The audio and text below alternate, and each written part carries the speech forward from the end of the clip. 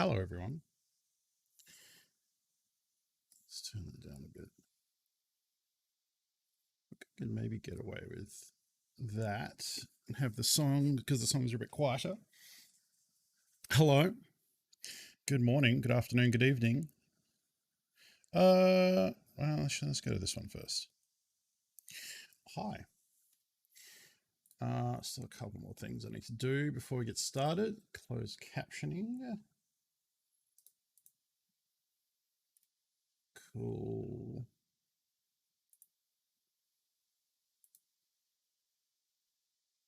Connect.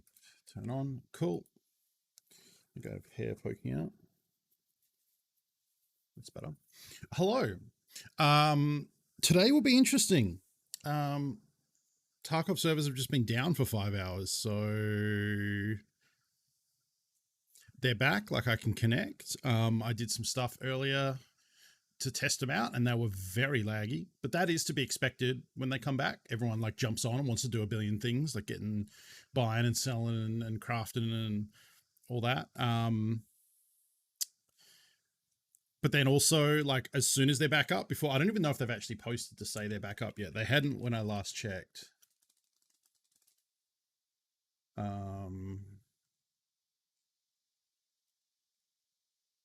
Yeah, I don't think they've actually like put on social that they're back yet. Yep. No, of course not, because why would they? But they appear to be online, which is actually a bit concerning because before they've like when they first come up, not that many people are on, because not many people bother to check, like especially with it's like, I guess this is a little different because it's ending at 8, which is still prime time for a lot of people. So there might be people like refreshing trying to get on, but like usually it's less people than would be there at prime, right? Because the servers have been down. So that usually should mean the servers perform better because there's less people on them. So it's a bit concerning that they just did maintenance and then the servers were like lagging and like trying to retrieve items. Like I was trying to retrieve a bunch of cash from stuff I sold and it was going like one stack, one stack, one stack, like when I clicked receive all instead of just zzzt and all going across. So that's a little worrying. I have a backup plan, kind of. I installed the Stalker games, which are very like where those words didn't make sense. The Stalker games are where I think Tarkov got a lot of inspiration from. Probably they're classic Russian FPS games set in a post-apocalyptic, much more post-apocalyptic than Tarkov, with actual like radiation anomalies and different things like that. But I haven't played them for ages, so I have them in my back pocket as something we could do if Tarkov implodes.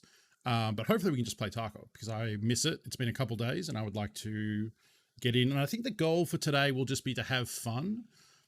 Maybe we'll do some quests here and there. Maybe we'll do some Shoreline Resort. As much as I hate it, we are getting bottlenecked by that. So I need to kind of get in there and get some of those items out. But just have fun, just have some fun playing Tarkov, hanging out. We are listening to the Stream Beats royalty-free music today.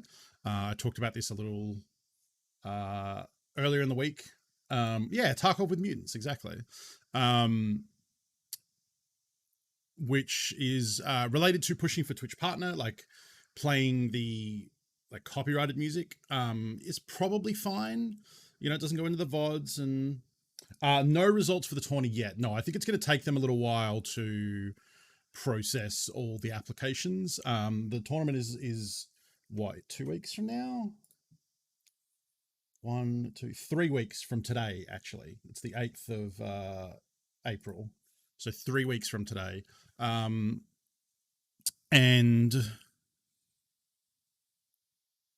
yeah.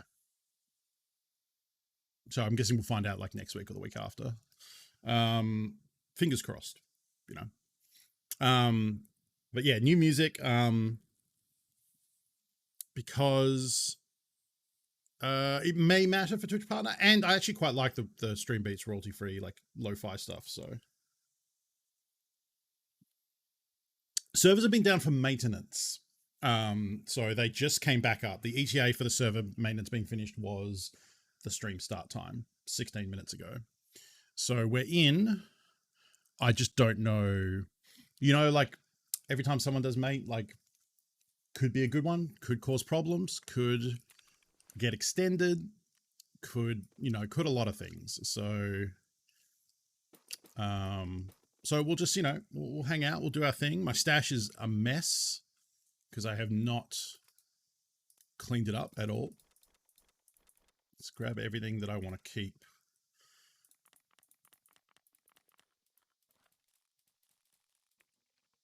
And then move it down out the way.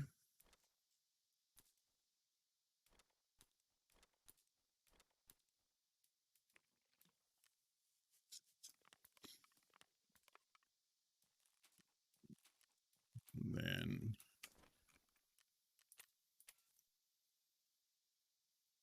the good bit about logging straight away when the servers came back up before they'd post or anything was all the therapist stuff that usually is gone.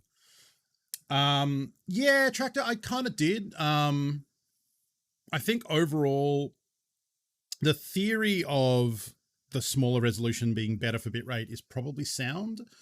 But I think I just liked. I mean, I'm still like, I'll keep looking at the VODs and keep, seeing if I change my mind or anything like that. But yeah, it seemed okay. Like, it wasn't as big of a visual downgrade as I thought. At least to offset like the bigger image is nice too. So yeah, I'm sticking with that for now. That may change. It also means I don't have to keep swapping back and forth when I do recording in the evening for hobby stuff, which I'm starting to get into and starting to do a bit more of. So yeah, for the time being. Oh yeah, so this is what I crashed on last time. I was trying to retrieve these grenades. Okay, it did work. It's just laggy as hell. So that's back to normal. Didn't fix that, I guess. Okay. Start the green ones. Yeah, it's probably going to wait till the next major patch for any sort of... It's funny because the last patch was supposed to fix that and clearly did not. That's right, I did craft a Salewa because I wanted to craft something different to the Palsameds to alternate for skill points. If you craft the same item over and over again... well, I mean, you still get skill points, but if you craft a different item, if you go from like Palsameds to Salewa to Palsameds to Salewa instead of just Palsameds, you get a bonus skill point for switching. And I think that does make a difference over time. Yeah, so that's kind of the thing. So I mean, that's the thing, Stizzit, is like the theory is whether you have 720p or 1080p, it actually doesn't really change the amount of traffic you need to send. It's just the size of the image, the traffic and the bandwidth, whether for me uploading it to the stream or for people watching, all is about the bitrate, which is the amount of pixels and the amount of information. Well, the pixels are the same, but the amount of like detail within the image. So in theory, using a smaller resolution, 720p, or some people use like 960 or like 864, like weird numbers in between, will, and the same bitrate will mean that smaller image is more detailed. Whereas if you take that same bitrate and spread it out over a larger image, it becomes a bit more blurry because it's having to use, it can't, the same amount of pixels is having to just like visualize a larger area. I don't know. That's the theory. There's probably something to be said that like if you have a big res, like I watch everything in 2K in 1440p, and so if you take a 720p image and blow it up to that size, it gets blurry anyway, even if it is have a higher bit rate. So like it might be much of a muchness. And like I said, it means I don't have to switch around when I do recording because I record in 1080p. It's probably better for YouTube. So I don't know. We'll probably end up playing some shorelines and woods and some of the maps that maybe would look worse at like the same bitrate on a larger image, because it's definitely the green is what Twitch has a problem with. So the grass on shoreline and woods and things like that. Woods especially, because so much of it is green. And it just ends up being a big green blur, you know? Oh, I already bought that. But yeah, well, I mean, the other thing is like any issues that I've seen here so far have just been in the stash and in the traders and in the hideout. There's always the chance that it's specifically in these issues. Words are hard. It's a chance that the issues are with the stash and the hideout and the traders, not the in-game servers when we get into a raid. So, when we get into those, they might be totally fine. So we'll see. I just want to do a bit more cleanup here before we head off and figure out what we want to do today. We still have that bullshit quest on customs, which involves not killing any scavs. We might give that another shot if the timing is right for, it being dark enough for night vision. Wow, they're super cheap, huh? Okay.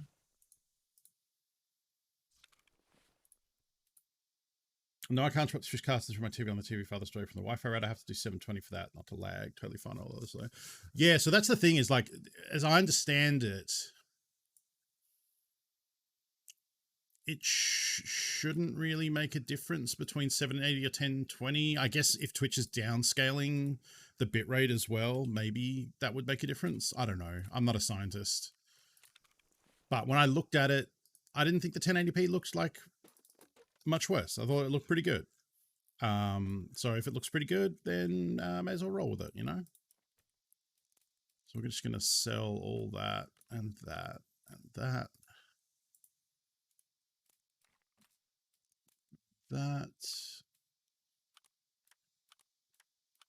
This is all stuff that has shown up from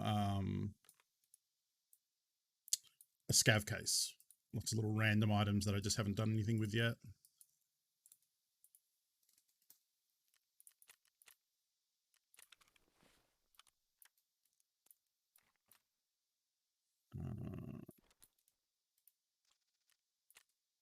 Yeah, okay.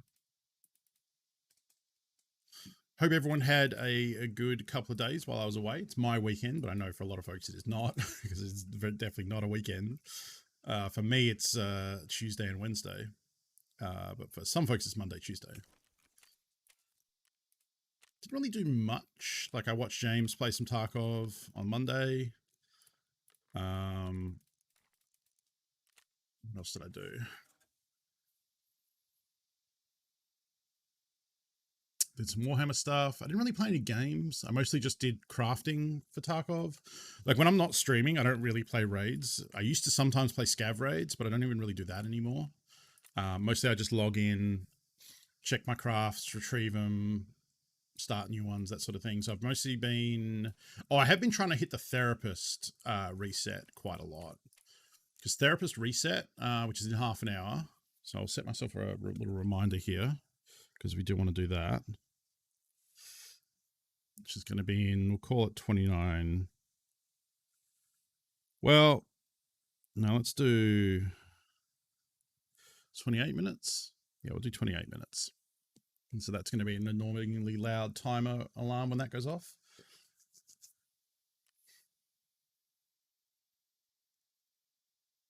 Right, yeah. Well, I mean, I'm also an affiliate, and I don't always get quality settings. Depends on the game. Sometimes it just offers you the source, which is a concern for people on like slower connections, but unfortunately there's not much I can do about that, except try and become a Twitch partner, and then you always get downscaling options. Yeah, so I've been trying to hit the therapist reset because Augmentin I craft into Parlor Meds, and they're pretty expensive. I think they're about 40. Yeah, about 40, but I can buy them from therapists for 30, but I can only buy 2 every reset. So, and they sell out quick. The other thing is she'll sell croutons. Croutons she'll sell for 13.5. They sell for about 25k because they trade to Jaeger for sugar. 5 crouton packs will trade for a sugar. The sugar is going for 110, 140. The prices are more expensive right now because the server has just come back up. So everything right now is more expensive. So buying things right now is very bad. Selling things right now, pretty good, if you were inclined to do that.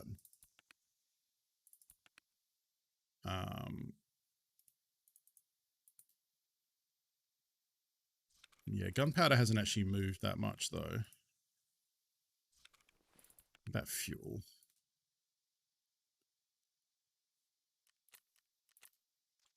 little bit. It could be high though. I'm going to hold on to mine and sell them when the next fuel shortage event happens.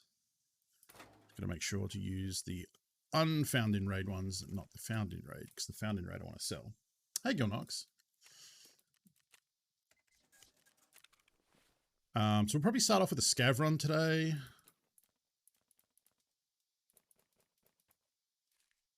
As is tradition, because I don't really have a plan otherwise. Oh, Mosin, Slingbag, WT rig. That could be a wood scav. Could be a wood scav. The other thing I get from therapists is I buy the labs keycard. So I have a bunch of labs keycards. I think I would like to do at least 1 or 2 labs runs today. Because I have a truckload of those keycards, and getting them from therapists means I get them for 200k, not the 300 to 400 they cost from the flea. So I've been buying those, and I think I have a lot. I think I have 5 or 10 now. And there's something else. Oh, you can trade piles of meds to her for sugar as well. It's 5 piles of meds for sugar, which works out about 100k. So it's not as good of a deal as the croutons, but they're still pretty good. And that's pretty much it. And then I buy the magazine cases now that we finished Shooterborn in Heaven. I can buy a 1 magazine case from Mechanic per reset for 290k, something like that. I buy 3 of them, and then I get metal snips, bolts, and keck tape, and I craft all of those into a scav junk box, which sells for about 1.5 million. It's been going down. When I first started doing it, they were 1.6. Now they're about 1.5, and then early this morning I put one up for 1.4 something, 440. So they are coming down, I guess, as less people are buying them, maybe. More people are crafting them because they're finishing Shooterborn in Heaven and able to just pump them out for real cheap. Because it's not very cost effective if you have to buy the mag boxes at flea market prices. At flea market, they're about 300 to 400k, so they're not almost double, but there are significantly more, and that reduces, because you need 3 of them, that nerfs the profit immediately. And it's a good thing to do because you get a lot of skill points for crafting it, because it's a long craft. It takes like 9 hours. And then you get to sell it and make some profit. Even if it was like breaking even, it would still be worth doing because that's a lot of crafting skill points. I believe that's correct. So I'm probably still going to be doing that for a while, even as they go down in price. I should actually work out what it is costing me to make them, because I know the 3 mag cases because I buy them from the vendor, so I can see that price. But I also need the bolts and snips and everything from the flea.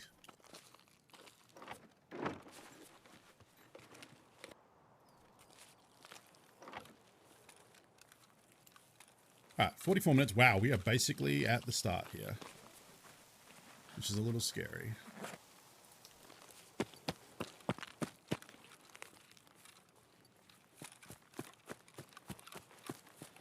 So I could head straight over to the fob. I might want to run down here and get the cache.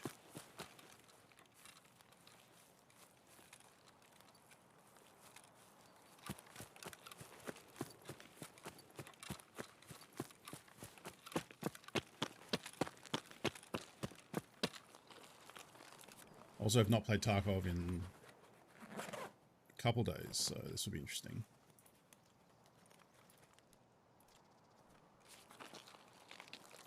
Do want to check.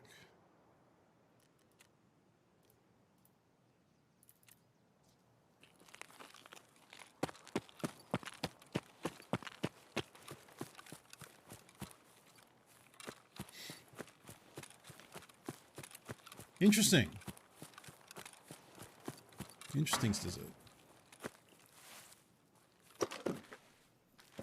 Okay. Cool. I mean, it seems like it's... I think the razors are better. I don't actually know.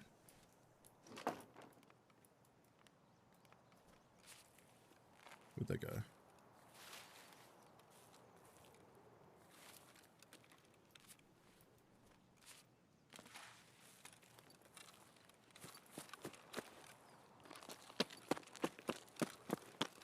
I mean, I'm glad.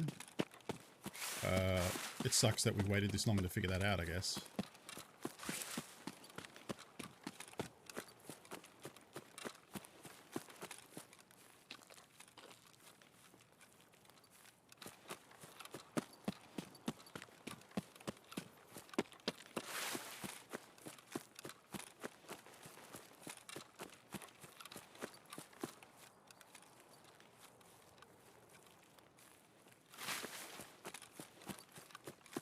Tank stash should be down here.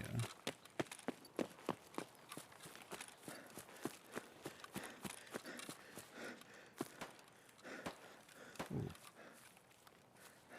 A little bit of hitching there for a second.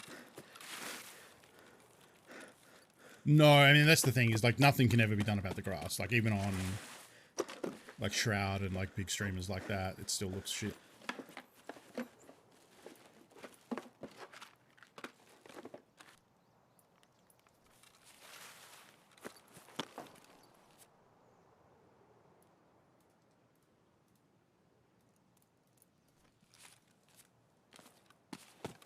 Really need to get a better bag. A better rig.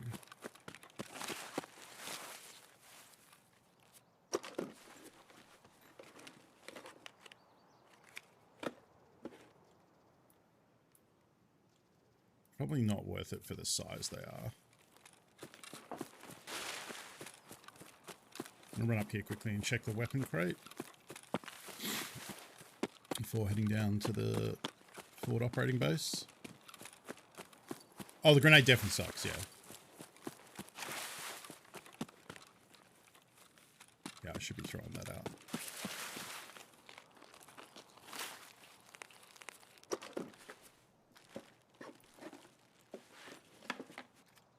Okay, that's good.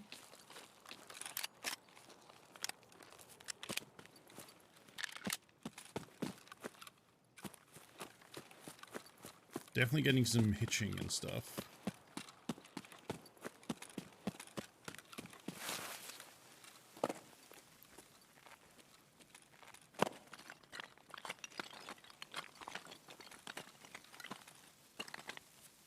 Water filter, excellent. I need water filters, and they're going to be very expensive right now because the server's just restarted.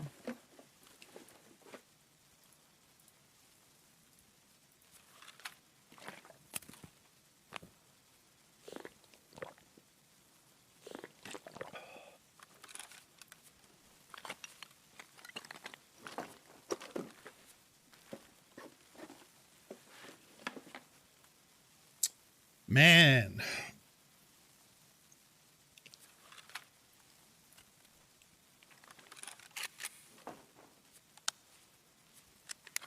Okay.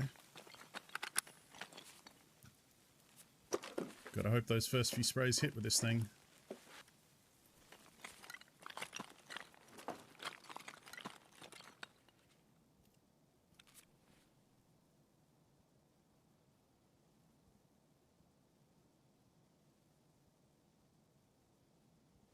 Okay, where are we going? We're probably Dead Man outskirts, right? Oh, Mountain Stash. Okay, that actually is really good. It's nearby. Stamina's up.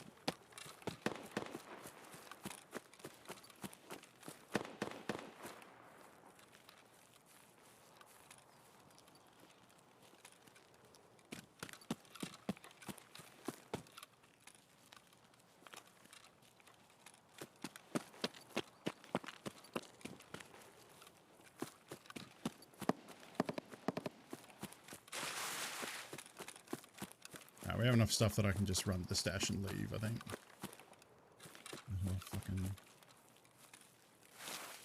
I hate walking in the open like this.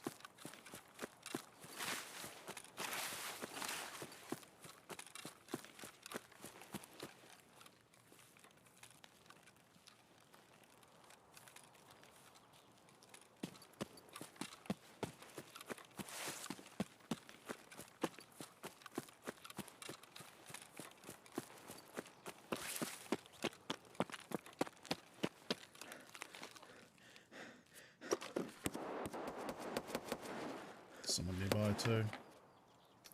Like that. Where's the...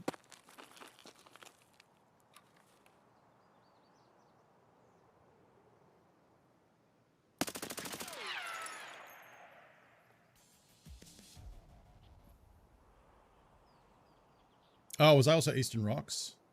It's the wall, right? Huh. I didn't notice that. That would have been safer.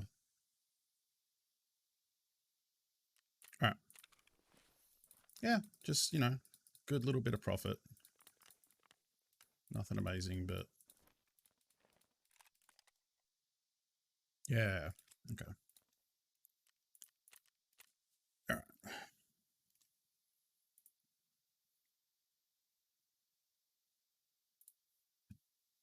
Well, I mean, we haven't actually engaged anyone, even a scab, so the servers seem okay.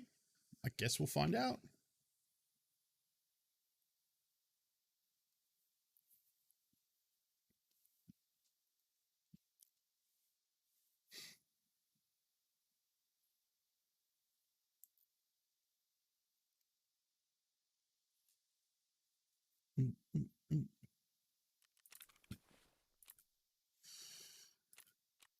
Right, I did sell that.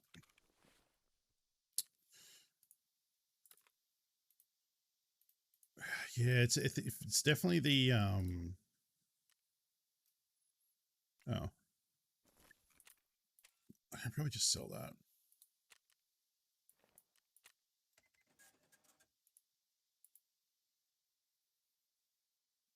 Nah, not worth selling. I'll keep the sling bag because I can actually, if I buy 3 more, I can go in the hideout and turn them into a Cordura. Finally got a scav run with more than 10 minutes and still ended up extracting quickly. Well, so Woods is always a lot. Woods is always 30 to 40 minutes. Yeah, I just had enough stuff there that like I'd rather get out and just make a little bit of profit. Like the water filter especially was a big one. Where's the bag thing? Here it is. Can turn it into Cordura. I'm basically trying to craft constantly at every station if I can, without it being too pricey. Like these have been good just to craft Tushonka real quick. I think that might have been the last craft I did though, so... Or I did cigarettes, I can't remember.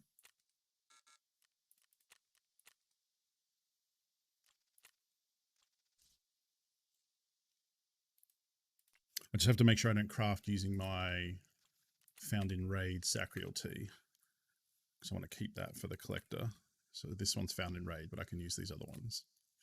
By crafting the Wilson cigarettes, I can then trade those for an M1A rifle. Cool. Everything's crafting. Good.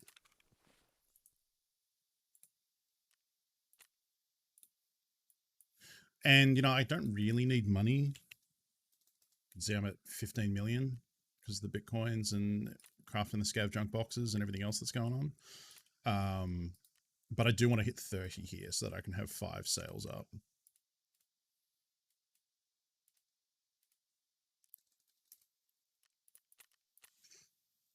Oh, I'm gonna sneeze. Oh, did you hate that when you like can feel the sneeze in your like inside your nose? It's like, come on, sneeze, and then you don't. It's the worst.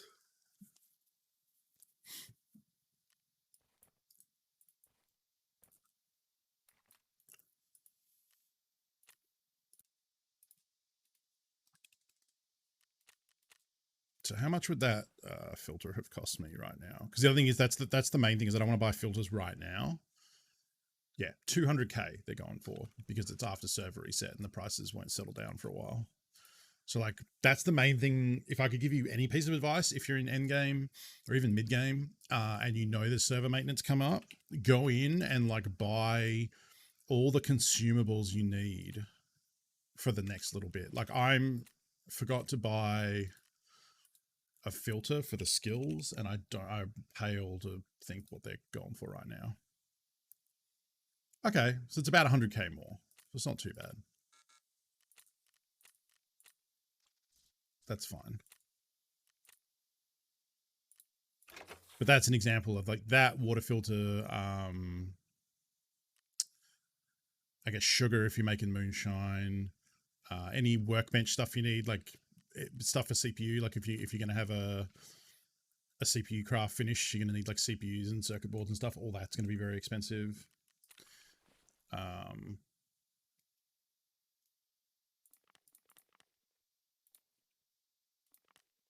all that can go.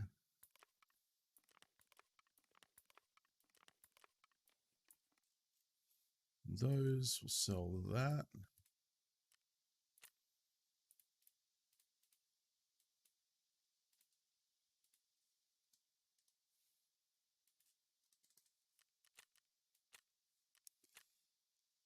Uh, 1739 should sell pretty good. Yep. I'm gonna go 664 under this one. Can also hit refresh just before you post, just to make sure you're not making a silly mistake. Now, this has changed it a bit because the reason I was going to do that is because the one at 1400 was only 30 rounds, so that'll sell quickly. But now there's someone selling a stack of 270 at 1500. Yeah, and they've been undercut by someone else selling a stack of 260. So we're going to go 1489 because otherwise ours is probably not going to sell. And it's not that big of a difference. And that was probably it selling. Yep. May not have mattered. We maybe could have put it up at the original price we were going to do, but it's fine.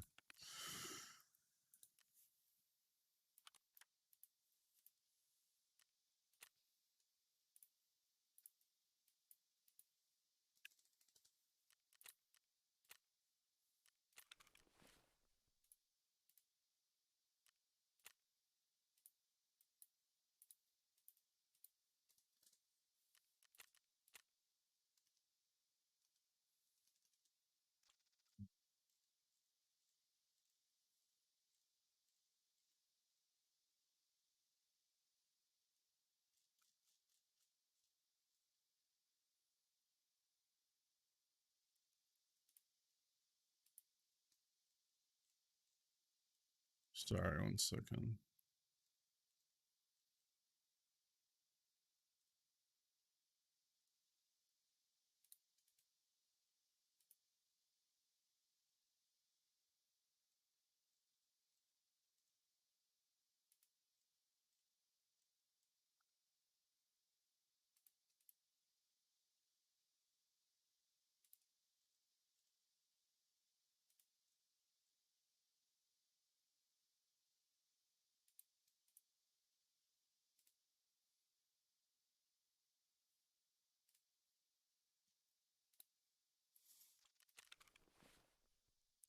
I guess I could sell these.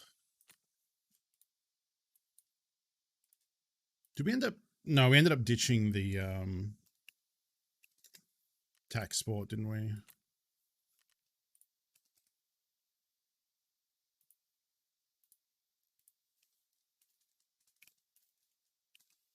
wonder what they go for. Okay, much not worth it because they're 4 cells, so that would work out to just over 5k per cell.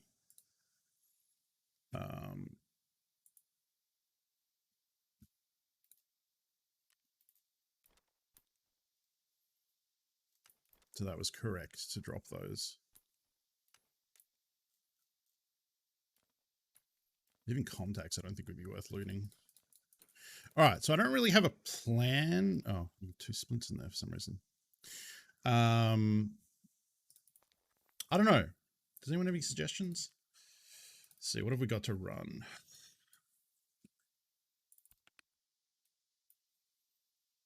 Still got a lot of the vectors left over. Didn't get any insurance back, really. Got like a Black Rock, and I think this was still a gun that I didn't take in. I got a couple of Black Rocks back and a lot of headsets. It's not a plan, but like a suggestion, I suppose. Task-wise, I mean, I think Resort Shoreline actually is like probably a good plan because we have 1, 2, 3 quests that are blocking other stuff, and that's kind of like it. The rest of these, like these, don't matter for Kappa.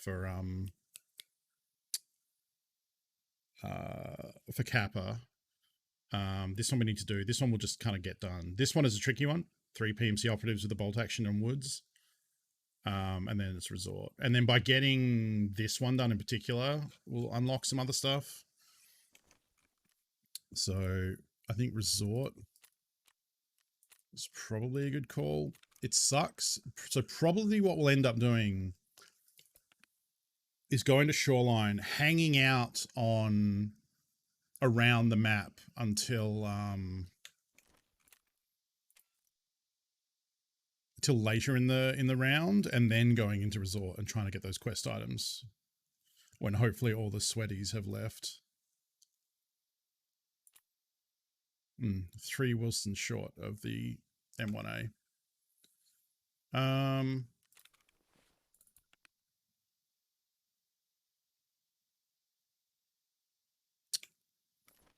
One gun I kind of would like to try running that a lot of people have been talking up lately is the SA-58.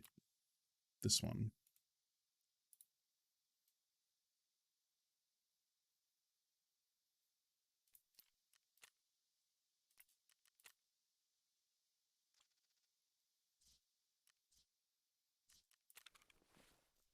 I don't know if this in particular is the way we want to run it.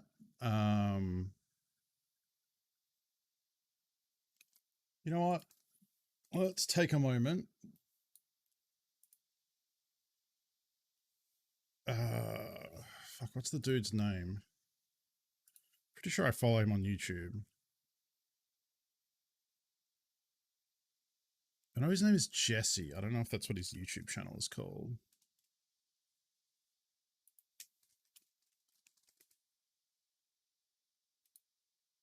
Yeah, Jesse Kazam.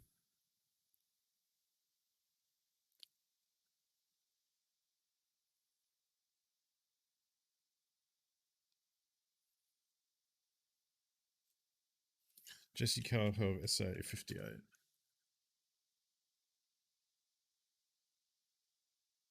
The juice cannon still slays. Okay. Does he have a build for it? Oh, this is J-Dog.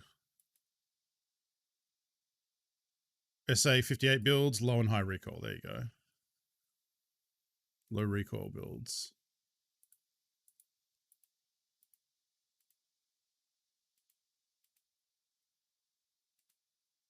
Okay. Cool. Let's build this. I'm not playing this right. I am. Oops. Okay. So we need... I don't know if this is going to link off this.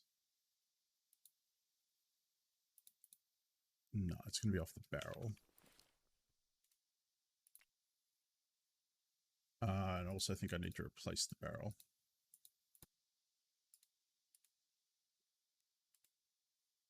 The Landtech Dragon. That sounds cool.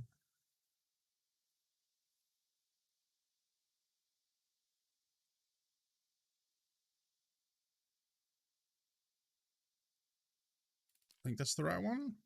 Yeah. Okay, and then we're going to need a longer barrel. I should have probably just bought one that had a longer barrel, but we're here now, so 21 inch. Yeah, that's for maximum recoil reduction. Interesting that I can't buy it from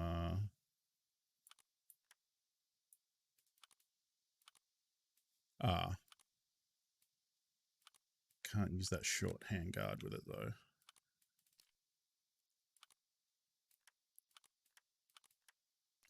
Okay.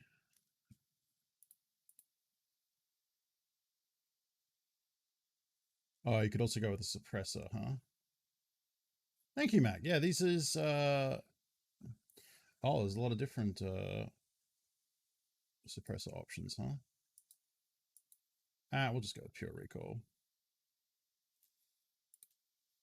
This is Harris Heller's Stream Beats royalty-free music. So I could actually be putting this into the VOD as well.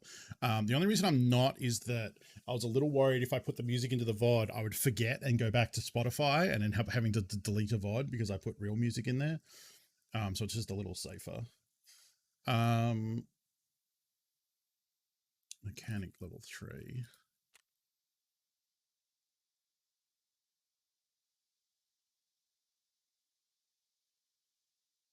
What is this thing called? DS Arms Extreme. Am I blind?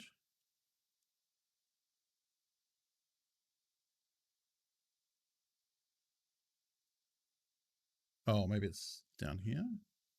All right, well, we're just going to look for it.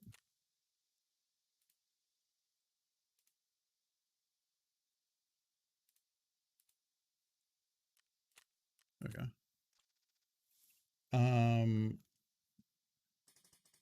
Oh, that's our timer for therapist. Good timing.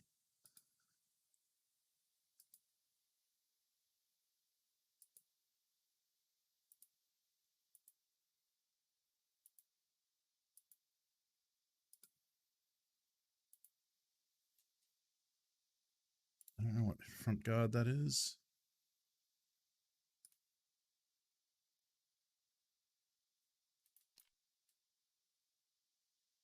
I don't think it's that one.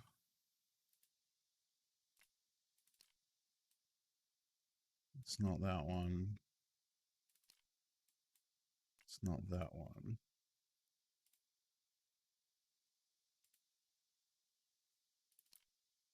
It's that one.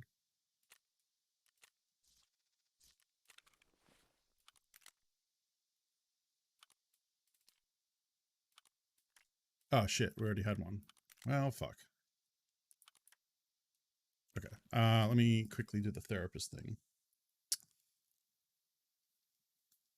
Wow, she sold out already? She sold out already. That's how quick these augment and sell out.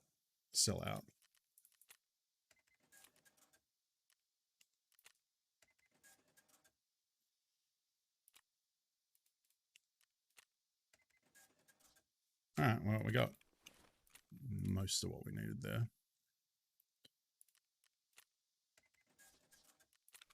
Got a lot of sugar anyway. For the crafting of the moonshines. Pop them away. Leftover croutons. Which are full now, so they can just live there. And then labs card.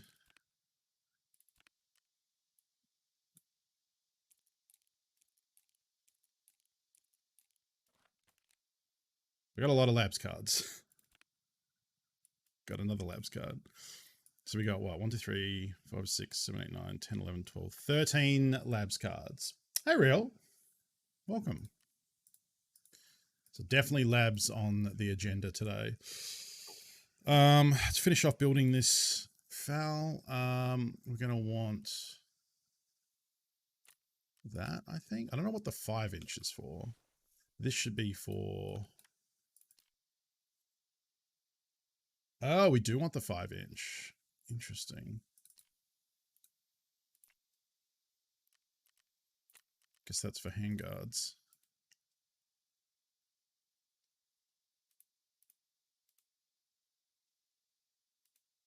But that one's going to cost us 58, which is the like Mondo recoil reduction too. Yeah, 4%.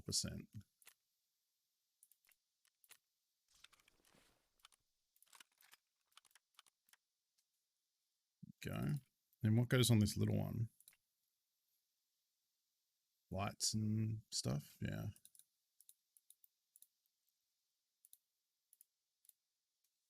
Which is the one that has the infrared light?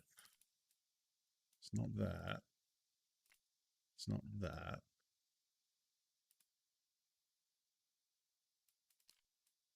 It's not that. I don't think it's that one.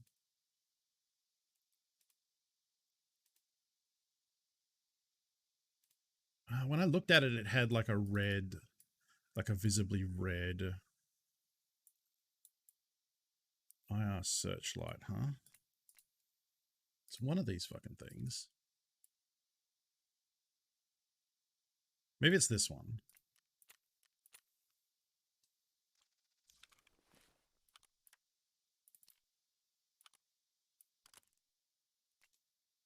Okay.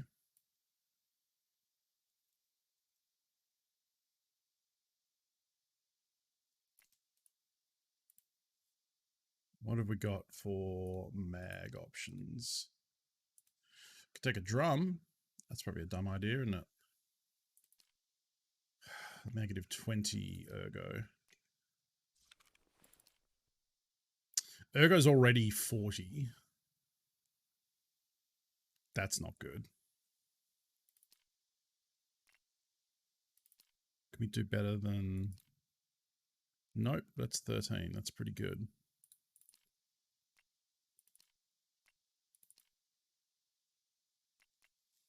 What if we put...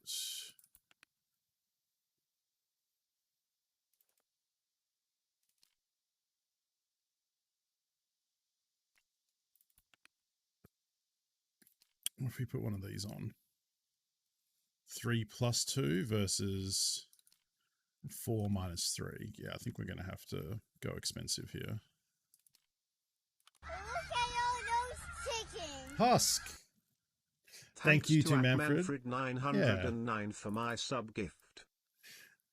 Thank you, Manfred, for gifting sub a 3-month gift subscription, which is huge. Husk is on month 2. And thank you, Husk, for hanging out and being part of the Funky Bunch. Let's get some hearts in chat, please. All right, I promise we'll get into an actual raid here real quick. I'm excited to test this out. I don't know what I want to use for a scope. If we're going to shoreline, like range is definitely something we maybe want. My inclination then would be the hammer. But I've also seen Pestily using the Bravo recently with like a little PKO 6 on top, which is a little expensive. We do have a hammer right here. So let's throw that on and see how that feels. Get some farts in chat. I mean, if you got farts in chat, you're welcome to put them in. That's what they're for. Negative 9 for a 30 round.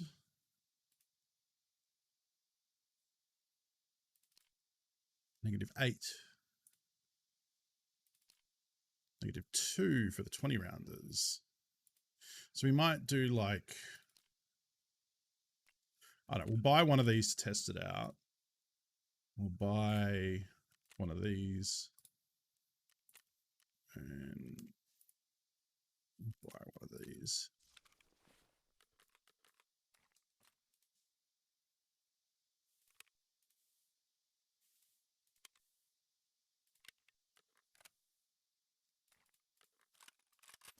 All right, let's get into the hideout and have a look here.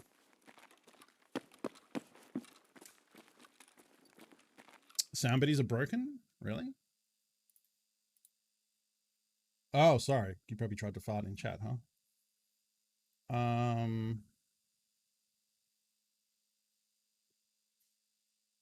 Yeah, it doesn't actually have yours in the list. Hopefully, oh, there it goes. There it goes. Thank you, Husk. I appreciate it. Hi, James. Right. So here we go.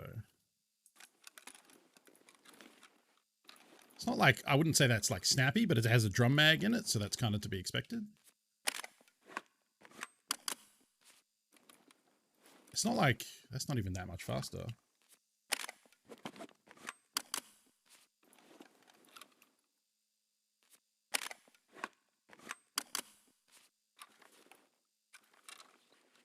That's not like amazingly quicker.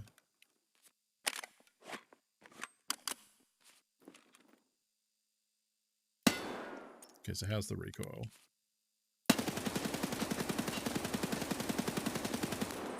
Yeah, definitely still Oops. Like, even as much as we've done to bring the recoil down.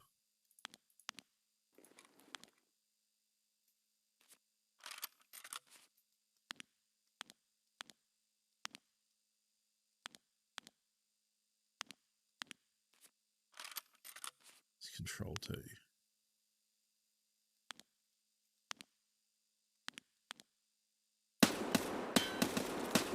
Single fire, though, is pretty good.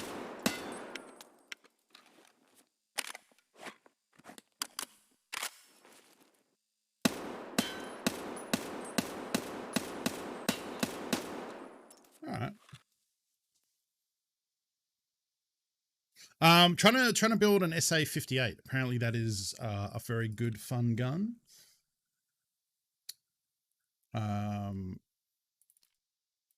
So we did a lot of work to make the recoil lower with like the stock and the grip and the compensator and stuff. So I want to try it out. I'm going to use M80. I'm not going to use like M62 is more for bolt actions. I don't have that much M61. I ended up selling a lot of the stuff I crafted. I could craft some, which we might do if I end up liking this gun so that we can run it a bit later, but I have a bunch of M80, so we're definitely not going to be using this rig. We're going to use probably a Corund.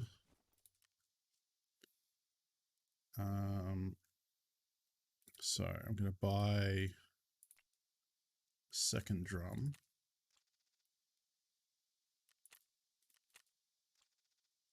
And you can buy one that has ammo in it if you're clever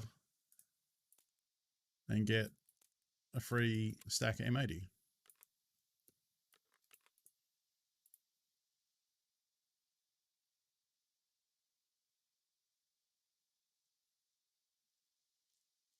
That looks like it for now. You just glance at the top and see if you see any gold poking out. Can we go to page 2? It's starting to get pretty pricey coming down here. There's one.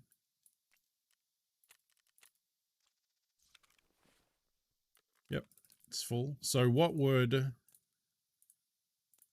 a stack of M80 cost us?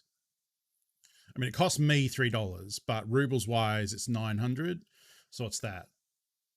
45k for a full 50 if you were to pay 900 a round. I think that's right? 10 times 9 is 9,000. 5 nines are 45. 45,000. Is my math right there? I think that's right. So if you buy a full one, you're basically getting the mag for free. Because the mag would be like 20 to 30 and the ammo would be 45k. So even buying them at this, like, you know. So that's not what you want to buy. That's like an Ultra Nausea or some bullshit. This one, however, is M80. Now, the real big brain thing would be to put like a couple of rounds of M80 in the top and then fill the rest with Ultra Nausea, if you were to be a real dick about it. But it's like pretty hard to do that because you would have to have a stack of found in raid Ultra Nausea with the found in raid mag, like all just to like scrimp a couple of like K of rubles. Like it's a dirty thing you can do, but it's like really not worth the effort. Like, yeah. I would just buy them because the chance of you getting burned like that is so slim. So now we have a couple of these to work with. Although I probably only just want to bring the 2. I think.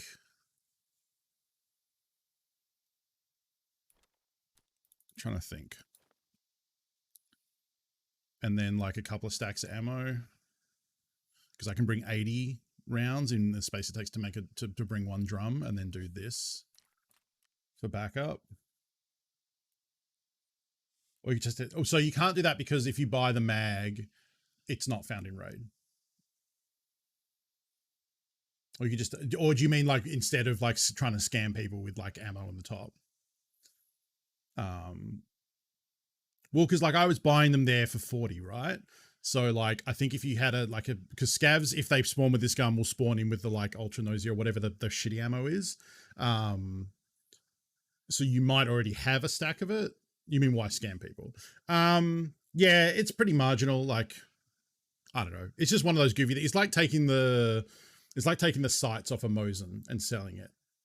Because I don't know, I guess you want like to goof on people, like being mean, I guess, and amusing yourself in dumb ways. I just had a little fun little fight on third floor dorms where we traded by killing ourselves with our own grenades. Wow.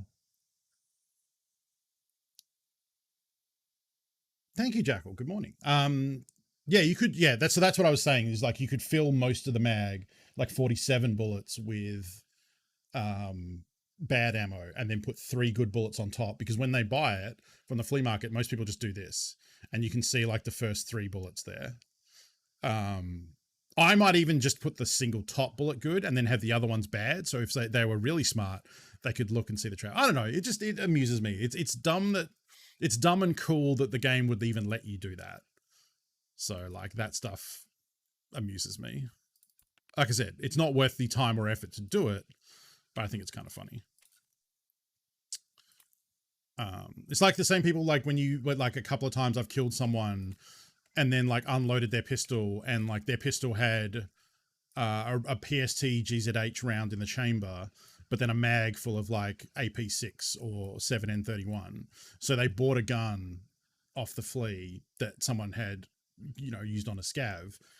They took the mag out and unloaded the bullets, but they left the bad round in the chamber, right? So the first shot they fire, it's the reason why whenever I like go to pack like BS ammo or something when I'm playing a scav, sometimes I'll unload the mag and then put the good ammo in. You still have to remember that if you've equipped the gun, the first thing your character does is charge it and load a bullet into the chamber, and he's done that with PS ammo.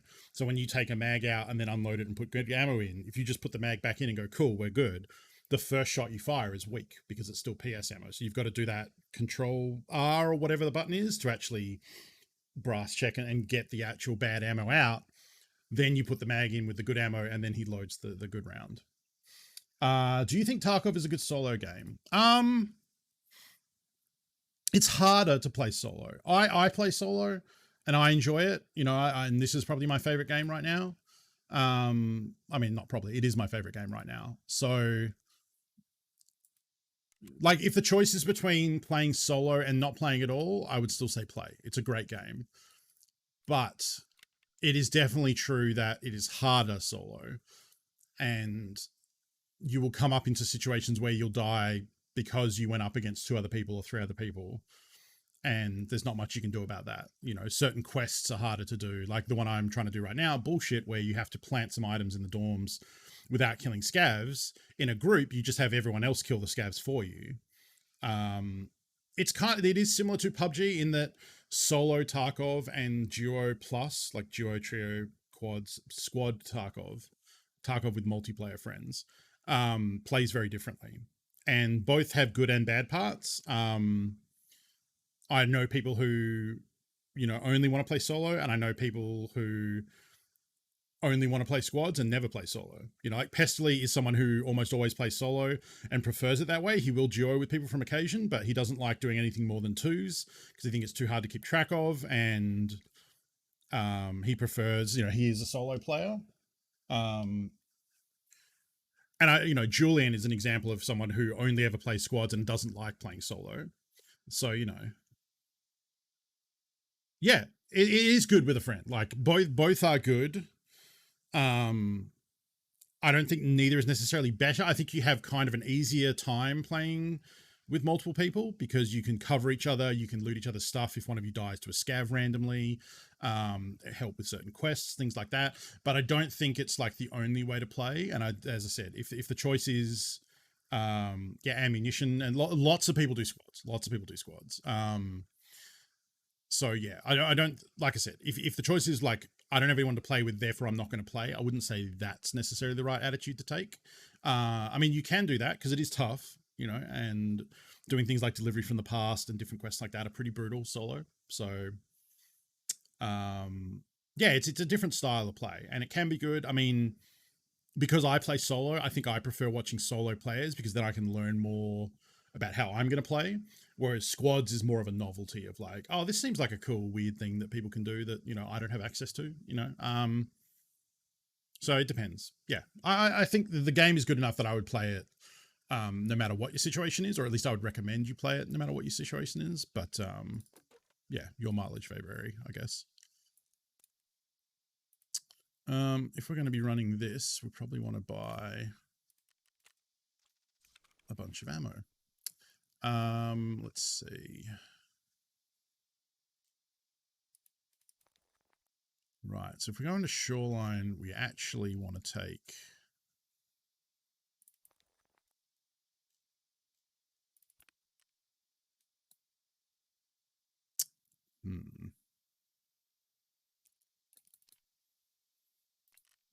I could just take the keys I need for my quests, because I don't think I'm going to want to really mess with anything else.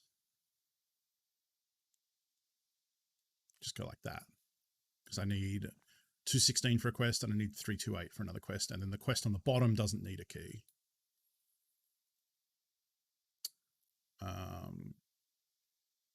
Righto. Take some water, because we're probably going to be in here for a while waiting for the resort to calm down, would be my guess. Play with a mate of mine, we're having a blast. We've killed each other more than other PMCs, but we'll get there. Yeah, and that's part of learning to play, right? Is learning to develop your communication skills of call outs and not shooting each other and, you know, all that stuff. That's definitely as much of a part of it as anything else. So, what do I want to bring for a helmet? We have fast MT.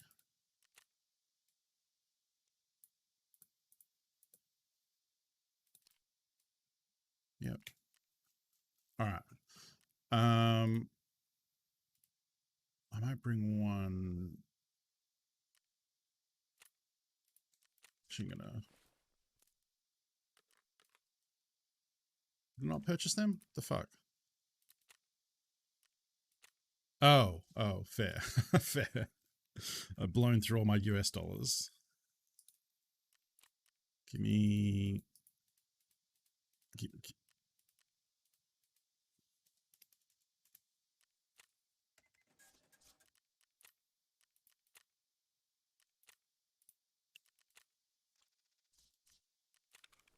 Yeah, doing okay. Between Bitcoins and selling the scav junk boxes that I've been crafting, we're doing pretty good for cash. I mean, I also don't have anything to really spend it on. I can't buy, well, there's no reason to buy graphics cards because I'm full. I could start buying labs keys, I guess, but I think they're like pretty prohibitively expensive.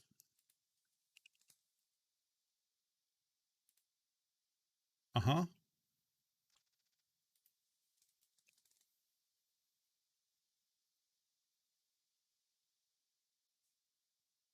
Oh, there's no greens up for sale? Okay.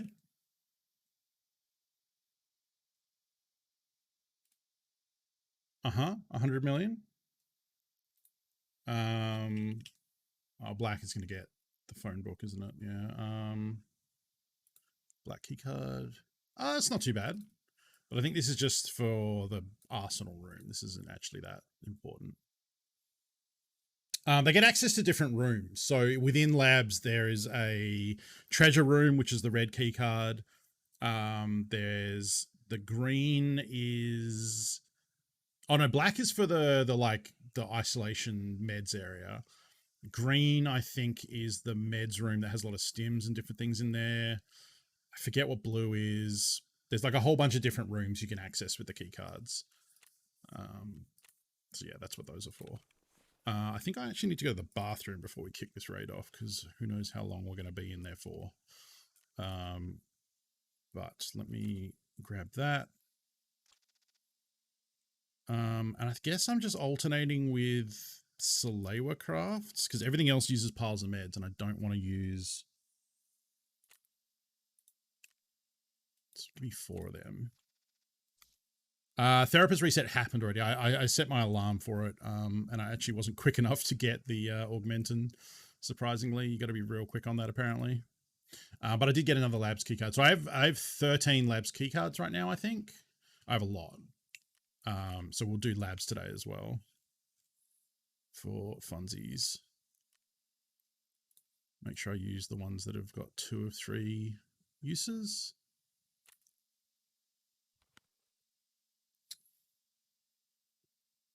Oh, so yes, so the colored labs key cards are like a key. They're not like the access card. So the access card is consumed on entering. The red, blue, green, black, etc. are reusable. Um, so you actually like, the 100 million red labs key card. A lot of people probably wouldn't buy that. They would probably just try and farm one. There are various spawns for it, especially on Shoreline Resort, so that's why it's very popular. And you get like a couple 100,000 easy out of a red labs room. So like over time, if you do labs enough, and it's also like it's mostly just a show of worth. Like Pestley talked about that in his key tier list with like the red key card isn't about making money necessarily. It's about like showing off that you have a red key card, so that when you go to labs, your friends like ask you, like beg you to open the door for them, and then you can swipe it and call them a peasant and then lock them in there. Like it's yeah, it's more of a show of wealth than it is like a practical key that you should get. Because it's just like, it takes a long time to earn 90 million to buy one. But if you find one in raid, put on the flea market for 90 mil, that's pretty good. Then you like it's like winning. He described it as winning the lottery. Like if you find a red key card found in raid and get out so you can sell it, it's like winning the lottery because you just have money for days after that. And you could sell a red labs keycard and buy all the other labs keycards and make a lot of profit. Like the ones that get access to the meds area, you get a lot of very expensive stims, and there's a chance for like other access cards in there and different things like green stims and mules and stuff that sells for like 100k a pop, all that sort of jazz. All right, let me go to the bathroom real quick, and when we come back, Shoreline probably. Don't go away, or go away and get a drink and stretch and come back. Whatever works for you. I'll be back in a sec.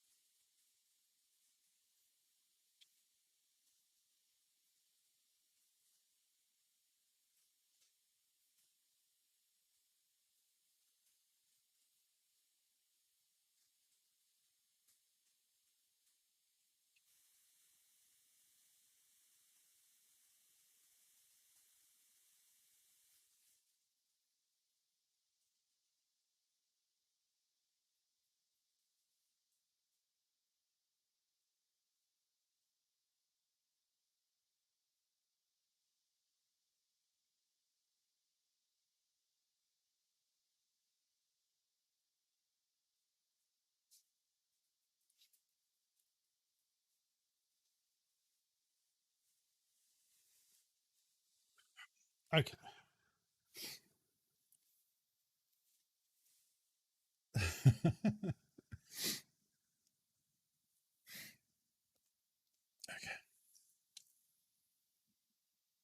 I mean, scavs can spawn with the red key card. It's very, very rare, but it does happen.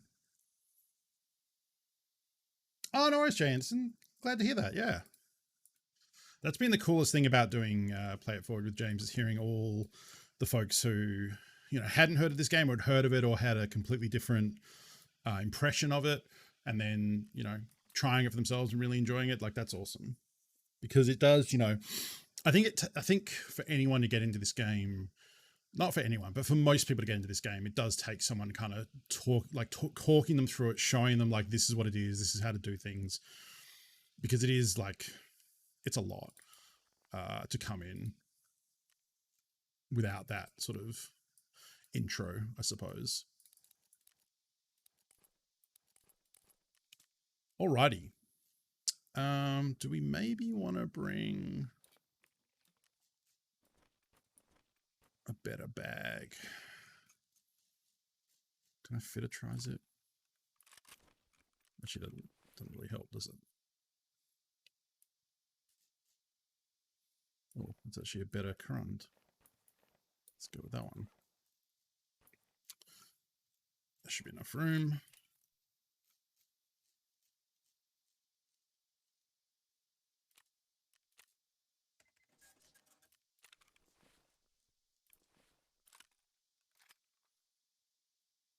Grenade fuses for trade for craft. Yeah, you craft.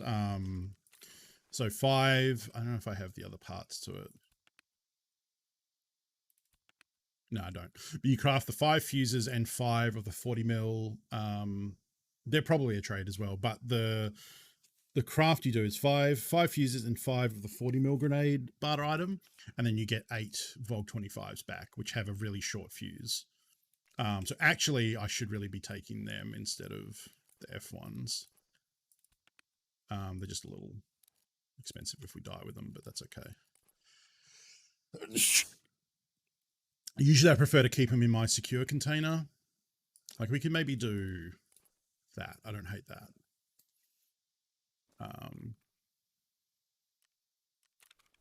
This is also maybe overkill for ammo as well. Yeah, we'll go with that. Because yeah, these have a very short fuse. This is a 2-second delay versus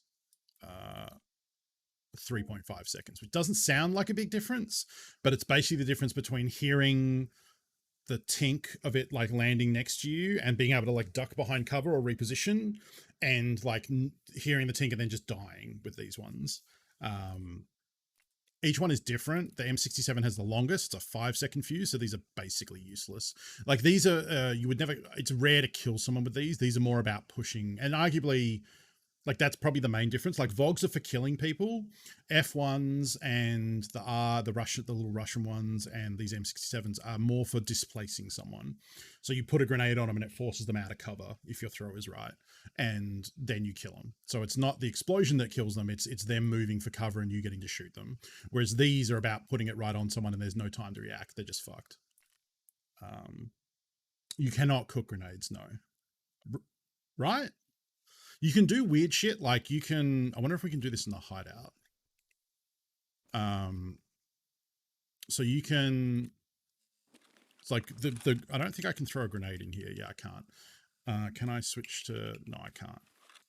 So you can assign a hotkey to a grenade, and then instead of just pushing G, which normally just like pulls the pin and throws it, you can actually push the hotkey and switch to a grenade, and then your character will take it out. And then apparently I think you can like underarm it. You can do like a short throw or something. So maybe you can cook it if you do that, like pull it out, click to like pull. I don't know. I actually don't know. I've never tried that. Can you cook grenades in Tarkov? PSA, you can cook grenades now. 2019. Oh, it's someone with a bunch of nades in a pot in labs. Very funny. Why can't a grenade be cooked? Has to be for strictly balancing purposes. Cooking a grenade and have it explode right in your face and make them too strong to not ever bring a grenade. I mean, that's fair, but that's also what grenades are. You can underarm it. Yeah, so it doesn't seem like you can ever cook them. I'm kind of surprised they don't let you do that. Honestly, okay, two things. I'm surprised they don't let you do it, cook them and then throw them for like easy kills. And I'm also surprised there's not like a small, like do something with like, if they're crafted, because people have talked about this of like, it goes into a larger discussion, but the thing I'm thinking of is like a faulty grenade where like the fuse might blow short, you know? And so people have talked about that stuff with crafted items. So like the big thing in the game right now is the limitations on ammo for a lot of guns, SMGs especially. So things like Vectors, whether 45 or 9mm. Oh, sorry. To cook a grenade means to, you can do it in Battlefield and a lot of other games. PUBG is an example. So with a grenade, you pull the pin and then as soon as you let go, it's not the pin actually, it's the hammer. When the hammer comes off the grenade, that starts the fuse. Most grenades have a 5-second fuse. We showed some Vogs and stuff that have different ones, but they have a 5-second fuse. So what some games will let you do, which is a real world technique, is you start the fuse. If it's 5 seconds, for example, you count 1, 2, then throw it 3, 4, 5, and it explodes. It's to shorten the time when the grenade lands for them to run away from it. So if you just take off the thing and throw it straight away, it might land near someone and they have time to like dive out of the way or pick up and throw it back in a lot of video games. Is a pretty common thing too. So cooking the grenade is a way of like letting the fuse tick down while you hold it and then leaving just enough time where you throw it, it lands and explodes and they don't have time to get away from it. Or you can do like funky stuff where you like wait for the fuse, throw it and have it explode in the air. Like instead of like throwing it over a wall and letting it land and explode, you would throw it and try and time it so that it goes over the wall and explodes in the air because it has a greater effect in some cases. Like it's called air bursting, stuff like that. Like you can do weird shit with cooking grenades. And a lot of video games allow you to do that, but Tarkov is not one of them.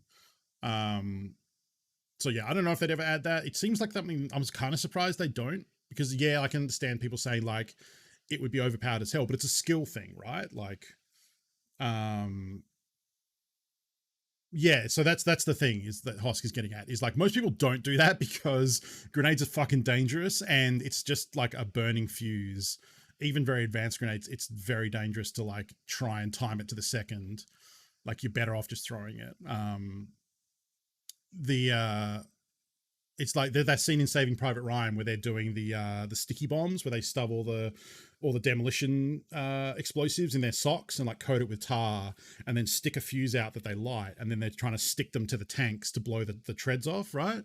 And there's that shot of the guy who lights it and is like going up and then just like detonates and explodes because it's unpredictable. Like it's a burning fuse. So if like a spark goes and jumps down further down the fuse, instead of 5 seconds, now you maybe have like 1 second. Like it's dangerous as hell. Grenades are obviously a little bit more advanced than that. But the thing I'm surprised they haven't added because, so this is what I was talking about with ammo. There's a thing right now where for endgame ammo, for things like M61 or like AP for the 9mm or like any top end ammo, you can buy it from vendors. But they limit the amount you can buy personally per reset, and they limit the amount they stock. So this is a bad example because none of it is out of stock. Peacekeeper might be. No, he's just reset. So for example, I can come in here and buy 220 SS190 per reset, which I do because I like that ammo and I want a lot of it. Same for AP. I need someone who's just reset or is just about to reset, sorry. Doesn't look like that's anyone right now. There you go. Okay, so APSX. This is MP7 ammo. So there's still 75,000 rounds of subsonic available, but this is the top tier AP and it's sold out. So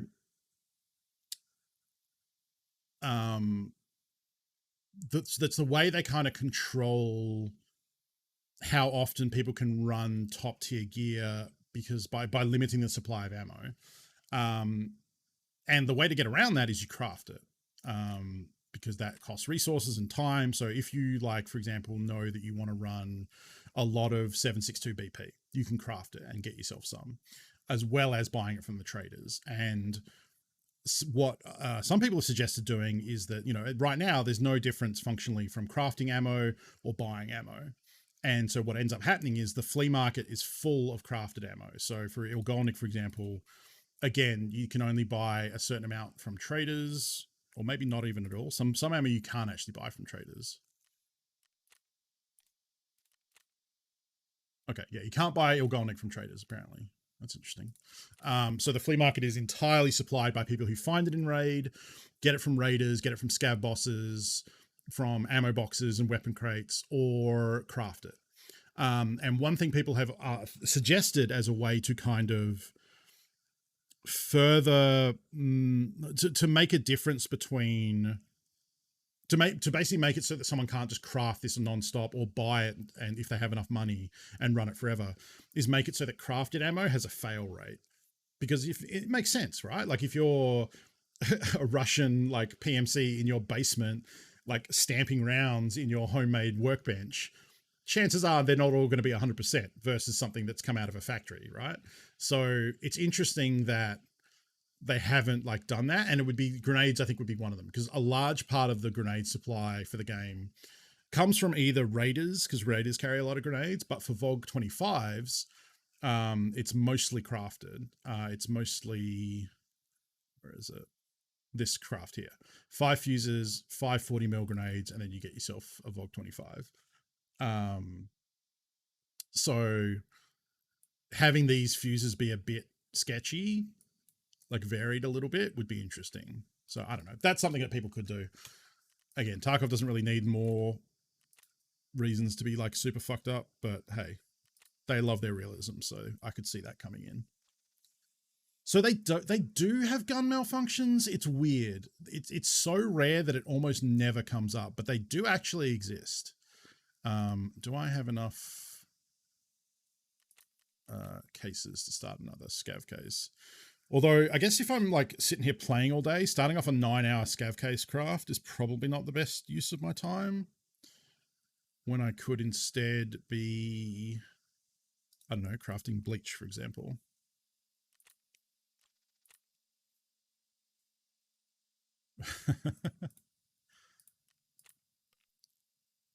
Well, like, so Tarkov, I guess I would say Tarkov is hard enough. If you start adding random things you have no control over, like RNG killing you more than it does already, like people will be pissed for sure. So there is that. Okay.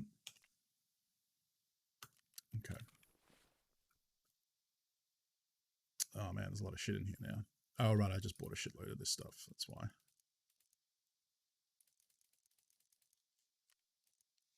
All right, I promise we'll get into a raid in a second here.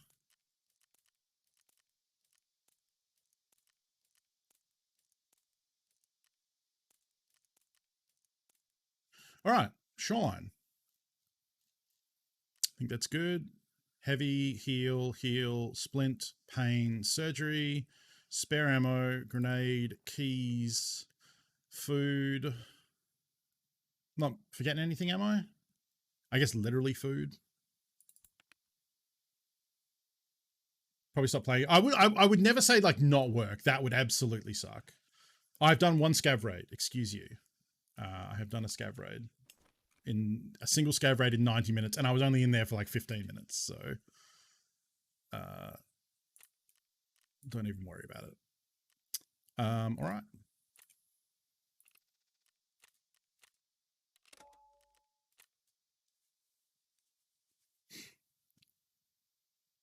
Oh, I was going to talk about gun malfunction. So, Chekhov, thank you for that Twitch Prime sub. Sweet emotes. Thank you for 10 months. Let's get some hearts in chat, please. Gun jams and malfunctions do exist. It's rare because basically, if you have to use a gun and fire it enough that it's I think it's called durability, but it has like a durability like armor and helmets do, and you only see it if you double click the gun and look at its stat screen. But if you use the same gun over and over again and never die with it, it will actually get its durability down over time. And I think when the durability goes down low, I think then you start getting jams and malfunctions and stuff, but it's still pretty rare. But there is actually an animation for it where the gun jams and your character has to like tap it and like try and clear the jam. I think you can repair them. I don't know, actually. We should go after this. I don't want to. I got into a raid because, as James pointed out, it's 90 minutes and I've done fuck all today. But we should go through my saved guns and see if there's like what the lowest durability is. Because I bet you, I would be surprised if any one of them is below like 85%. Exactly. You never have guns long enough for that. And like, I don't know if they reset on insurance, like if you lose it on insurance and get it back, if it resets, but like, yeah, you just don't keep guns long enough.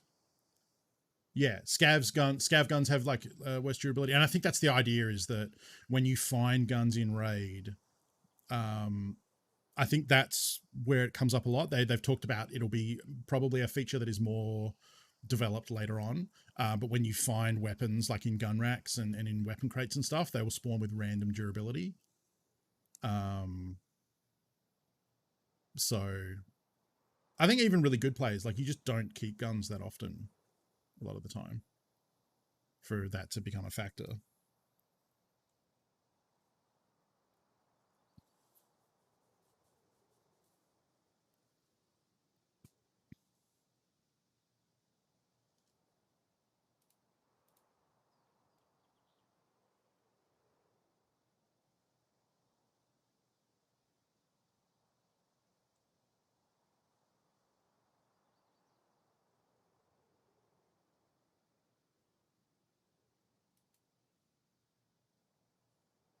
Should be mag durability too. I suppose that's true, yeah.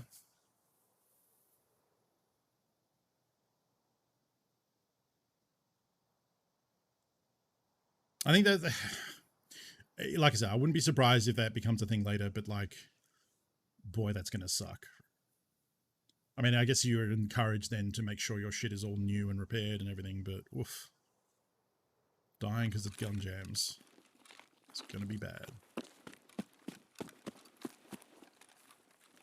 Okay. So I don't want to go...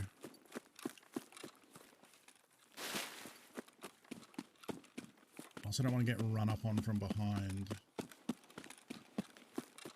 So this is kind of awkward. I guess like before, we'll go down and see if someone spawned at construction here.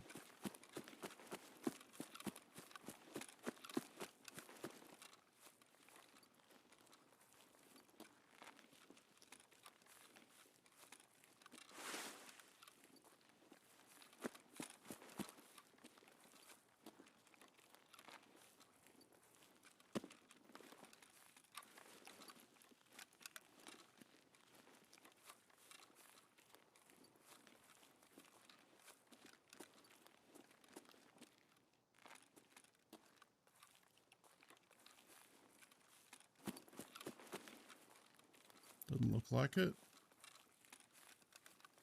Unless they're just slow. Because they loot the cache that's like there. And then usually come across here and loot the one in the corner. Or I guess they just book it. We have a goal for this raid. So the goal is actually to go to resort. But the goal is to like burn 20 to 30 minutes and then go to resort. Like 20 minutes. And not get clapped by the people rolling in behind me.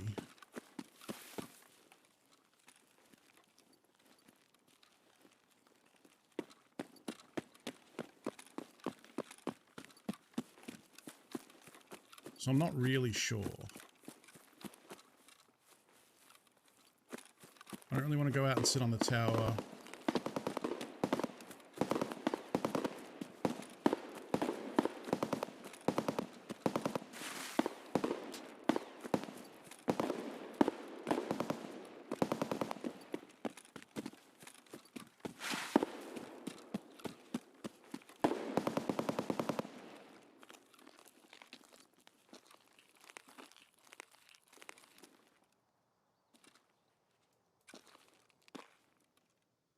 I don't know if that was this side of the bridge or the next.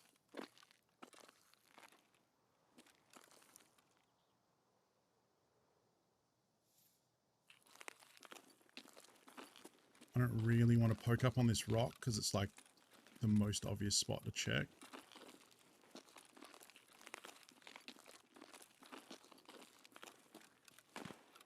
Here's me doing it.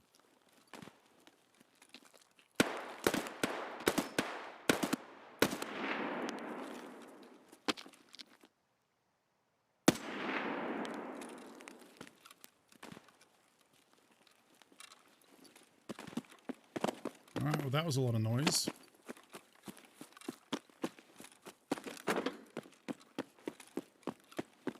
That second one was a double. Sorry, the second one was a scav.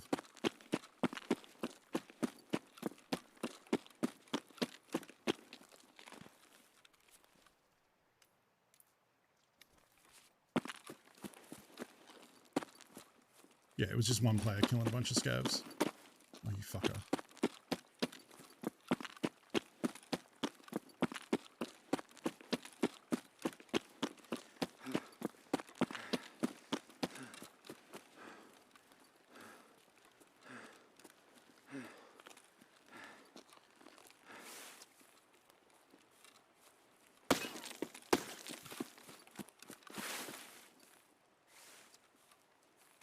I think that's from behind.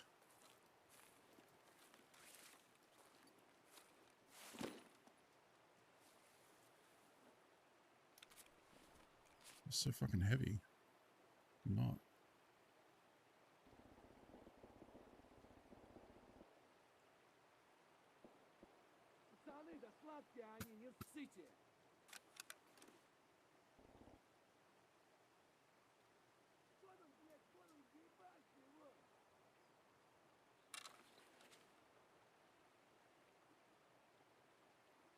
He's not yelling about me. Now he is. I'm worried that he... Yep.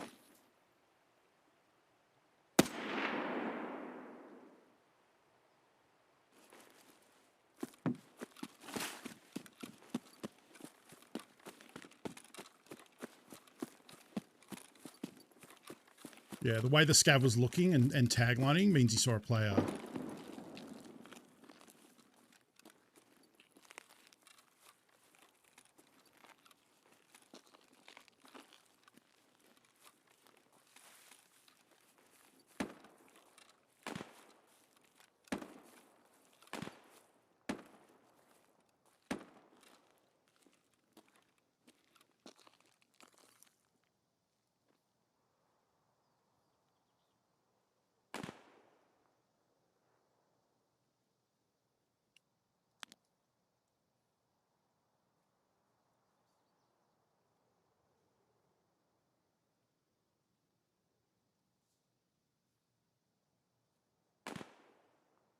I'm assuming he would stay around these rocks.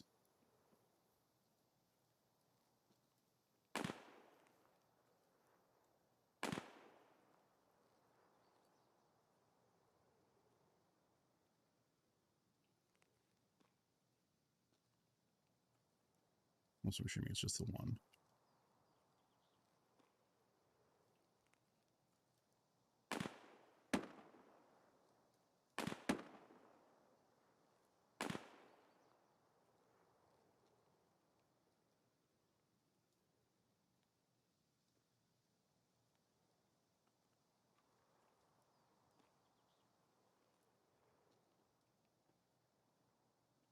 He's still here. He's over here somewhere. I can hear him scoping in.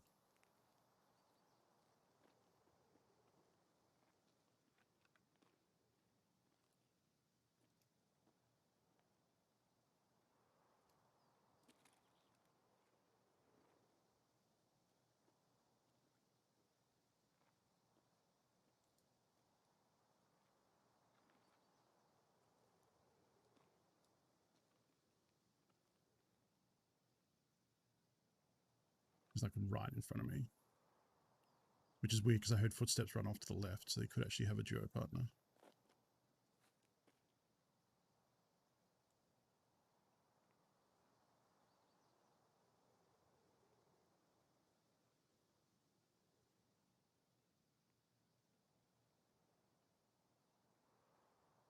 I'm tempted to just go full auto, stand up and just go for him.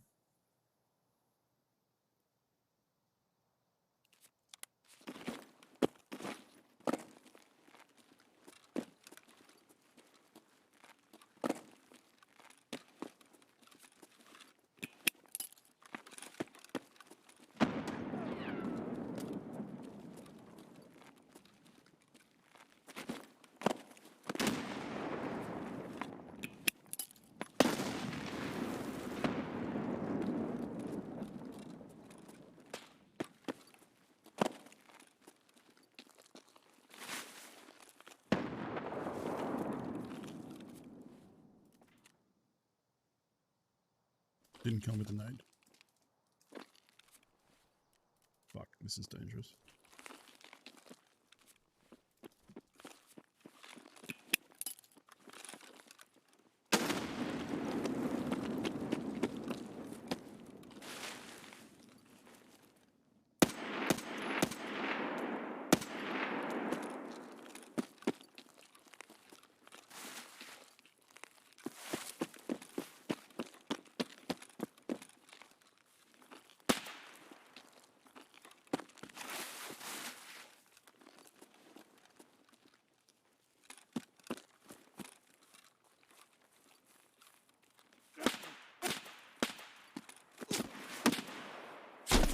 There's two of them. Two of them. I thought there was two because I heard the one on the right, like earlier. That sucks. I definitely hit that dude. I just didn't kill him. I needed to be. So yeah, because the one I shot first. Didn't I kill the first guy in one hit? Oh, I killed a scav. Oh, I killed two scavs. So it was 1, 2. So these were 2 and then 3. So I definitely hit that guy pretty good. I just, yeah. Oh, and they had good ammo. I think that's usually a mobile thing, Classic. If you're on desktop, then sometimes it's because of buffering, in which case, like refreshing the stream or changing the stream quality and then back. Like if I'm on auto, I change it to like 480 and then back to auto or something like that. Usually clears the buffer. But mobile is always inherently behind, yeah. But chat won't be. It's just an unfortunate part. You can actually fix that, I believe, if you go into the mobile settings for Twitch and turn off picture-in-picture. Picture-in-picture is an option, so that if you go back to your home screen on certain phones, it will have the like stream in the top corner, right? If you turn that off, apparently it fixes the buffer and it's pretty much back to live. So if you don't use the picture-in-picture and you're watching on iPad or on mobile, that might help. I've heard that from a few different people. Yeah, that's unfortunate. Yeah, I think they might have gotten split there. Yeah. Anyway, I mean the foul was mostly fine. I think I just needed to be a bit more. I mean, chances are I probably would have died to the other one anyway because I always think everyone's solo, even though they're not.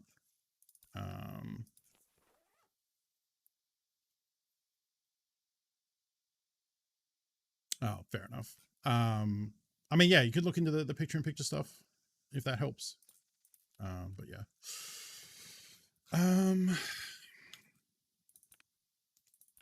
Right, yeah, I have all these friggin' Glock drums. Hi, Ali. What's up with you? You have food out. I don't know what your problem is. Didn't know that. Still going to leave picture on because it lets you do other good stuff. Yeah, me too. I keep mine on because I don't usually mind too much if I'm on mobile. Hi. How's your day going? Pretty good? You get some camera time? You come to cheer me up after that death? Thank you. What would you done different? Leave? Leave. Especially in Shroud? That would be interesting because they are a region apart. Hi, how's your day going? You hate that you're trapped, don't you? Yeah, I can feel it wriggling. But you love head scratches. What's your favorite? Get your chicken wing. Get your chicken wing arm like that. There you go. I'll let you go, but this is just to let you know if you come and rub your tail on me to annoy me, it means you get picked up and you hate it. So remember for next time. Do you mean of the tournament qualifier Wikisum? In which case, no, we don't. Oh, it's toggling low latency. Thank you, Jamori. I knew there was something that disables picture-in-picture. Oh yeah, we're going to look at durability, won't we? So here you go, durability. 98 out of 100. 97. 94. 99, 100, 100, 100, 100. See, like... Uncle, you're on booth, you ding-dong. Thank you. So this is the durability here. 95, that's one of the lowest so far. 100, 100. I mean, some of these are brand new guns that I've never done anything with, so 97, 98, 99. Those are brand new. 97, 100, 99. Yeah, so you basically just never lose durability for the most part.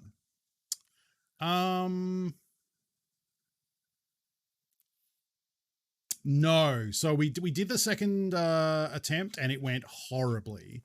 I think I got 1 kill and then died, and then I died 3 or 4 times in a row with no kills. Then I got 1 kill and died. So I died like 5 times and lost 5 loadouts that we didn't get back from insurance. And at that point I was just like, all right, that's it for the second attempt. Thanks for coming out. I'm pretty confident that I'll get in on the first one with 22. And if not, that's okay. But yeah, oh boy, that second attempt did not go great. Do I not? I definitely have an MDR somewhere. There we go. And there we go.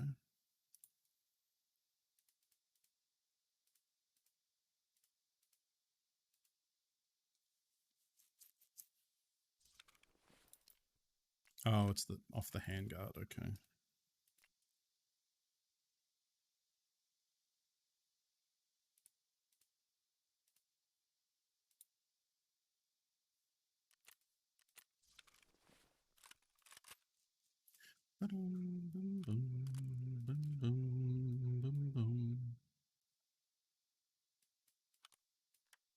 Wonder if I need... No, that's for Delta points. Okay, like that. And then...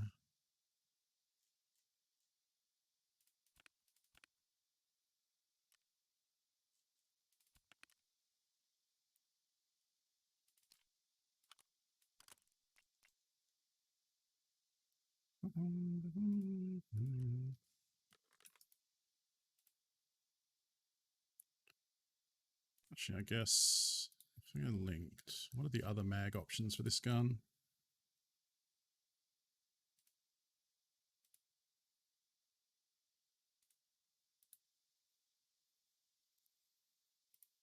$20 rounders only. Okay.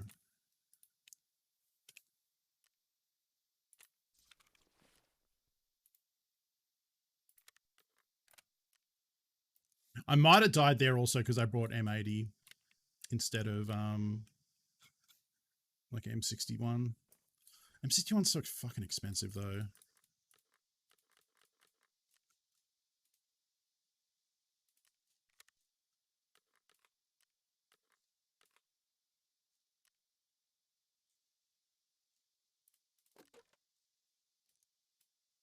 Unless I'm able to craft a lot of it.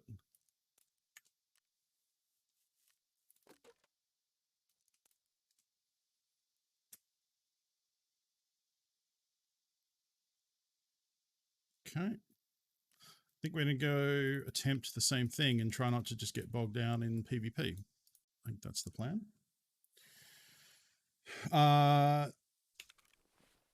308. So it's the 762, the M80s, M61, M62, 762 by 5.1.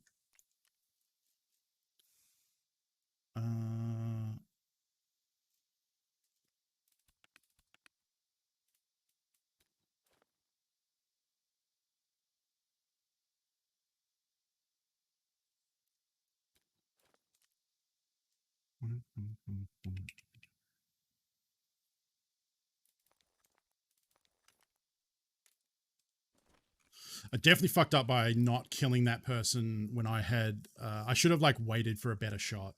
Gone for a headshot when they're on top of that rock and tried to get him then. That was definitely the opportunity. All right. have another try. Wasn't the best spawn, like, I didn't really know where to go to chill out for 20 minutes. Like, I was basically trying to get across to the gas station and past it into those rocks and like around shoreline and stuff and kind of hang out there between gas, power, and the village in that little area there and spend some time. Oh, you know what? I think I kind of want a suppressor.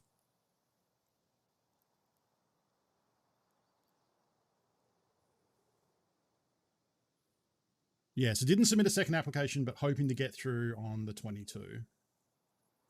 That's and feeling pretty confident about it. What is PUBG yelling about? Console stuff. Don't care.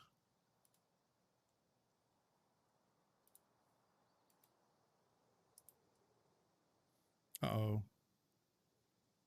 Did the game freeze on leaving? Or is it just thinking? Who can tell? Oh, there it goes. Game is having a time.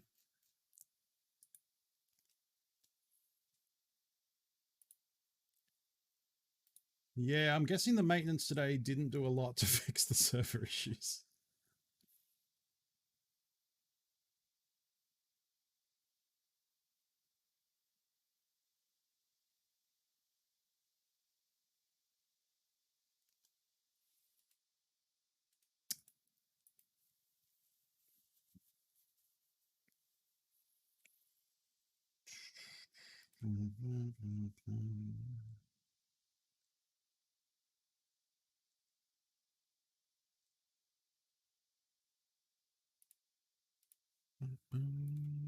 Okay. All that just to put a suppressor on. And the muzzle brake is pretty good, but can we do like a suppressor on top of it? I don't think so.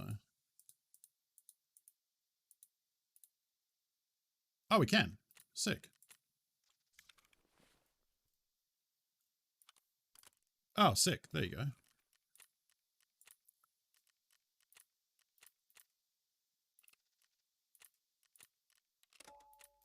Definitely not getting it back on insurance, but we'll still do it just in case. Who knows? Maybe those last two dudes die to scavs or a player and they can't get, the player can't loot them. Any number of reasons why. Oh, I'm breaking my game by alt-tabbing. Whap, whap, whap, whap, whap, whap.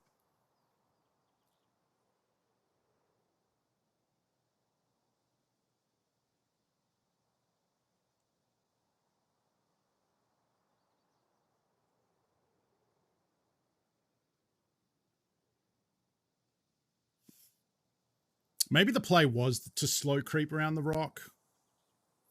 It's always the case of like, if I make any noise whatsoever, I always think they can hear me. But I guess I don't know. Like, I'm bad at knowing, and this is probably something like if I played duos, I'd be better at, is knowing when you're slow crouch walking like that. It's basically silent, but it's not actually silent. You still can hear footsteps, but I can hear those footsteps because I'm on top of me, right? Like, how far does that sound actually travel? And playing with a duo and both of you like slow crouching, you could test that and get to learn like what sort of, like, maybe I was quiet enough to like creep all the way up on that dude. Like, he was close enough that I could hear his scope ADSing in and out. But like, maybe that's still far enough away that I can hear that, but he can't hear my creepy footsteps, you know?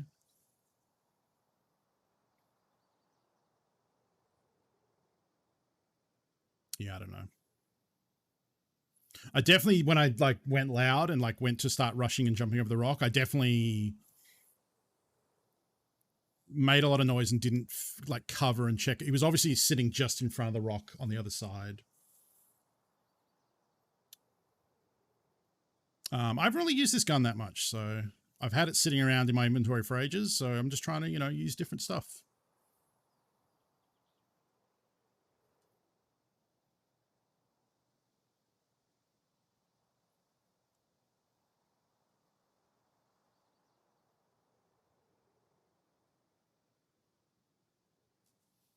And hopefully that dude we killed at the start gets his AKMS back and his armor and all that, because we left it there. Probably get looted by a player scav, honestly, but...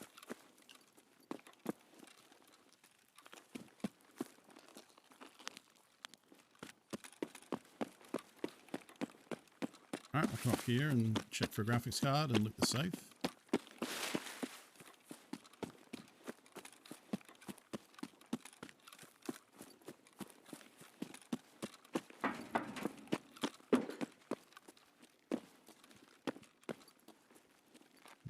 Card.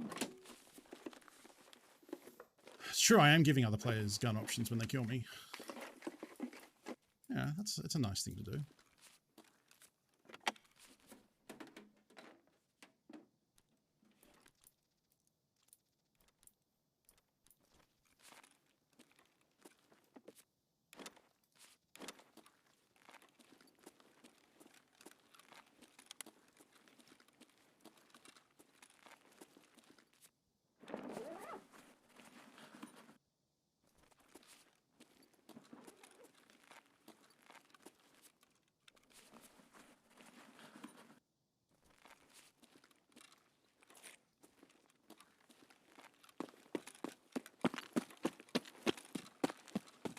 Can I get out on this side? Yeah, I can.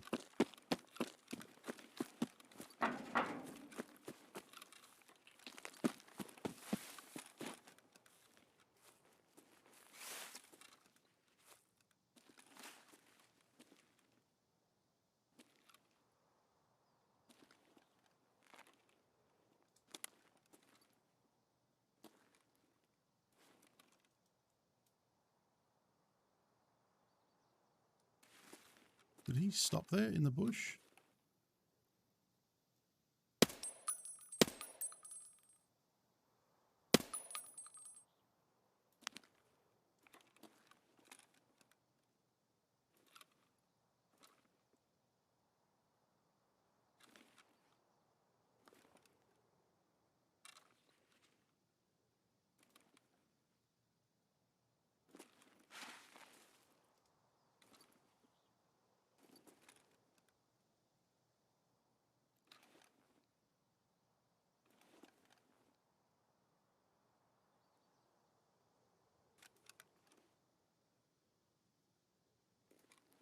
I might have killed him. I don't think so.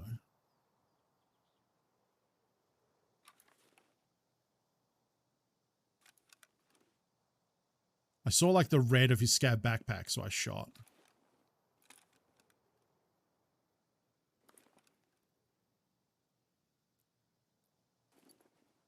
You can see like some like branches twitching there. Like it would have to be a headshot to kill him. I don't think M80 would one shot to the chest. Unfortunately, I don't have any quests that will tell me. And we already established that checking PMC kill count doesn't work.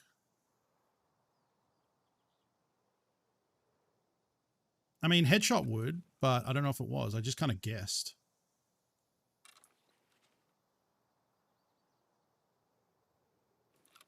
Like he might have gone up there.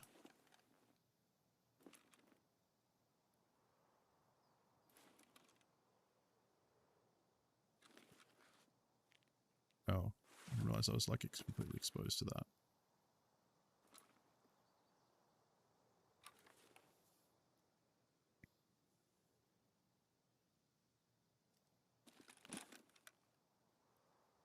That's not much better, is it?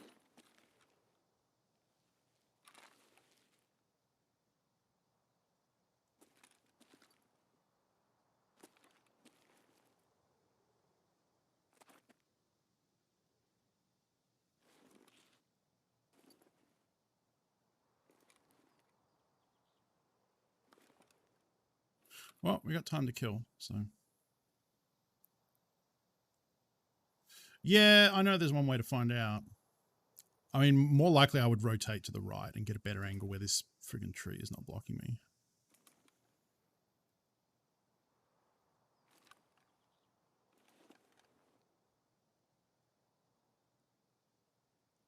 But, like I said, we need like 20 minutes at least to go by, so we've got to fill the time with something.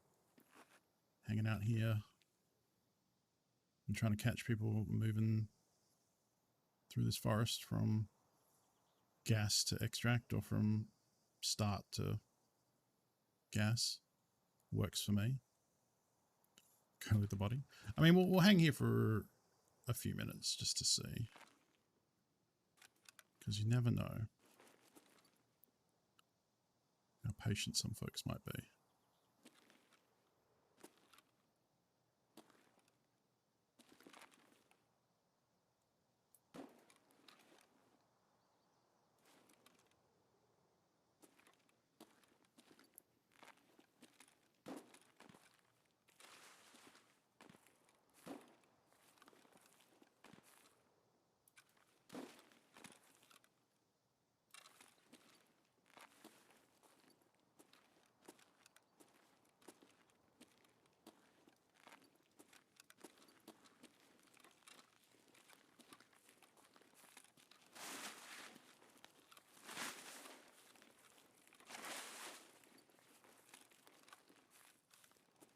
Oh, we definitely got him.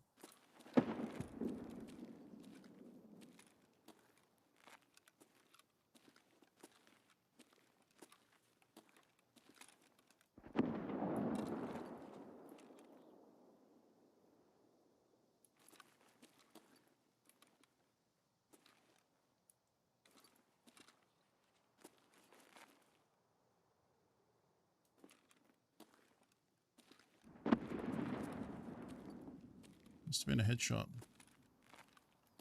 All right, now how do I get down from here?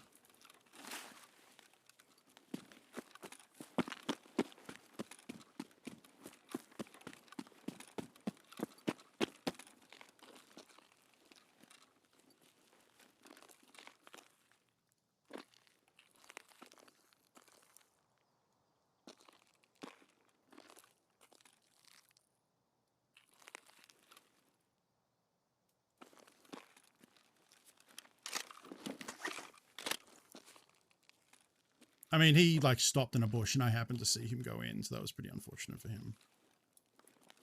I don't think I have variable with this, no. I don't mind this little Bravo. This is kind of like what an ACOG should be like, honestly. Like fixed scope.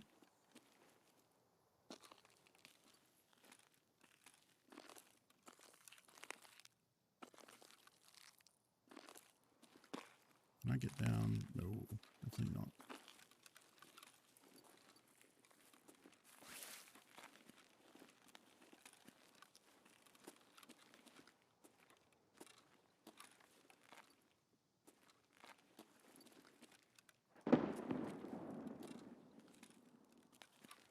Excuse you. Please do not belittle the culture of my people. What's Knifey Spoony? What the fuck is Knifey Spoony? I welcome Matt. Welcome Raiders. So pretty much lost every interaction with PMC since I bought the game 2 weeks ago. I just die in seconds and don't know how to improve, and I don't last long enough to learn. Anyone have any pointers? Interesting. Welcome Raiders. Hello. Look at all those good retrievers. Welcome. Yeah, we're in Tarkov. We just killed someone. We're going to go loot the body in a second. But we're kind of like hanging out, trying to see, you know, if there's any sneakiness going on. But we'll just chill in this corner for now. Welcome. I hope you had a good stream. How was Nier Automata? Yeah, I hear that's good. People that like that game really like that game.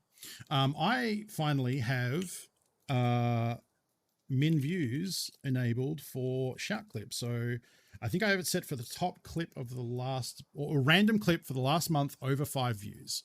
So let's see what we get here. I leave you with that. What? What did I think was going to happen there? Why did I just leap into the lava? That's a good clip.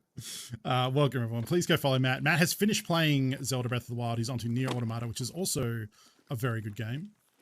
So if you like the sound of either of those or don't know what they are, go follow twitch.tv/Wiggins. And you can go check that out when he streams next. In the meantime, welcome everyone in. This is Tarkov. We're basically killing time on this map.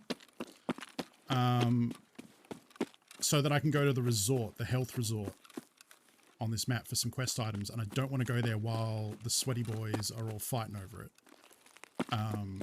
So we're hanging out, killing like 20 minutes, finding our own entertainment. Right now, I killed a dude in here, so we're going to go loot him. And hopefully, this is the right bush. I don't think it is. Might be this one. Is it this one? I thought it was. I really did think it was. So we would have been up there. Like there. Looking this way. It's that one.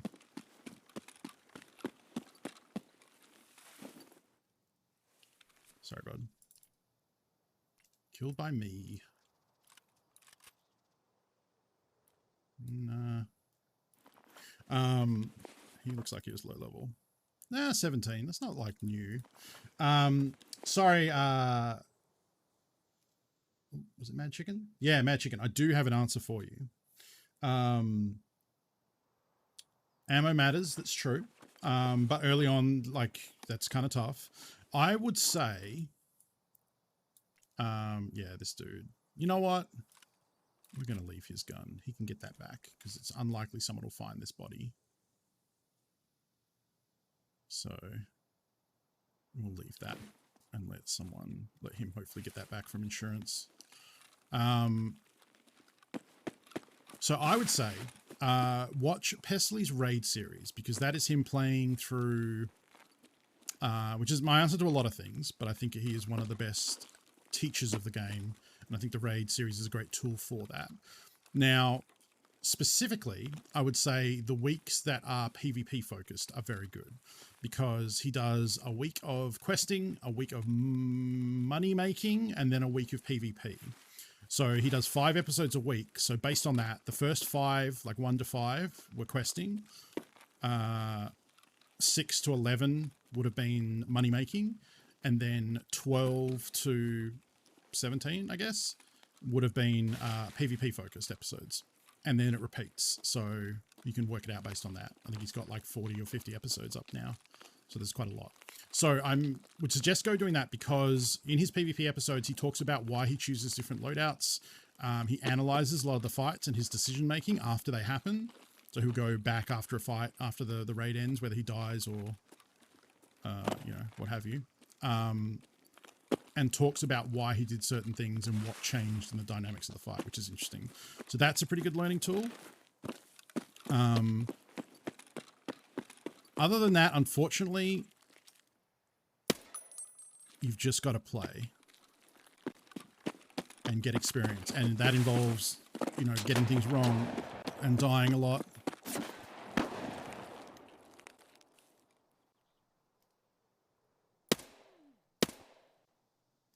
Really not killing?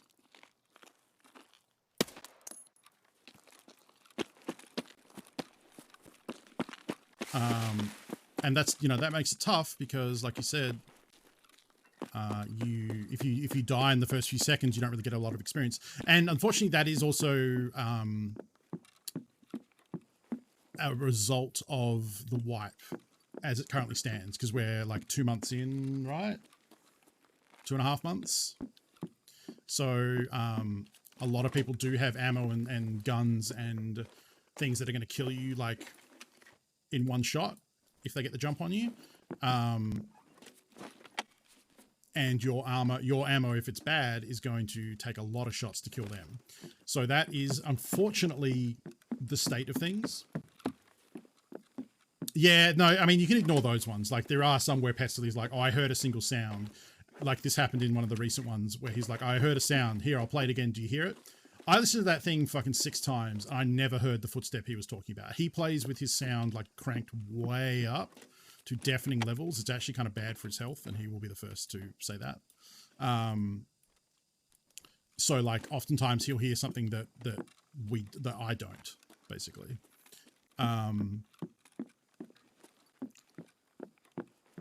So yeah, I would ignore those ones where he is just godlike Pestily. Like there's not much to learn from that. And like he says He says things were pretty straightforward way too often because for him they're pretty straightforward, but to others they need an explanation. So that is somewhat of a failing. It's become a meme at this point that he says the pathing is pretty straightforward. But there's still stuff you can take away from it. So other than that, unfortunately, it's just practice. There are other YouTube creators who will do like PvP fights, who I think are not as good as Pestily, but are still pretty good. Crashed is one of them. J-Dog the Wise, I really like. Jesse Kazam, but Jesse's is more about build guides and different things like that. Who else is really good? Deadly Slob is fantastic. Deadly Slob is a Canadian streamer and creator of the Hardcore Challenge. He has almost as much, he probably has as much experience as Pestily in Tarkov, honestly. Oh, a little ump. There is actually a key that spawns in here too, up on the container.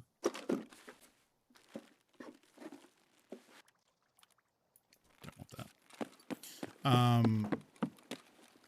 So yeah, like check out different content creators. And just, yeah, like a mix of watching how other people play and emulating their style until you come up with a style of your own. And yeah, just playing a lot, honestly. I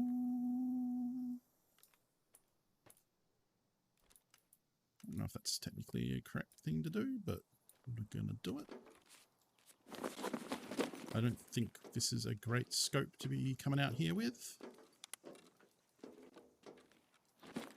And it's starting to get foggy. So all of these things lead to this being a dumb thing to do.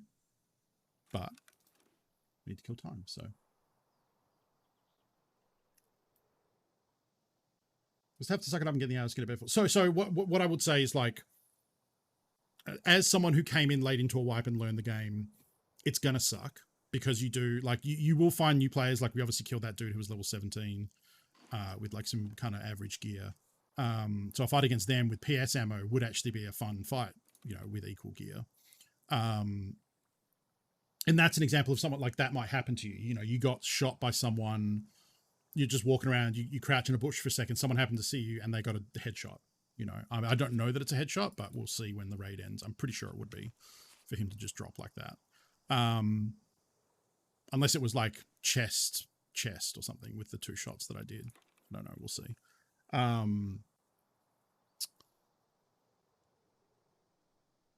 So what I would say is putting the time in now, as frustrating as it might be, will hopefully pay off when the wipe happens and things get set back to more of an even playing field. If you are enjoying the game, I mean, that's the main thing to say is, like, if you're not enjoying the game, was that a branch I saw move or a player?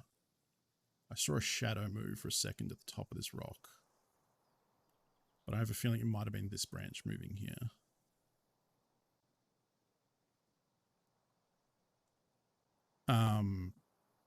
Yeah, if you're not having fun, that's different, right? Like, I would never say, like, oh, just play it while it's not fun and it will totes get fun. Like, it still needs to be fun what you're doing right now. I think the game can be fun but still frustrating, you know, because you know that, like, the potential for like a fist pump raid is there. And like, even I have that, right? Like that, you know, that last raid was pretty good, but like, you know, slamming into factory and dying in 30 seconds over and over is very frustrating. And it's those rough patches that when you do have a good raid, in my opinion, makes it worthwhile because, you know, the highs are awesome. I'm enjoying the game a lot, but doing quests, like going to different clothing stores, took me 5 or 6 raids.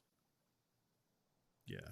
So that's the thing, is like, I think it's always the case. This comes up a lot of someone saying, like, should I start playing now or should I just wait for the start of the wipe? It's like, you should always start playing now because 1, we don't know when the wipe's going to be. It could be months from now. And 2, you're going to have to learn at some point. And I think it's better to learn in the middle of a wipe and, you know, get, unfortunately, probably dunked on. We're killing time, Blackcoat, until we can head over to the resort. Get some quest items, waiting for resort to quiet down, yeah.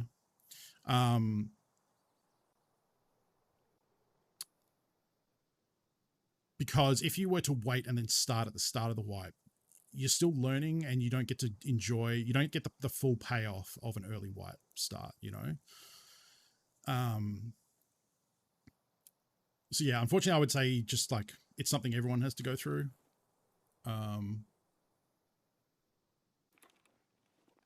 Yeah, it's unfortunate. And you know, yeah, hopefully like, you know, things will get better, and like as you level up, you get access to better ammo. And I'd think like, you know, Pesley's advice of using things like the SKS, because PS ammo hits pretty hard early on, and is readily available, as opposed to trying to use like the 545 AKs or the 8Rs, because 855 is kind of not great. The single shot Vepers that use 7.62, things like that. And yeah, just try and learn. I mean, interchange is very brutal. You know, so saying you're having trouble with the clothing stores, for example, like everyone is having trouble with interchange. That's not a new player thing. Like I have problems getting dunked on interchange, you know.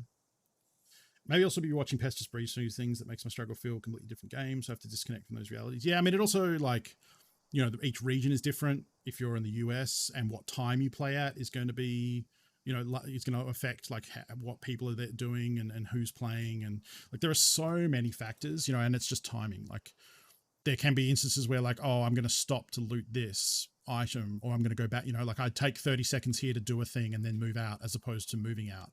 And that could be the difference between running into a player who murders you or just breezing by them and never seeing them. And that can go both ways, right? Like if you just sprint straight somewhere, you might run into someone you wouldn't otherwise collide with, or, you know, taking a second to loot might get you killed because someone else comes by. Like all those things, it's like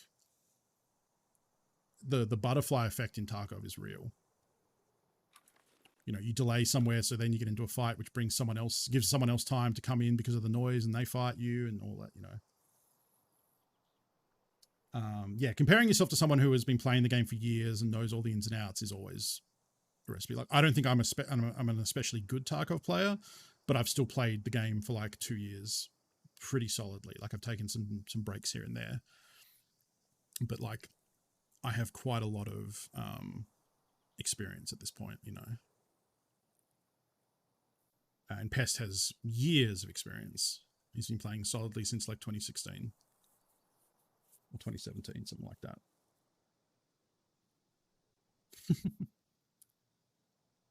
Yeah, James is a good example, because James has like, he had watched a lot of Tarkov and had a lot of like latent.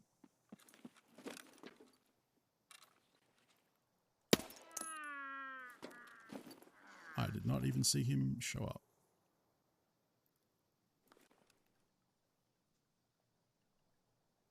Well, the player scavs are in.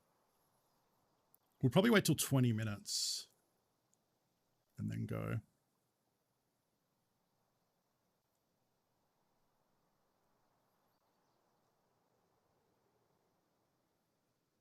No, my bag isn't on. It's downstairs on the floor below me.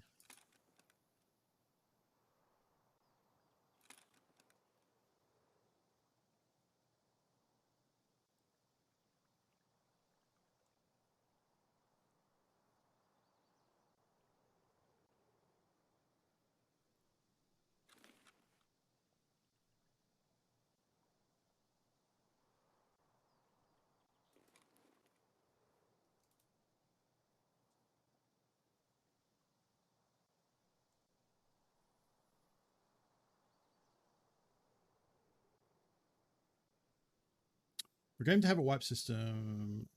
The younger youth feels bad, but perhaps logical, practical to be attached injuries and lean less into hoarding. Is that what you refer to as? Oh, so yeah. So for those who don't know, Tarkov has a wipe in the same way that Path of Exile or Diablo have seasons, kind of, sort of. Like you don't keep the characters afterwards. So the wipes are a thing for development.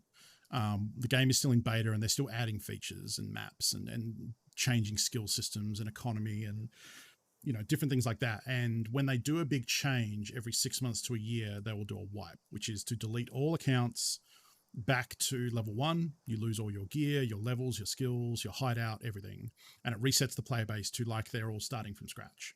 And it's true. Some people will really hate that, because if they don't have long to play, like someone who streams Tarkov, you know, who plays 5 hours a day, 5 days a week, that's a lot of Tarkov time. That might be as much Tarkov time as someone gets in, 3 months or more, if they work full time and have a family and only have a couple hours to play, a couple times a week or something like that. So for me, a wipe works really good because it puts everyone back on even keel, and you get to go through the leveling process again, which I really enjoy. And like the early game fights are cool with like scrappy gear and like all that. But to some people, they like playing the end. Like if your favorite part of Tarkov is the end game where you've got night vision and scopes and top tier armor and ammo, and you like playing with meta M4s all decked out with attachments, then I'm sure the wipe sucks for you, right? But I like the starting part of the wipe where people have the like tier 1 loyalty stuff, So at the moment it's a development thing. And I imagine like the thing is that people have grown accustomed to the wipe, and like me, like aspects of it, especially for a streamer. It's kind of like prestiging, but it forces everyone else to prestige at the same time, So I imagine once the game launches, it will still have some semblance of wipes, probably a seasons situation. I hope so anyway. I think they would be mad to change the game so fundamentally from the format it's had during its success over these last couple of years to just, okay, now we're not wiping anymore. It's like, okay, I'm probably wouldn't like the game as much. Yes, they will get a true release. They've said like what their requirements are. They want the main story in, they want all the maps, they want you to be able to escape from Tarkov. There'll be a whole main quest line that is not the quest line currently. All the quests we have right now are like side quests for the vendors to get their loyalty up, and there will be a proper main storyline quest. It's interesting actually, Pestily was talking about this recently, like the Battlestate guys do I guess we can kind of cruise now. Do a web series called the Raid series, which is like it's a film live action thing with actors and guns, and it's basically an action movie spread over like 5 episodes. I don't think it's that great, honestly. There's not a lot of story development. It's mostly just people shooting guns. So if you like that kind of action, the action is cool, but it's lacking a little bit in character development and things of that nature. Oh, I didn't know you could do that. There you go.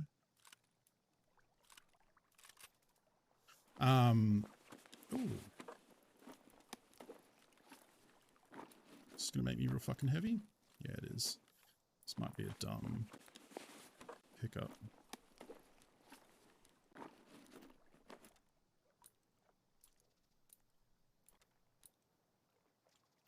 Actually, we'll just take that. Ditch the gun. Unless he has AP, but I don't think he does. And then that gets us. We're still pretty fucked up on loot, on weight, but not too bad.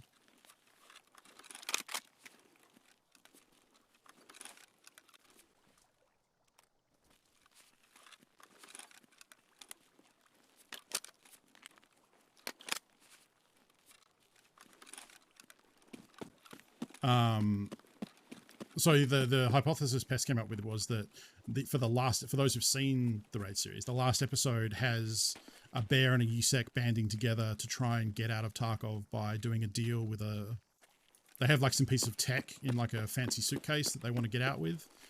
And I think they're either trading it or they're extracting with it, but they go to the terminal, which is down there on Shoreline. It's like the customs bit with the landmines and stuff, near where James rubbed himself on the barbed wire.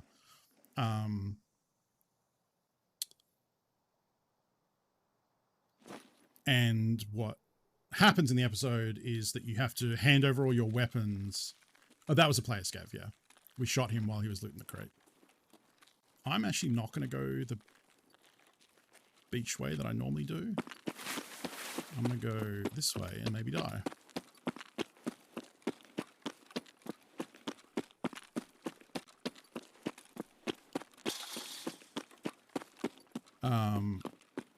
So yeah, they hand over their guns and then go into this terminal, and then a scav army attacks and it turns into a big firefight, and there's like a secret USEC group of like operators who like bust in with like night vision and full gear and start fucking shit up. Anyway, Pesley's theory is like that's kind of what the terminal map will represent, that like you have to hand over, or that represents Nikita's vision maybe, for maybe what happens where you like hand over your gear and go into a map like unarmored and have to do some weird shit, which is an interesting idea. Or like probably go into a map, get to the terminal, hand over your stuff, and then go inside. I don't know. It's a cool concept anyway. I mean, Wheeler knifing that dude in the kidneys is probably my vibrant memory from that last episode, because that was some magical lining up of events. I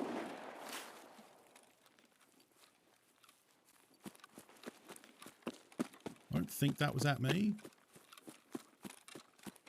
It's probably a scav up there shooting at someone, but I don't know that we can also carry this armor. We might drop this. I'm still overweight though. What am I carrying that's so fucking heavy? There we go.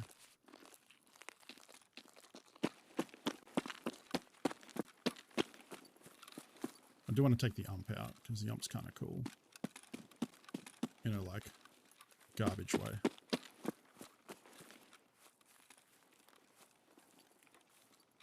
So my hope now is that there's nothing but player scavs left. Because I don't have much. Well, I say I don't have much to fear from them. I do kind of, because I'm not wearing a face mask.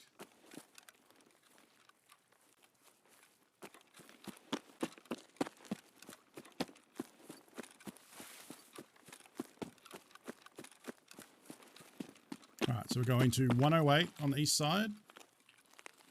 And 328. And then potentially 216 on the west if we want to get risky with it.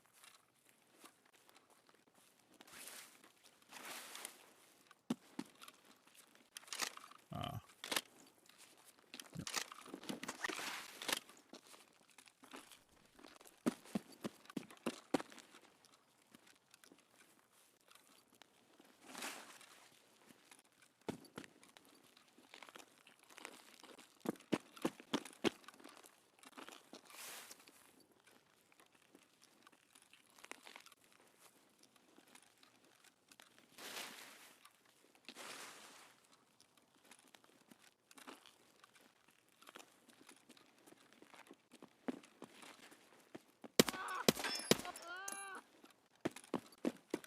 So I'll be pretty sad if we get in here and get schmacked by someone.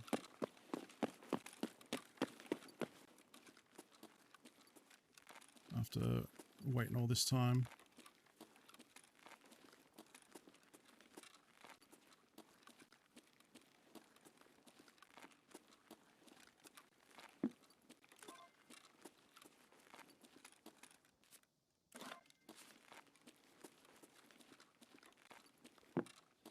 Guess the blood door is open.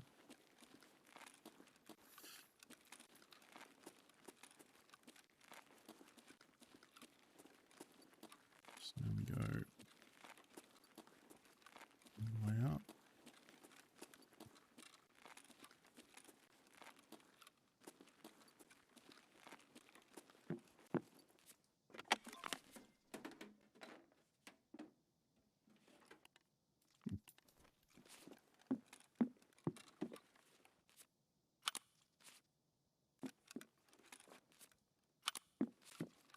Okay, so now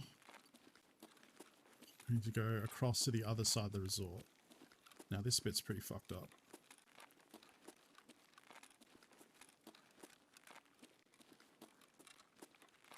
But I think it's worth doing.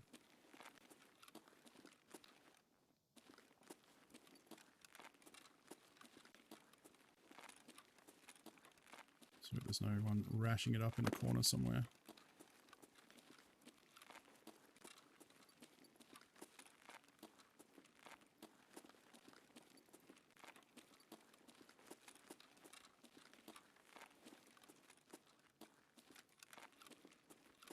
Well, there's probably a better way to do this, but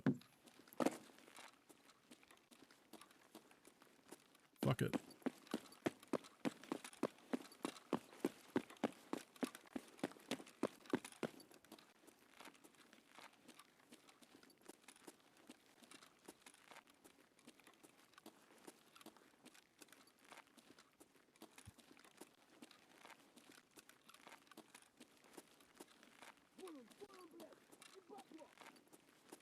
I think he saw me.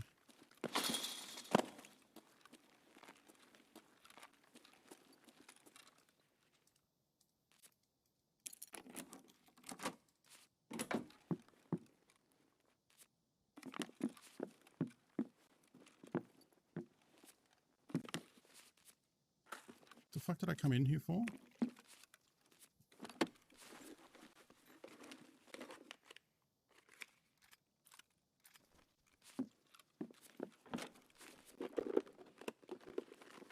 Oh, it's the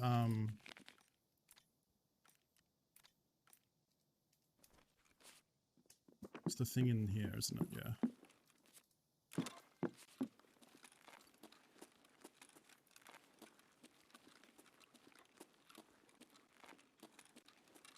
I don't want to spend a minute in here longer than I have to.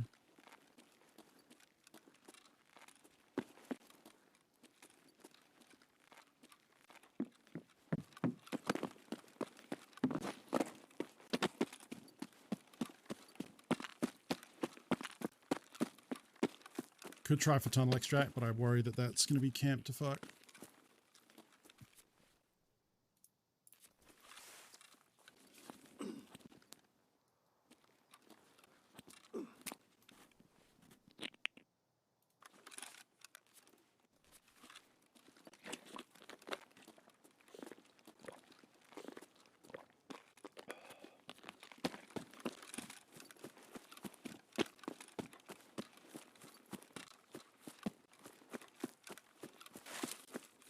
Me like bouncing up and down trying not to get headshot. Yeah.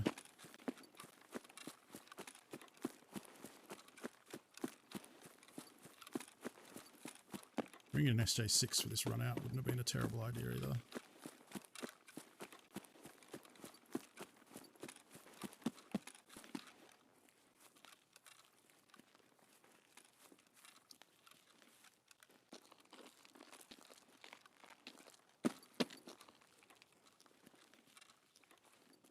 Okay, no scout boss down here, please.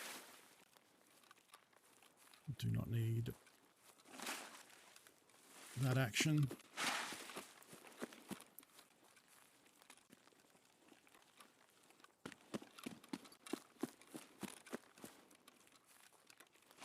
I'd also be amazed if the scout boss lived for this long.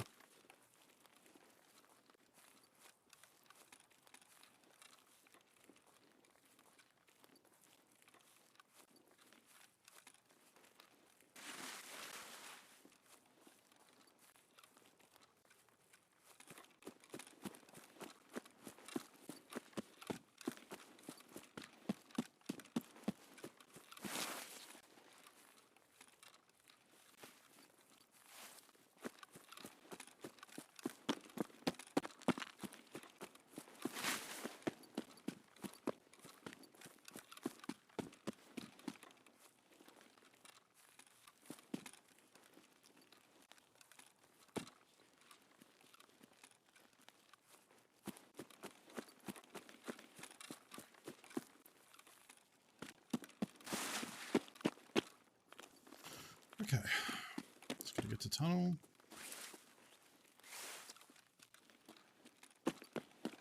Get out of here.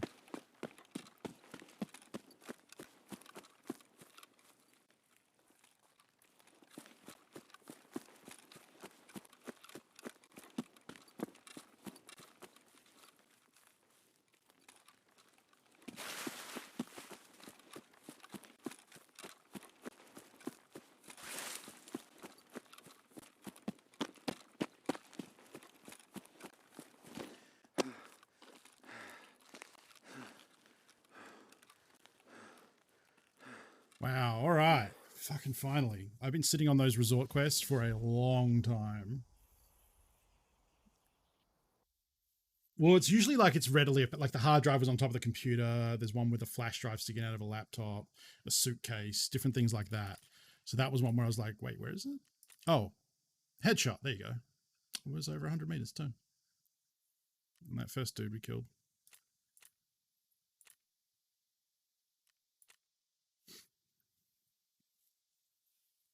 All right, that's good. So that's lend lease complete.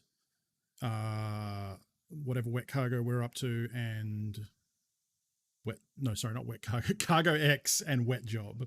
Wet cargo. It's Ali's tuna juice is wet cargo. All right, that's good. That yeah, that was an annoying one I'd been putting off for a while. We're not done with the resort by a long shot, but definitely no, we didn't. We didn't really ever get a proper attempt at bullshit. I still have the roller sitting around somewhere.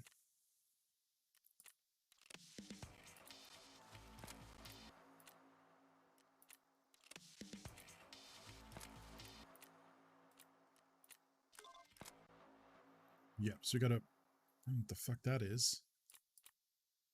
What?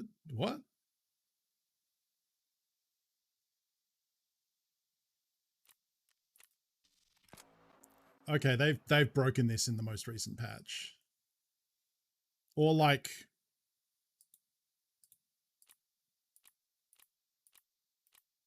it says the same thing. I don't know what I don't know what this means. Mr. Tulip, thank you for the follow. Now that we need to get, it is definitely Cyrillic. Yeah, I just don't know. I don't know if it's an actual requirement because both quests have it. I don't know what it means. Now that we need to get sniper skill 7, I can actually just do this and hand over 50,000 euros and it'll give me +3 levels in sniping, which is going to be expensive. I think it's like 7 million. So if I was to buy, it is euros, right? Before I do this.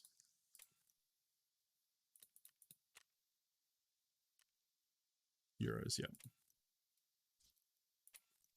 Saying earlier that I didn't have anything to spend money on. I guess now I do. So 45, 6.6 million.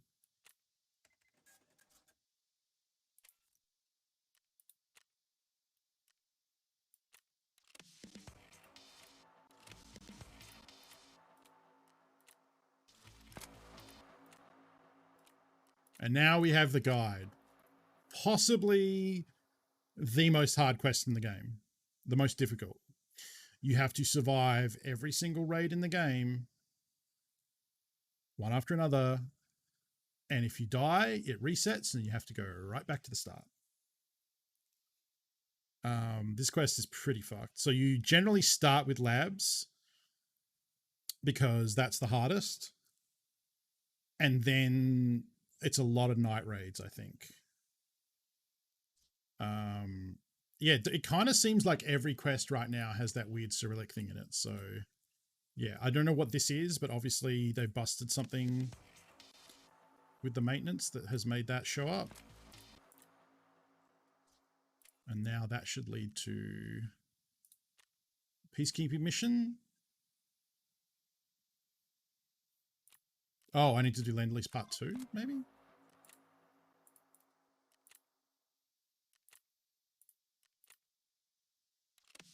See how many quests were waiting for me just to get these ones done? Okay, there you go. Now we can do peacekeeping mission, which is to wear the blueberry outfit again and kill scavs while using an M4 on 4 different maps. So we can work on that if we just want to do some generic kill scav missions. Run-throughs do not count. No, it's survive each raid. Yeah. Has that led to any other quests or anything? Was worth checking.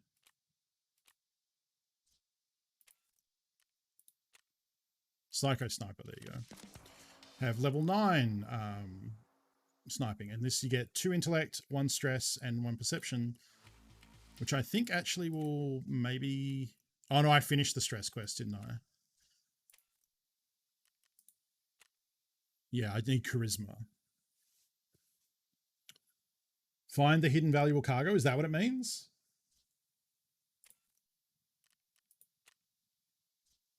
We got a lot of quests completed right then.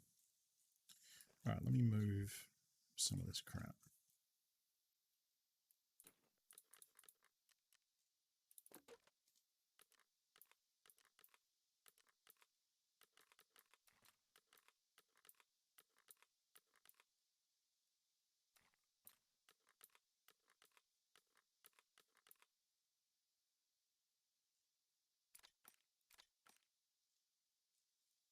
Stuff we know we're going to sell.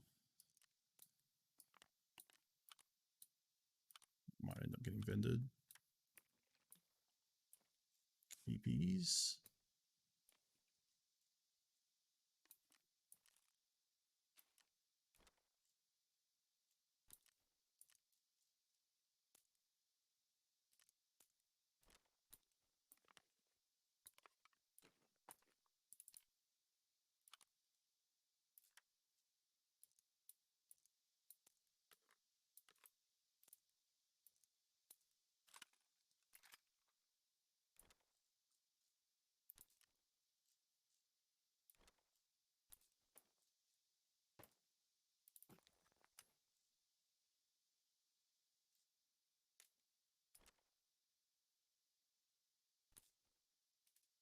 Okay. Had 3 scav raids in a row on Interchange that had 30 plus minutes left on them tonight. Nice. I think it might. I mean, James always says that he has 25 minutes, so maybe that's a North America thing. But I think it's. I have a feeling it's also the rate at which players get killed. Maybe, right? Like if a lot of players die early, it's going to want to put player scavs in to keep the map populated. I think. I don't know. I could be wrong about that, but that's my gut feeling. So maybe in regions where maybe it's a bit spicier, maybe the player scav maps end up running, or timers end up running longer. I don't know. Does this actually sell for anything? Oh, apparently, well, maybe. Let's give it a shot.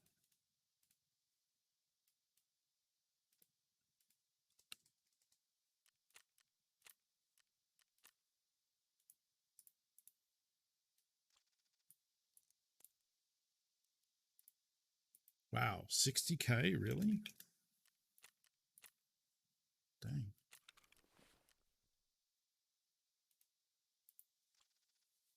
In Spicy are basically people running through. I suppose so. I mean, yeah, I guess if North America is full of people like hatchlings running for graphics cards who then like put them in the secure container and then die, maybe the map empties out real quick. Don't know.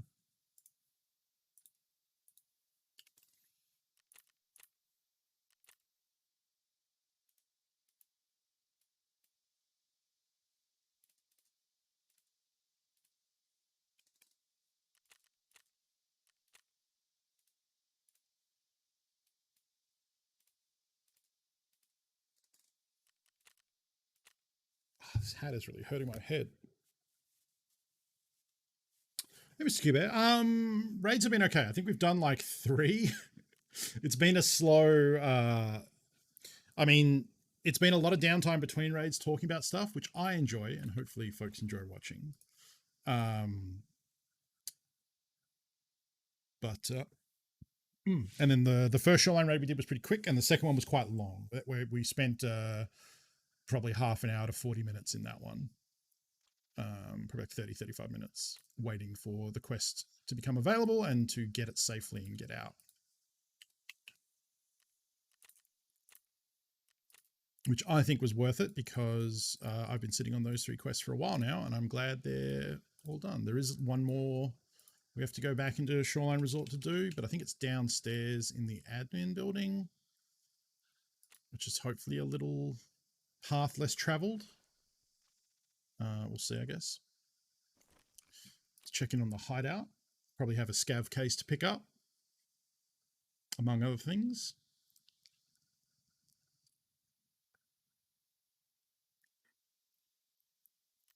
My lip has been peeling. That's very annoying. Oh, a little Bravo. More scav case. 85k scav case. Can't beat it, in my opinion. Quite often extremely profitable. Every now and again you get a bit of a snoozer and you lose some money, but the ones where it is profitable usually are very profitable. Enough to account for the... Oh, you know what? I can't do that second one of those in a row. Have these come down at all yet, or are they still at 200? Still at 200, huh? Maybe we'll do a scav run next somewhere. We'll fun scav run. How much are these? I'm guessing these are pretty banging. Yep, sure are. Don't want to use tin snips. I guess actually this is probably the best thing to do. I just don't know if I can fit them all. Oh, I can. Sick.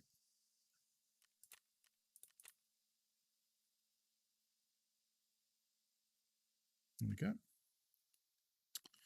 Workbench is done. Like the slow calm range, as much like the running, screaming, shooting, you get to spend a bit of time chatting with us while waiting for the perfect full to walk into your lens view. That's true. We did get to kill one person early and then a player scav. It's weird that I've never been shot up at that tower, honestly. Like, I think it's just so uncommon. It's such a dumb spot to go because anyone that comes into the forest can just check it and shoot you, and that you will never see them before they start shooting at you. So it's like the easiest headshot in the world for them. But I don't know, I guess because it's so dumb, most people haven't bothered to check it to see. 2, 3. Where'd they go? There we go. More grenades, please. Yeah, I don't think I've ever been shot at up there. Like, the only time was that dude at construction that I started shooting at first.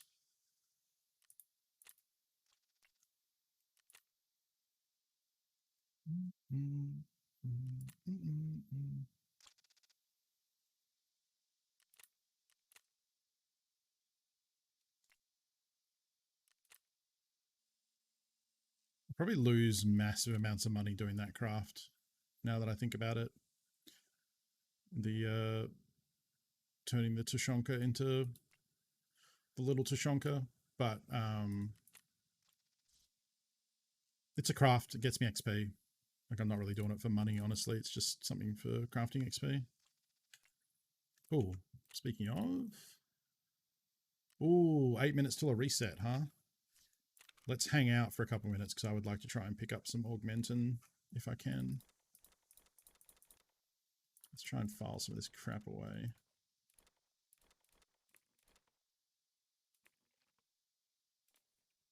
Oh, right. I'm selling that.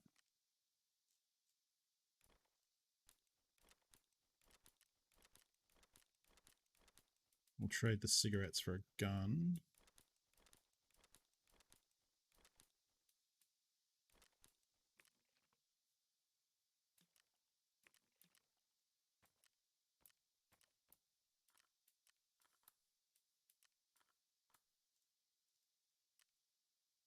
Hey, Gilnox.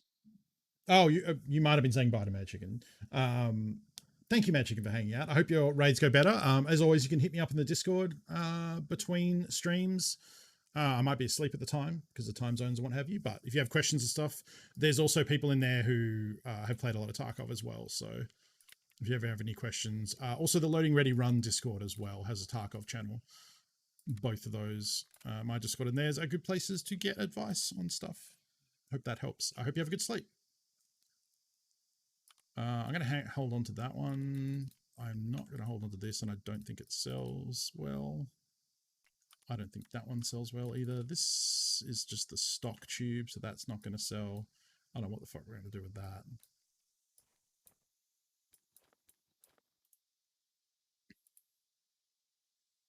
Tarkov is your favorite game. I'm guessing Valheim is the second. No, I mean, Valheim is very good.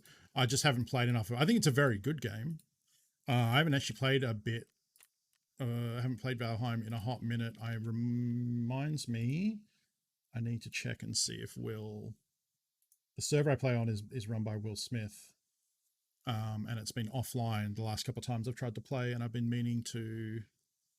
it works pretty good. I mean, I haven't used it that much. I've mostly just done single shots from a distance, but it seems good. Let me check and see if it is working. It is not. I'm going to put a reminder.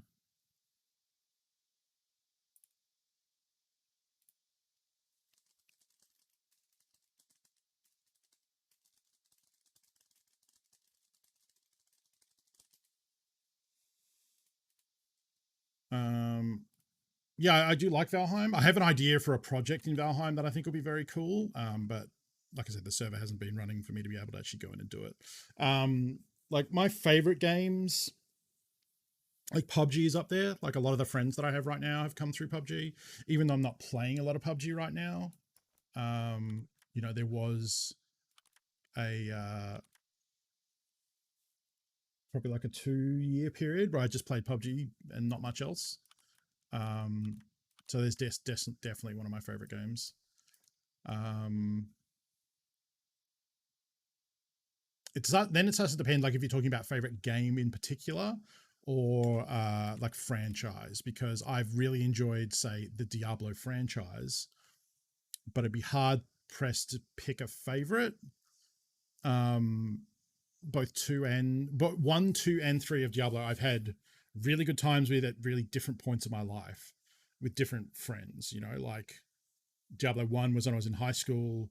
Diablo 2 was just after high school, and Diablo 3 was when I was in my 30s, and all of those I played with different people and had a great time doing it. So like that's a franchise that I really love. Same with the Elder Scrolls. Elder Scrolls is a franchise that I really love. From the started with Daggerfall. I didn't like Morrowind and Oblivion were fine, but Daggerfall and Skyrim were the two that I really loved. Action Quake is a very specific game. Like if you're talking about games that I love, the Action Quake 2 mod for Quake 2 is another one that I just spent years playing. It's a very unusual. It made Quake 2 into a realism shooter, kind of. Like it had sniper rifles and shotguns and MP5s and assault rifles. But the main weapons I played with were the sniper rifle, the sawn-off hand cannon, and the throwing knives. They were like the three.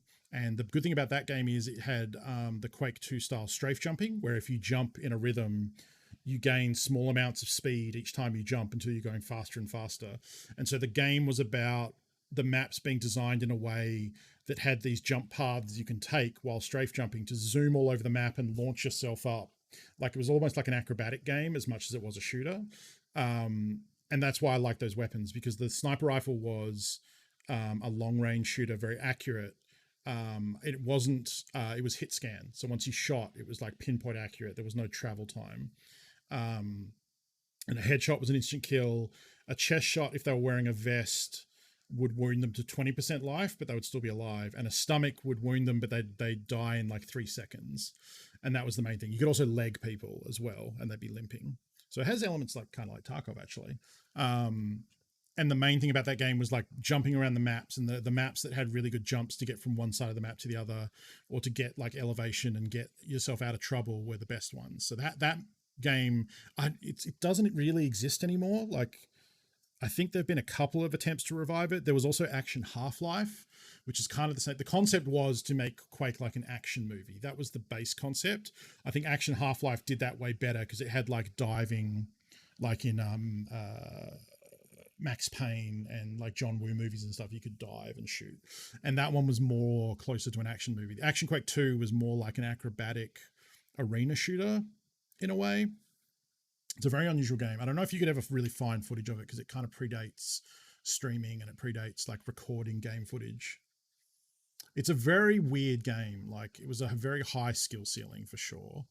And I played a lot of that and got very good at it. That was where, like, of all the games that I've done competitive play, Action Quake 2 was where there were like clans and we would have scrims against people. At the time they were called wars, but scrims against people. We'd go to LANs, we'd all take our computers, connect them all up so we could play. Because this was back when there was, I don't know what the deal is with this. I think this is like a Lupo meme or something.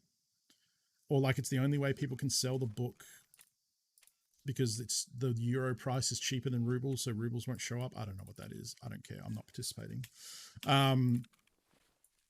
Yeah, we would go to LANs and like instead of playing dial-up, which was like a 200 ping, we would go and play on a like, you know, sub 5 ping on a network router.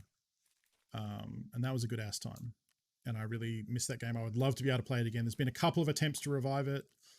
There was a Quake 3 mod that tried to do it. It never felt the same. Like the Quake 2 engine is such a specific thing that it has a real feel to it.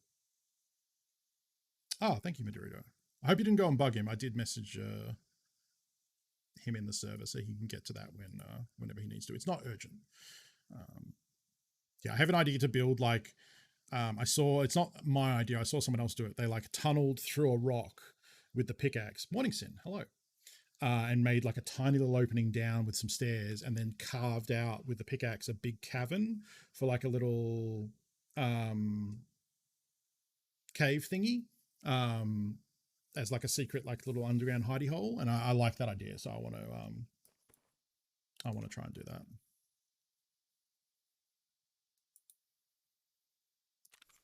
All right, so now that we've got those resort quests done, we could head back to resort and get the what hopefully will be one of the final ones. Cargo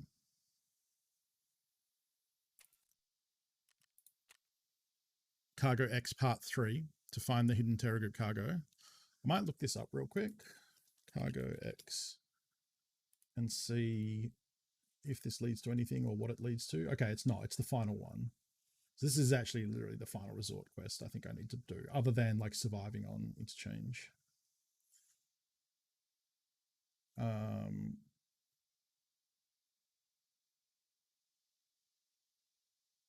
The cargo is located in the basement of the resort west wing near the pool. Entrance to the stairs leading to the pool. Uh-huh.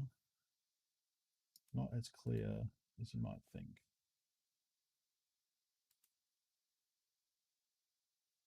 Oh, okay. It's just to go into the bottom of the west wing and then go around there. And then there's a hole. You can like poke your head in and see it. Okay.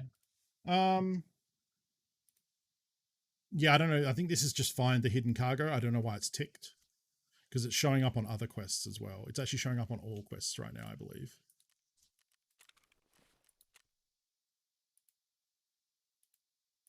Oh no, it's just ones I've picked up.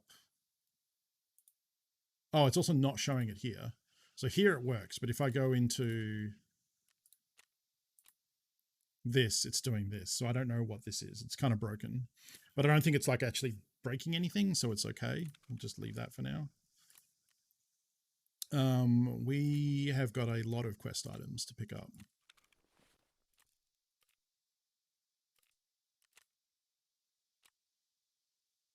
That one's just money. Yikes. Okay, we've got a couple of HKs. Probably just sell those.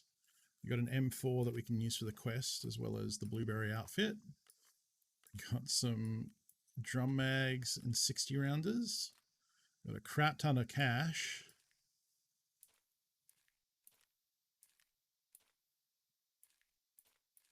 Almost 10k. Got a bunch of M995, which we are definitely selling, because holy shit, found in raid 995 is worth gold, I tell you.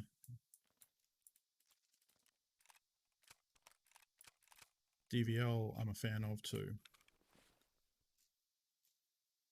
Do I have don't have any found in raid stacks. I'll just sell these ones.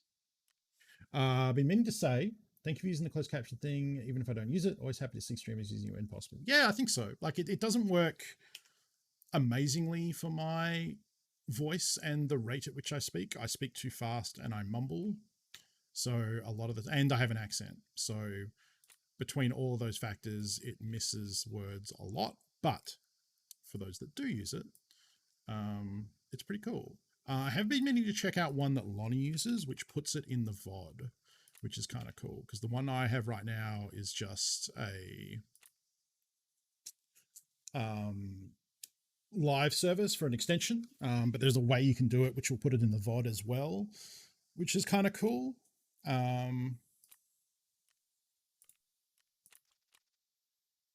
So I want to look into that. Oh, more dollars. 20k in USD.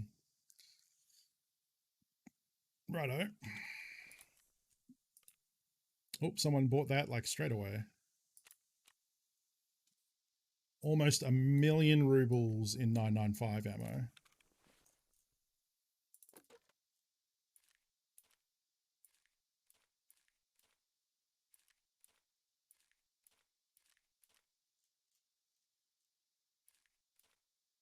Cool.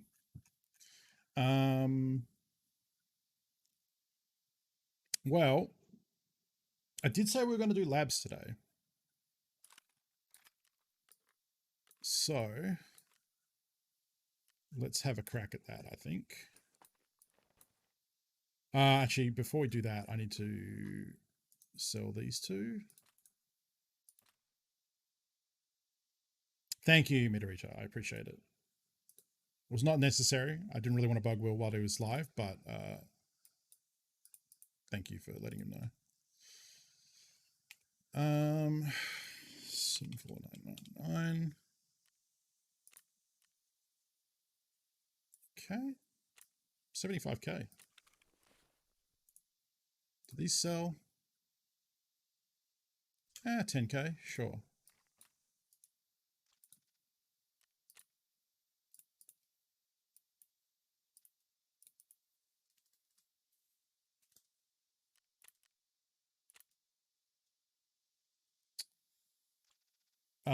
Whoops. Yeah, I did want to do therapist reset. That is blown past. Yeah, that's sold out. We can get croutons and we can get a labs card. And we can get, I don't know if I have enough for that. No, I have enough for 2.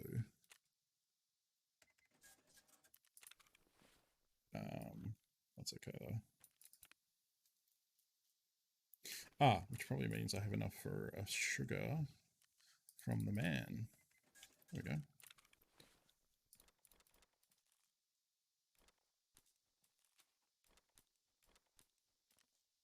Coolio. Save these when I'm doing the M4 stuff coming up. I should check and see if I can get another mag case from mechanic as well. Oh, I guess the easy way to do that is just to do that. There we go.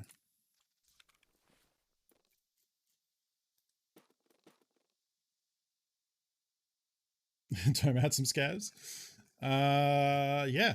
I mean, I think I'll go for the labs run first. Because I did say I was going to do that today. Change things up a bit. So for that, we're going to want to take a slick probably. Where's my... We're just going to use a factory loadout, I think.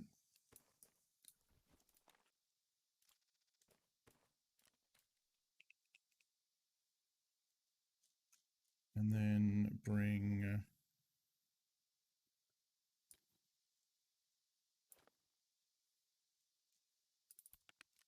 Excuse you. I want to bring one of Please these. do not belittle the culture of my people. Jet Pixie, hello. What the fuck is Knifey Spoony? Welcome, Raiders. How was Destiny today? I hope you got a lot of cool quests done. A lot of engrams. A lot of polygon-shaped presents. I'm just loading out for a labs run in a hot second. Okay.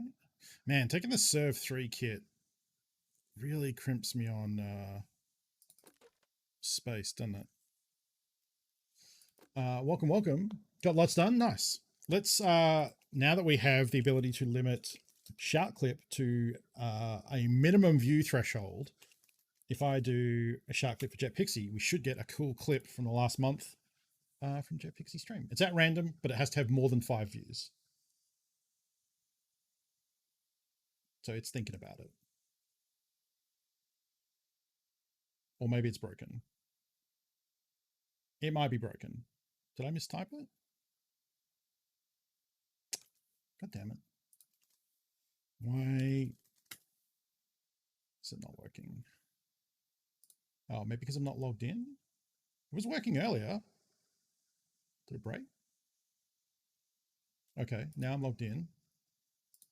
Oh, some people were saying they had to like get the URL again. Let's reset. Yes. And then copy. Let me try replacing this. Oh, that's the same one.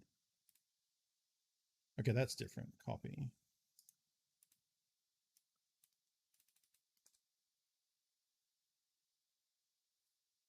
Copy, copy, copy. Why? It's not copying correctly. Okay. Now that's copied it. Okay. There we go. Random, last month, 5 views. Yes. Cool. All right, let's try again. Shout clip. Jackson.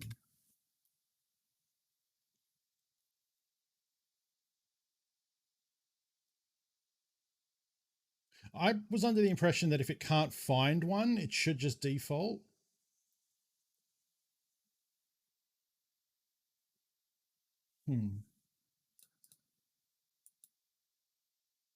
I don't know why that's not working. I apologize. Everyone, please go follow JetPixie. Tonight was playing Destiny, but also plays Valheim and Stardew Valley and many other games. And is a good human and is worth following. So the knifey spoony thing is a Simpsons joke. It's from the Australia episode of...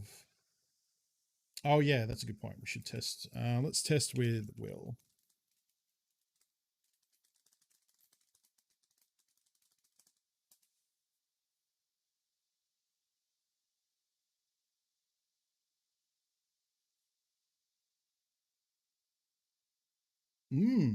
I think it might just be busted. Oh no, there it in here is. somewhere? I'm not sure. Are you sure?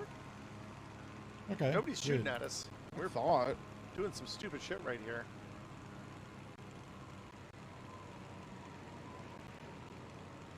Yeah, but even if it did, if no clips qualify, it's supposed to. Oh, yep. Oh no, Lonnie killed us both! No! Did he shoot you out of the plane? He shot me out of the fucking plane! Oh, what a dick. I mean, it was pretty cool in fairness, but also He's the worst. Frank's gonna need help. I was under the impression that if no videos qualify, that it has a set of rules that it's supposed to follow for like what it picks next. I'll have to go and read up on those and learn how it works and if there is something weird going on or not. Oh, right. I threw them in here, didn't I? Yep. Okay. So this is where they are. So we'll bring... Oh, that's empty. That's also empty. All right. We're going to go with that. And then I'm going to bring...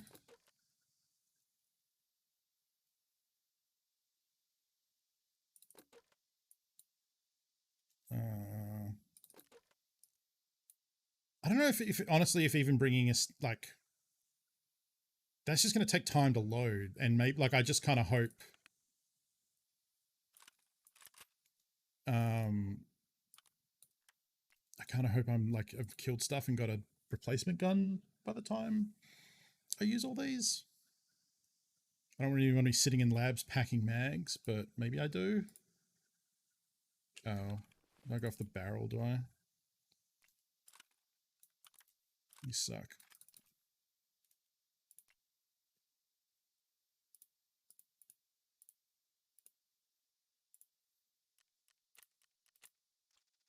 Good night, Jet Pixie. Have a good sleep. How many bullets are you shooting around? We're at 5 drum mags already. I mean, a lot. You go through these pretty quick.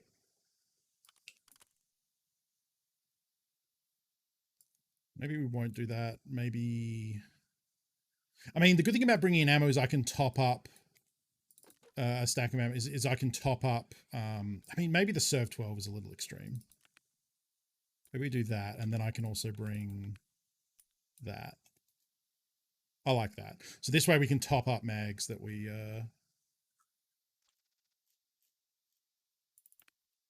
I mean, look, it's a labs run. It's costing us 200k to get in there, so... And we're bringing like $500,000 worth of stuff, so... You know, if we're loaded for bear, then... I want us to like... You know, be in with a chance. So I'm going to need to sell some crap out of here because there's a lot of stuff clogging up space.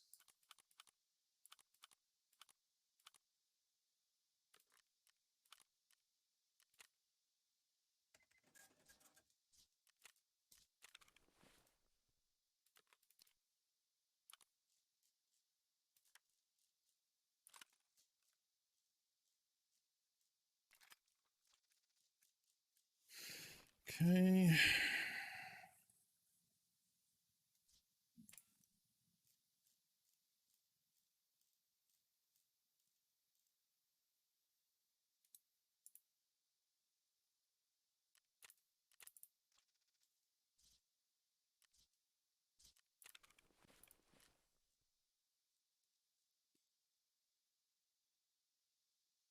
Also heavier at 30 kilos now. Yeah, but I mean, I'm gonna shoot him and replace him with other stuff. So, oh, we're not trying for the guide. No, this is just doing an actual labs run. Yep, got the manager's office if you want to go there. Got a key card, splints, all that. Yep.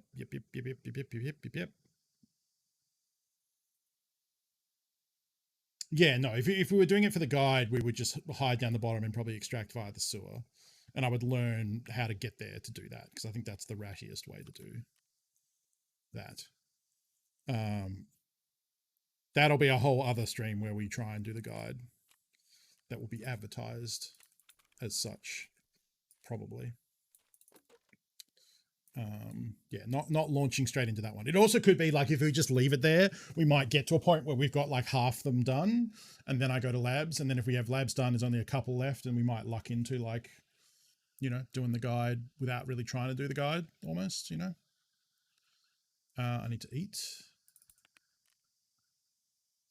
some sorry, then bring some water, and probably a little tushy. All right. But before that, we're going to do a scav run, because I did say I would do that, and now I'm scared of labs and want to do a scav run. Okay.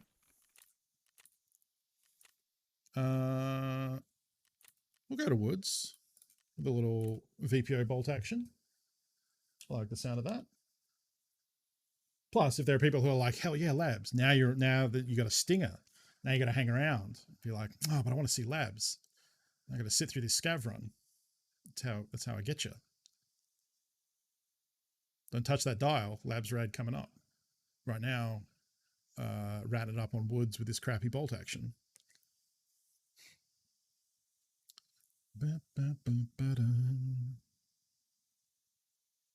Ooh, it's the 18th, but I bet the Snyder cut of Justice League is not out today, right? It's out tomorrow, because that's the 18th in the US, because I would like to watch that.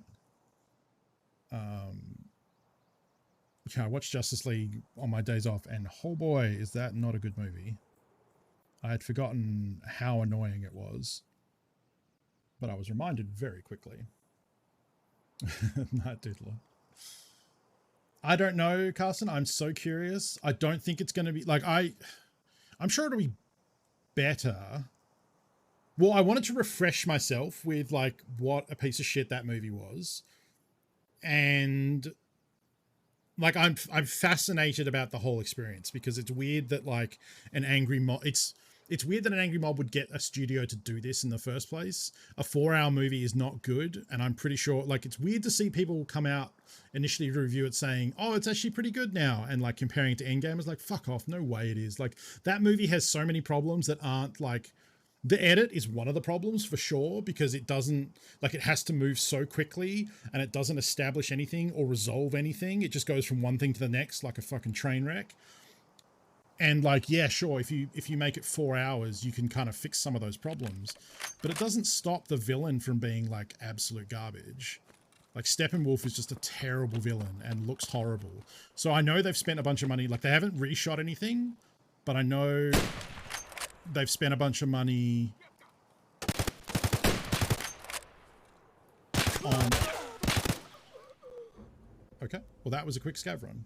I think that guy went prone. I think it was that one I looked at, the second one that killed me. There could have been a third one that killed me, but I'm pretty sure I shot at him and he went prone and then killed me. So that was great.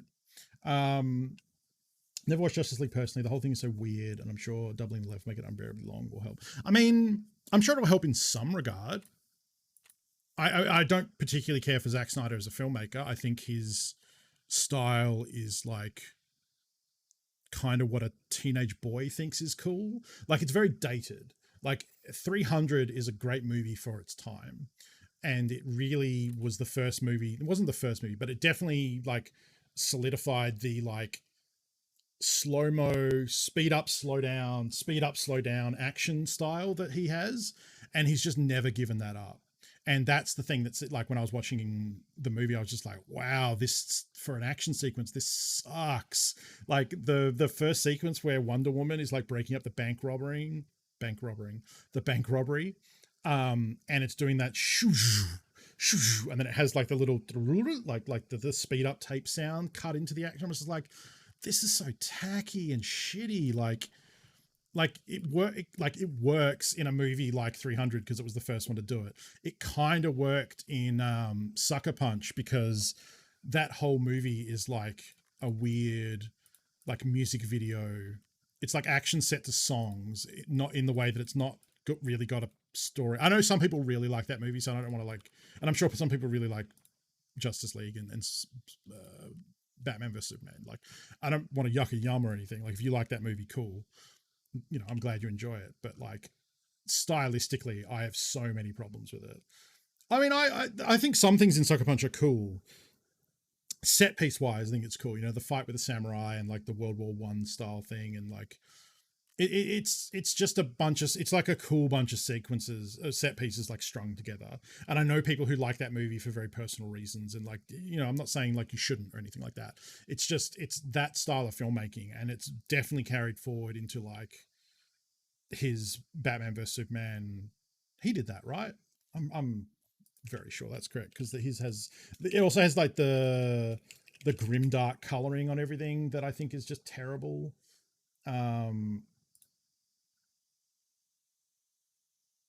Yeah, that was him as well. Yeah, okay, that makes sense because they look identical.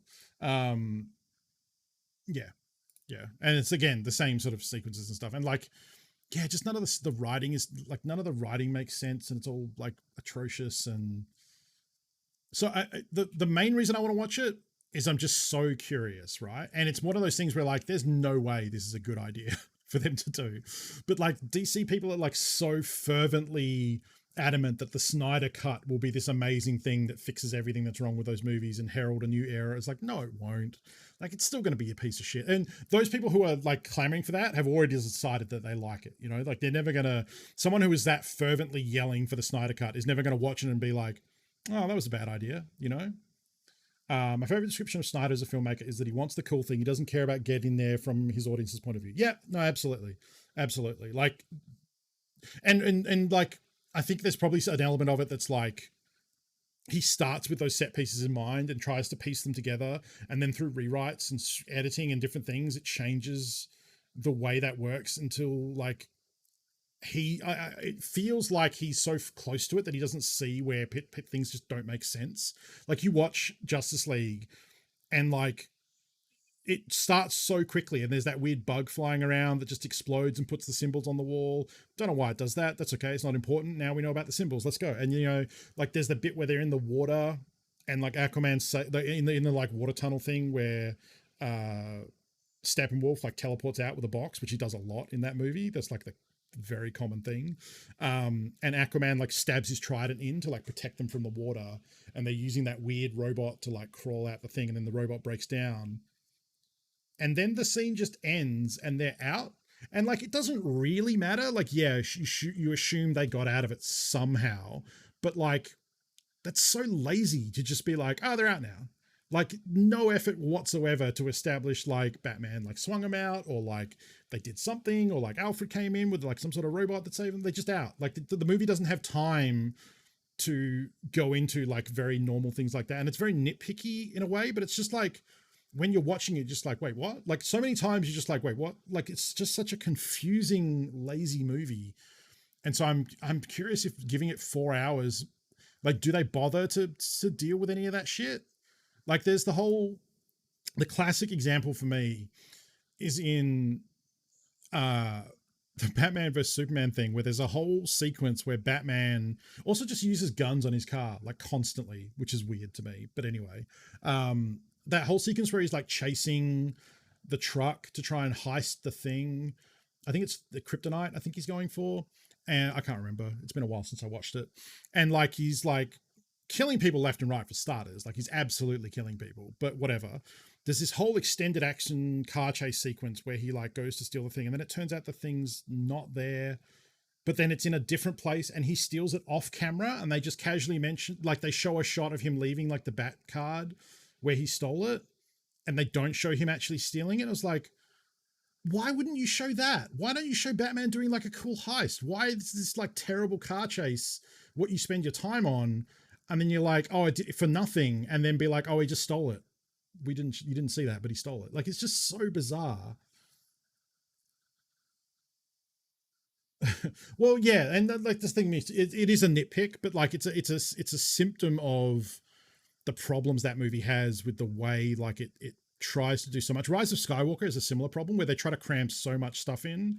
And that film it's a more of an issue with like, how the first two movies before that messed each other up and then the third one had to compensate for it. Yeah, it's fine. Like, yeah, no, Batman uses rockets and like explosives and stuff, and he does that in the Nolan thing too. Like, he has like the guns on the tumbler that go into like intimidate mode, right? And he's shooting the wall and like blowing stuff up, but he's not destroying vehicles. He's shooting like concrete to make loud noises and like shock and awe, right? Like, I don't know. Don't know if there's been a live action Batman film that captures who Batman is for you. Yeah, I mean, that is one thing is like, hey, Lawton, how's it going? Thank you for 24 months. Just yelling about Batman, you know, getting ready for that Snyder cut coming out tomorrow, I guess. I don't think we're going to get it on the 18th for us. I assume it's US time. So I was just having watched Justice League earlier this week, was lamenting how fucking trash that movie is. I think like someone said like, I don't know if it was Batman vs Superman or Justice League. I think it might be Batman vs Superman, but there's one of those where like Batman does actually do detective shit, which is kind of cool. And he's like kind of more Batman than a lot of the other movies. I don't know. You're probably right. Like it'll be interesting to see what's that one coming. The Robert Pattinson one, isn't it? The Batman. That's the one he's in, right? Where it's like it's an outside of the DC universe, like the Joker was. It's like a standalone Batman film. I think that's correct. I know they're doing that. The Batman, yeah. So that'll be interesting. Maybe that'll be cool. I mean, the Joker was like a good movie. You know, it's not really a comic book movie. It's just a good movie. All right, now we're going to labs. I've yacked on about Zack Snyder enough. And this could be as short as that scav run, honestly. We'll see. I don't really go to, this is like my third time going to labs this wipe ever, not counting offline mode. Oof. Oh, wait, no. Don't insure because there's no insurance here. That would just be pissing 180k away. I haven't seen any trailers or anything for it. I thought it was okay. I thought the Joker was okay. I didn't think it was like amazing as a lot of people thought. I thought it was fine. And I liked some of the performances in it.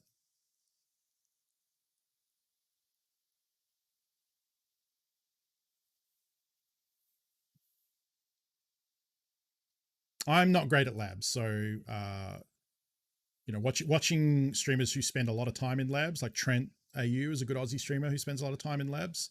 He streams a little bit later than I do. He usually goes live in my evening time, so it's probably a couple hours away yet. Pesley plays labs occasionally. His chat yells at him to go to labs a lot, so he doesn't actually go there that often. Drino plays a lot of labs. You know, a lot of like people who play this game a lot will end up spending time in labs, so it's something that I need to do more of, for sure. Ooh, I think I have a new cosmetic look available at 45.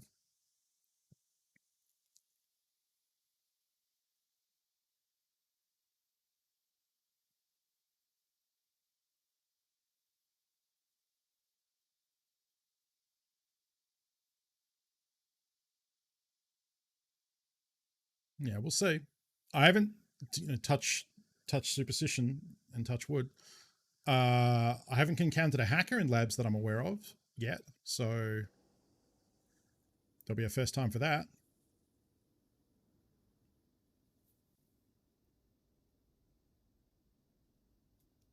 All right.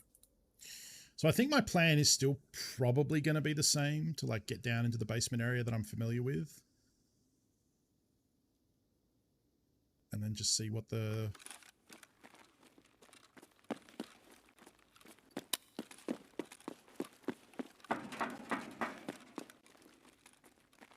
I need to clear out of this spawn because it's a dead end that people know to rush, I think.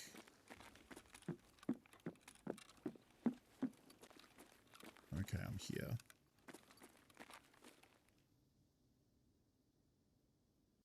So this is one of the car garages, I think.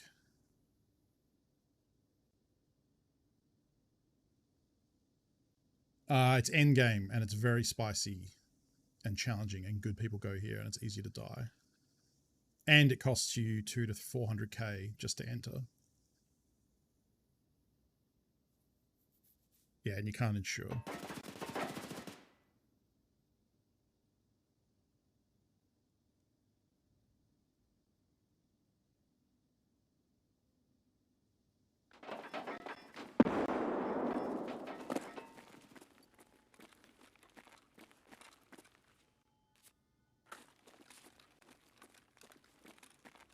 Alright, I'm gonna risk it and run through here and hope I don't die.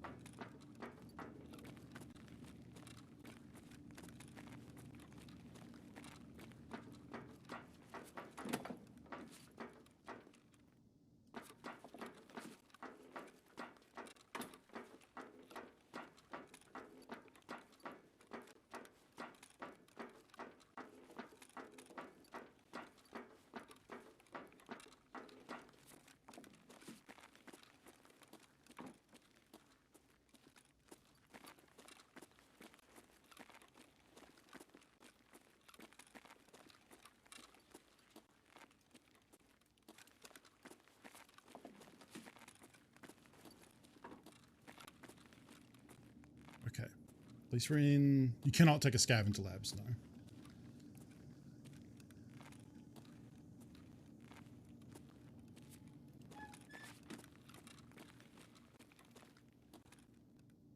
Okay.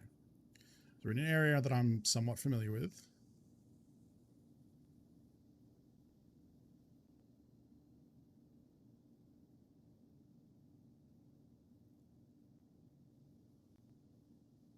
Already we've heard more shooting and grenades in action than the previous two ones that I've done. So I'm a little worried that when I power on buttons like this, it's going to bring someone down here because they know what that is.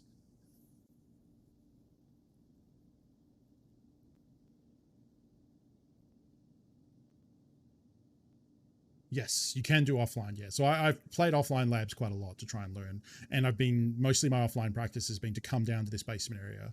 So I'm pretty familiar with the layout down here. Sort of, anyway. Yeah, you just have to buy one key. And then you can just use it over and over again to play offline mode. Which is a good way to learn the layout, especially for a map that charges you so much just to enter it. I wouldn't say you should come to labs for the first time in online mode, unless you like the challenge, I suppose.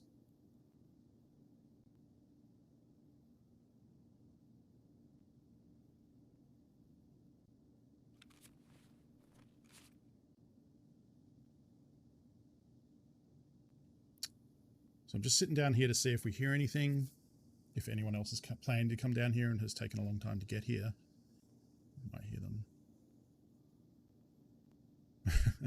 I think they're like the hard plastic, like, you know, tactical soldier gloves for punching. And so you don't scrape your knuckles on stuff. So we're here because it's good practice. There's good money to be made. If we can kill the raiders, then there's money. You know, they drop good guns and good gear and good ammo, good everything.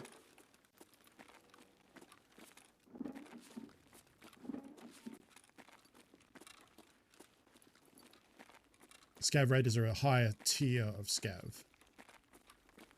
Their equipment is very good.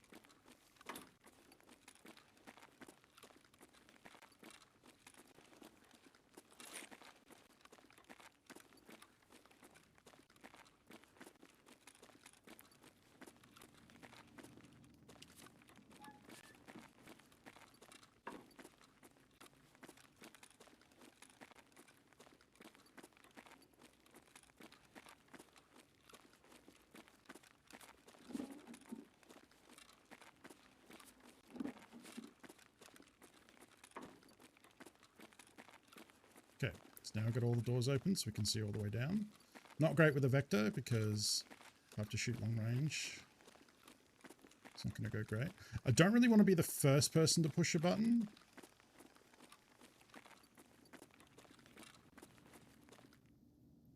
Which is kind of where we're at now. Because when you push the buttons, an announcer comes up and starts talking about which button got pushed. And it's in Russian, but the words are different depending on which button is pushed.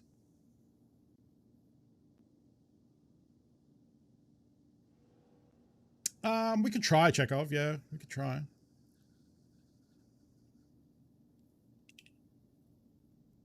Definitely getting...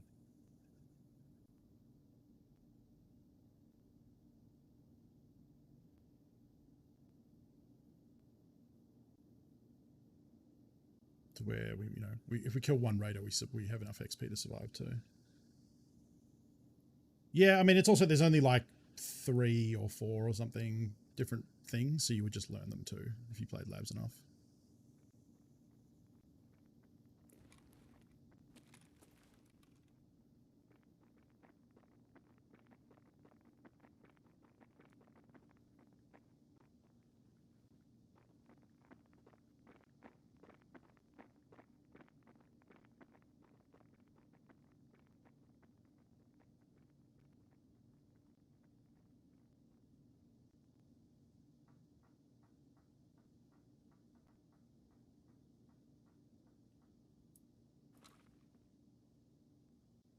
Could have been above me.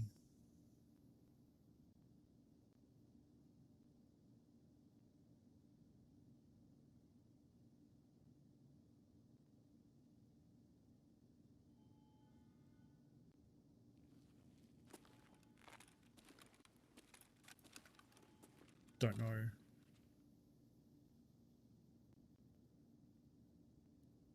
If it wasn't clear, there were footsteps. Learning Russian for a more authentic experience. As far as I know, it's a pretty difficult language to understand or to learn.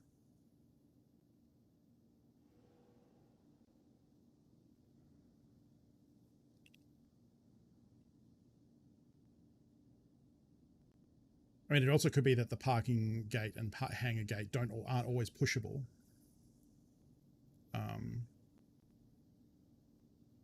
Their buttons aren't always active, so that might unfortunately bring someone down here.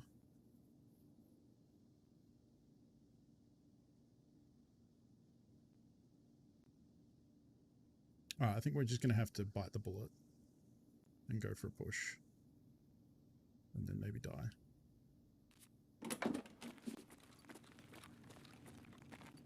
Okay, so I think they were above me because the door back there is... Yeah, so you can hear the lady.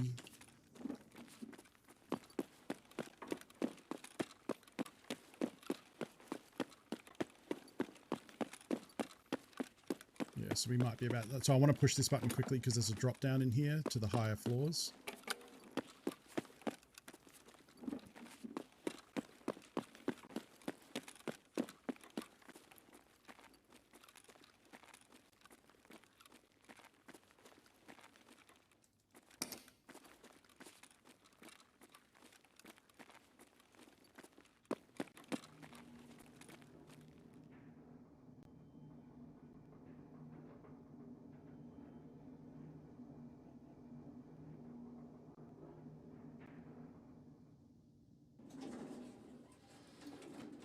Okay, so now we can just leave.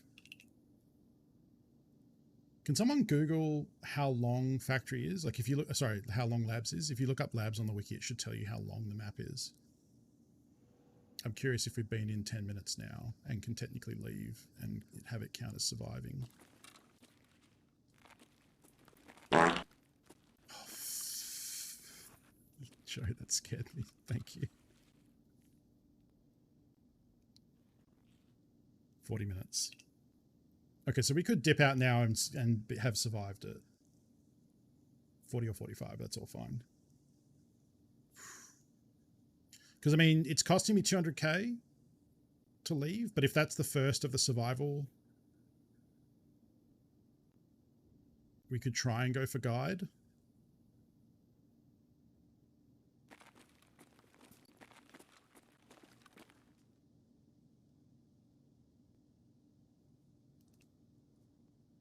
Oh, it's 7 minutes too. You're right. Yeah, they did. It's probably not 10.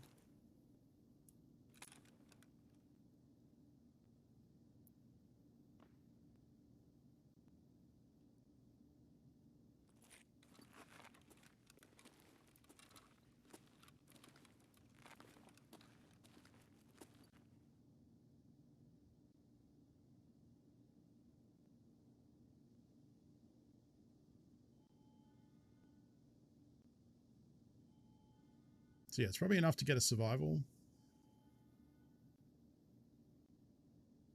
Yeah, either way we're good, yeah.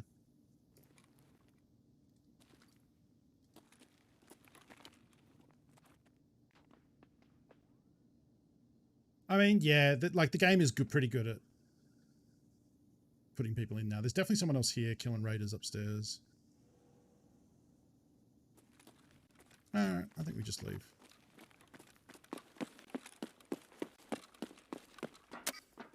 If we can get guide done, that is like a huge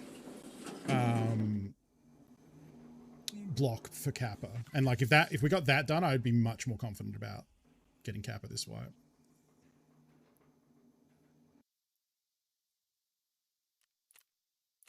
All right, let's try and survive one of every raid. So that means we're probably going to be doing nights.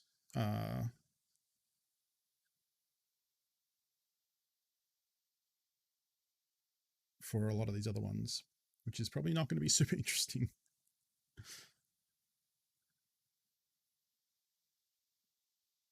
But lab's done. That's the hard one. We did finish a Bitcoin, yeah. Sorry, what happens if you're stealing when the time runs out? Yeah, it's the same as dying. You're considered missing in action. If it's a map that has insurance, labs does not, but all the other ones do, then you would get whatever gear you had back. Whatever gear is insured, you would get back. I think the Vector is probably, like, obviously we'll switch this for, shit, do I still have a good night vision helm? I might have lost them all. Oh, I do. Okay.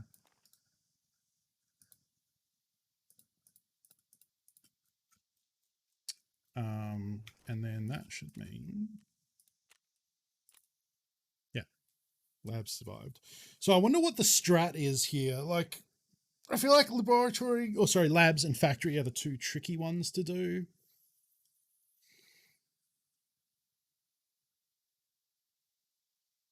Reserve, I'd probably just try and hide somewhere up near Dome and then use the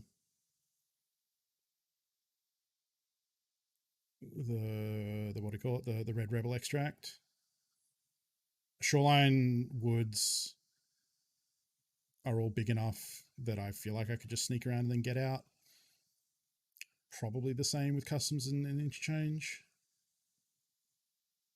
But yeah, I feel like factory is the one you would do next. I'm sure there is also a guide for the guide on the best order to do them in. Labs, factory, customs, probably. Factory, reserve, dealer's choice, yeah. Reserve is probably a spicy one because there's not that many extracts. Reserve, I'd probably do the one where you can just ditch your bag. Like I would not bring an attack 2 bag. And actually I shouldn't. Well, I mean, I was planning to go loot stuff, so. But factory won't bring the attack 2. Because then I could do manhole, even though manhole is pretty sketchy. Yeah, customs has spicy spawns, but you can also kind of just like chill on customs if it's night, like unless someone's running thermals. All right, let's watch me like just like fucking eat it on nighttime factory, and you know that'll end the guide run real quick. Now we are going to ensure, because again, it's unlikely we get any of this gear back if we do die to someone, but if we die to a scav or something random.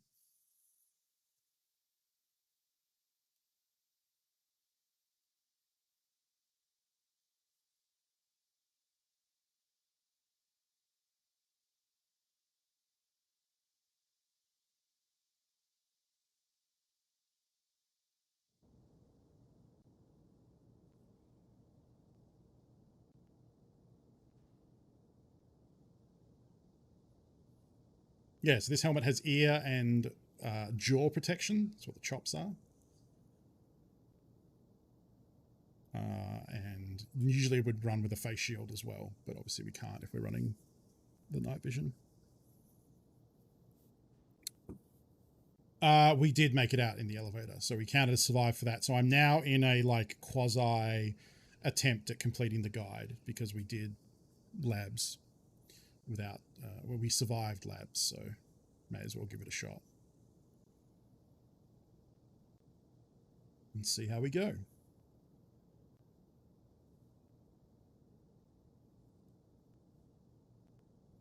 I guess I'm technically 8 because I have 2 eyes, glasses, and then 4 lenses.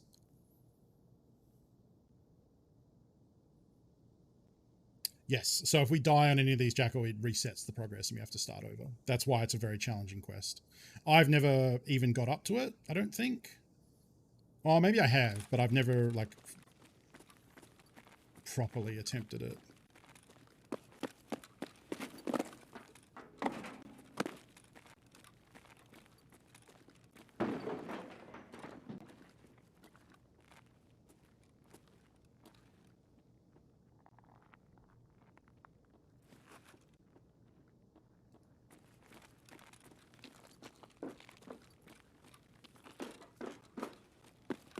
If I can just kill this scav, we can just leave. Блять, берсаки!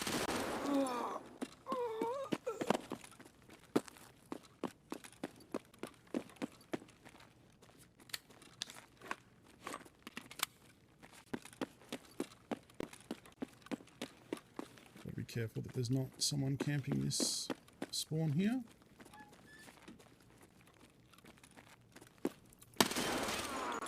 Like that.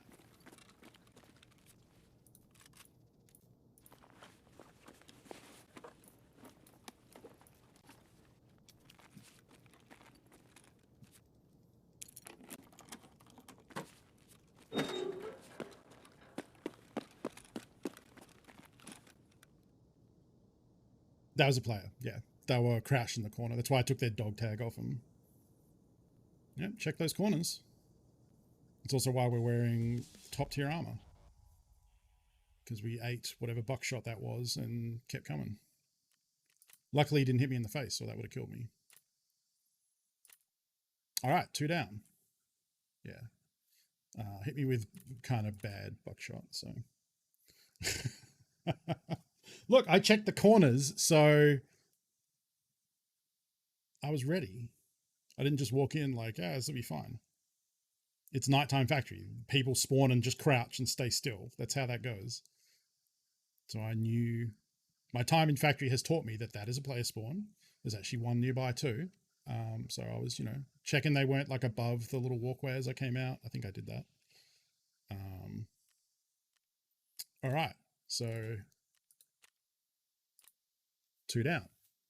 It did like my armor ate most of it.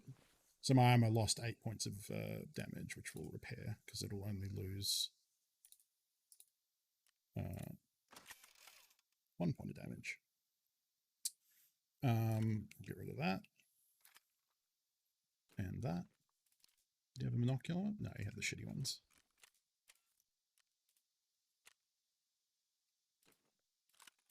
Oh. Oh, I guess it's a ragman thing, huh? Yeah. Yeah. Lots of people do nighttime factory for quests and don't much care for actual fighting. I think reserve next, yeah. However, for that, we are going to take a bag because I'm going to try and use the reserve. We're probably not actually going to do that much fighting, so there's my power. And so I can take my armor off when we're extracting, which is real fucking sketchy, but I'm also not going to take an attack 2 bag. I'm going to take a tri-zip because it's a little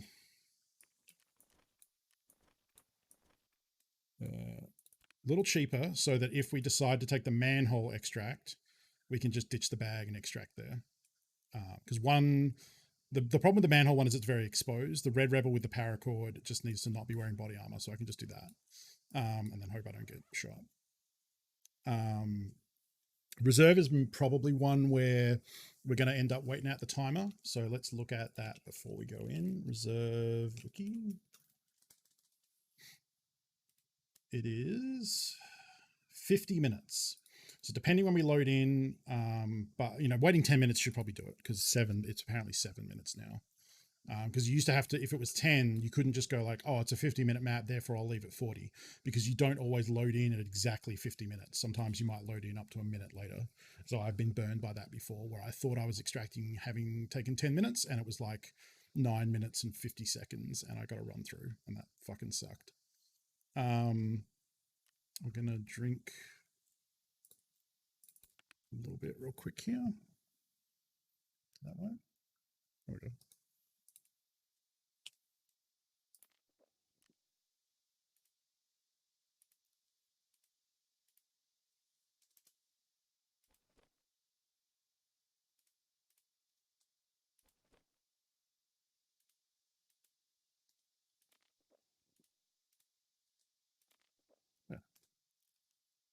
Light spoons are not a thing anymore, no.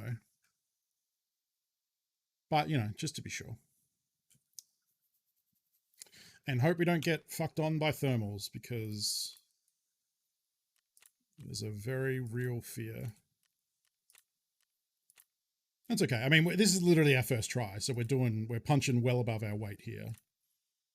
It's also good timing for it because it's still night. We're actually going to run out of nighttime pretty soon here. And I'll probably switch to doing a scav run and like hanging out for a bit until we get to dark of night again.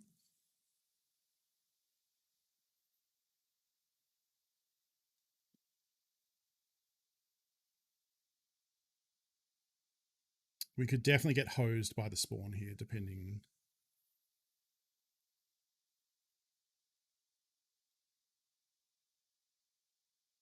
Ideally, we would get close to dome, and then I could just sit up there and hide somewhere. And like, look, this is the very ratty way to do this quest, but the objective is literally to survive and leave and nothing else. So if I can do that like there with an easy scav kill and then just get out, that saves us having to wait 7 minutes. I mean, chances are, Blackcoat, this whole plan will end pretty unceremoniously if, someone sees us with a thermal or we're having to cross the whole map and we get clapped. There's a lot of ways we could just die. And then I'm not going to go back into labs and do it again. We'll probably maybe go with one guide runner stream, you know? Do a labs, if we survive it, cool, keep it rolling. Thermal's more likely at night, yes. Does that make the day more desirable? So, no, because it's still, like, it's still easier to avoid scavs, which makes noise, which brings players at night. It's, you know, unlikely someone runs a thermal. They're very expensive. It's a big map, you know. The thermal can't see, like, literally everything on the map. You know, you just have to hope you don't, you know, it's still, you still take the normal pathing decisions of move cover to cover and all that. It's just that the thing with, like, night is sometimes it's good to, like, hide in a bush, and a thermal is counter to that because they can see you in the bush. So you want to hide somewhere where you have more hard cover, perhaps.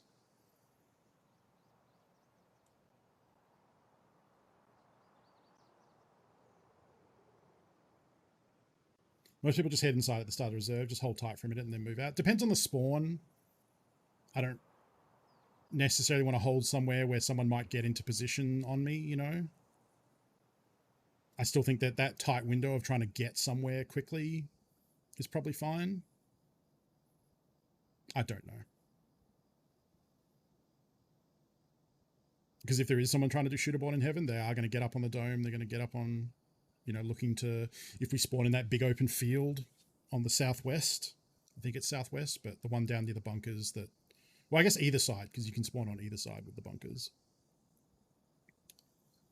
Yeah, hiding in an unpopular shack. I mean, hiding close to the extract, I think, too, is pretty good. Like, dome is popular, which is a downside, but if we can hide somewhere up there... Oh, I guess that's true. People aren't really going to... I mean, unless they're running thermals specifically. Yeah, they're probably... Most people would be coming to nighttime reserve to do rat looting. This is your first trial bio, but well, I don't want, like... I guess I could try it. I don't know if I like sweet pies. You buy me a meat pie, now we're talking. Well, that is maybe your version of a pie is more extravagant than a servo pie. You pick the kind of pie? Yeah, okay. I would try sweet pie. I mean, people seem bullish on them. I'd rather a pepper steak, but, you know.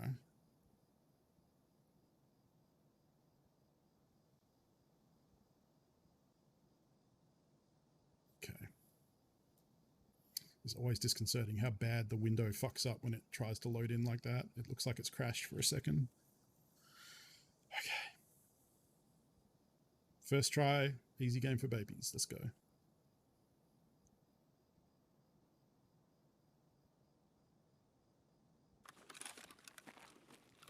Oh, yeah, I mean, yep. Okay, now the benefits of this is we are actually kind of close to dome. As long as there is a spawn down here, though. Who is closer to dome.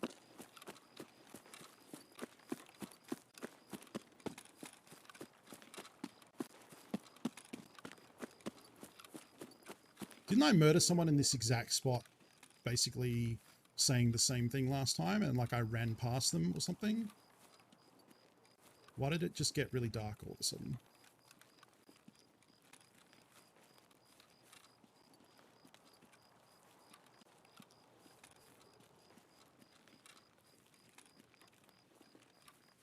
Am I crazy?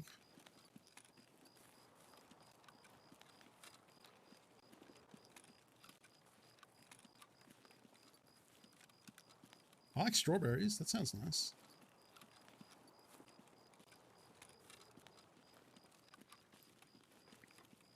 I'm trying to avoid sprinting to make a lot of noise. Or to avoid making a lot of noise.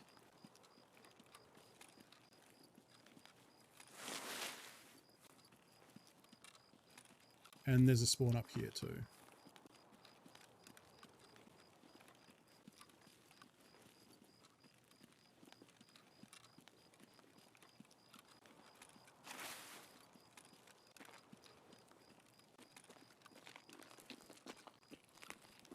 Sniping's a good job, mate.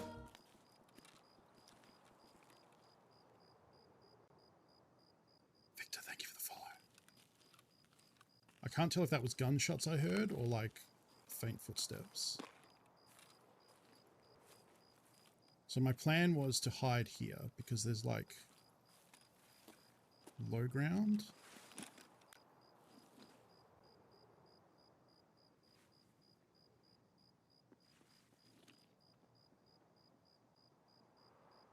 Okay, definitely someone here.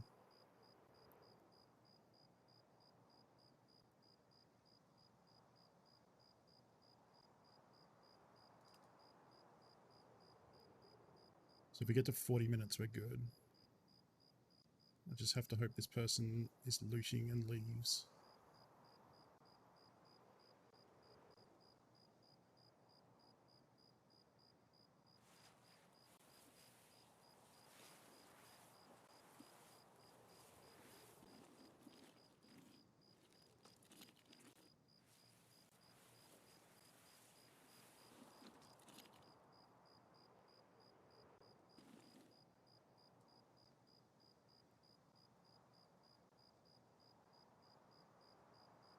I don't know why.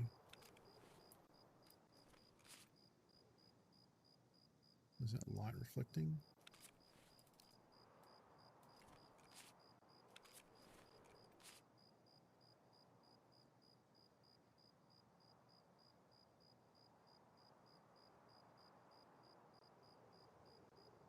Probably just gonna wait till 40 because it's unlikely anyone comes by. I'll hear them if they approach unless they're like crouch walking the whole way, but that'd be weird. And it gives them more time to do their thing and get the fuck out. Because the buildings that are close to me here have like safes and intel spawns and stuff. So if they started here, that's probably what they're looting. There's some stuff in the building and then they would probably go underground and leave. Or they go up the top of the dome to snipe. But the dome doesn't really look back here. So I think once we get to 40, we can just crouch walk all the way to the extraction. Pop the armor off and then leave.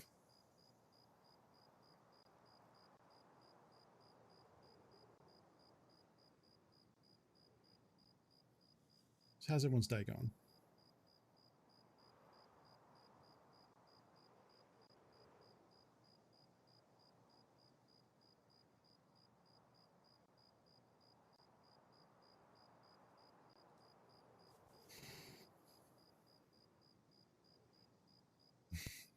How's I've been semi following along with your with the Onion Crew's Valheim adventures from the gaming channel, Joe. It sounds like things are progressing pretty far.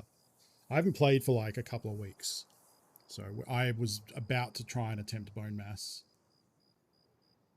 If they go for dome for snipes, we'll probably hear them. Yeah. If your melee weapon's a crowbar or a climbing axe, it is a climbing axe. It's the Red Rebel climbing axe. It used to be used for 2 extractions, one on reserve, which I'm going to use in a second, and one on woods, but they removed the one on woods this wipe when they expanded the map. You need to have a paracord on you. You need to not be wearing body armor, so I'll drag this in here when we go to extract and hope I don't get shot in the chest. And then you can extract from the top of this dome using the climbing axe.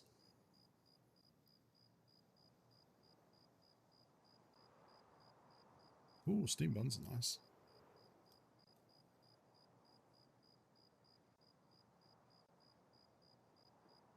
Now my main fear is that we have someone who comes up to the dome via this passage and walks straight past me and then sees me.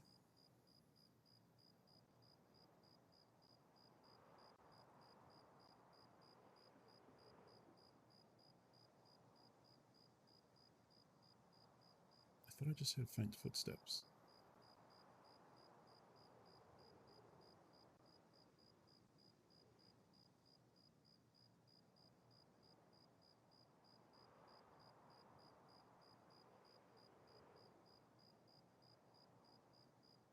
Man, it would really suck if someone was up here defending the reserve, like rope spawn.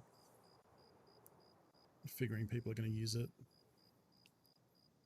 For those who maybe just joined us and don't know what I'm doing, I'm working on a quest which is to survive each map 1 time in a row without dying on any of them. We have 2 down so far. This is the 3rd.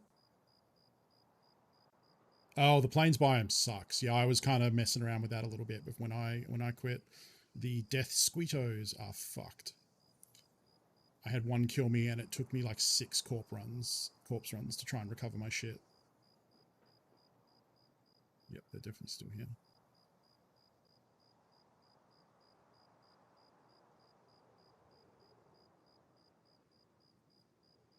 Oh, that was bullets? I don't know.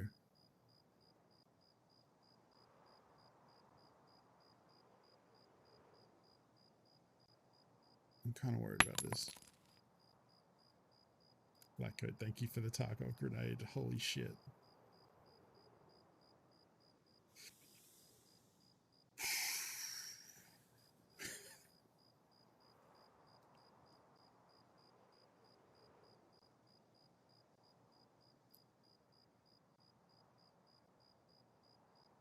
I'm really hoping if we just go to 40 minutes. I mean, there would definitely be like, there's some like wrinkly brain shit where someone goes like, okay, we got to watch the dome extract at the 10-minute mark for people who are doing exactly what I'm doing, right? So we're hiding down to about 40 minutes. Like basically right now, like I needed to be in the map for 7 minutes. The map's 50 minutes long. It's now 42 minutes left. So I'm probably good to go right now. I'm hoping if I wait just a little bit longer, the person that I'm potentially hearing fucks off. It's pretty rare. Like that would be a weird thing to do.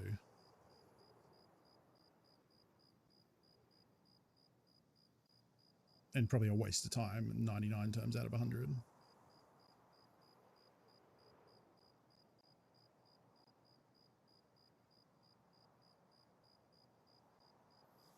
Okay. Who's ready for script? Now, do I pre-med before I go?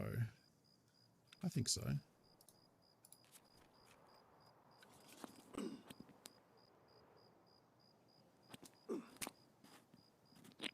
This is going to make it look like ass. I apologize.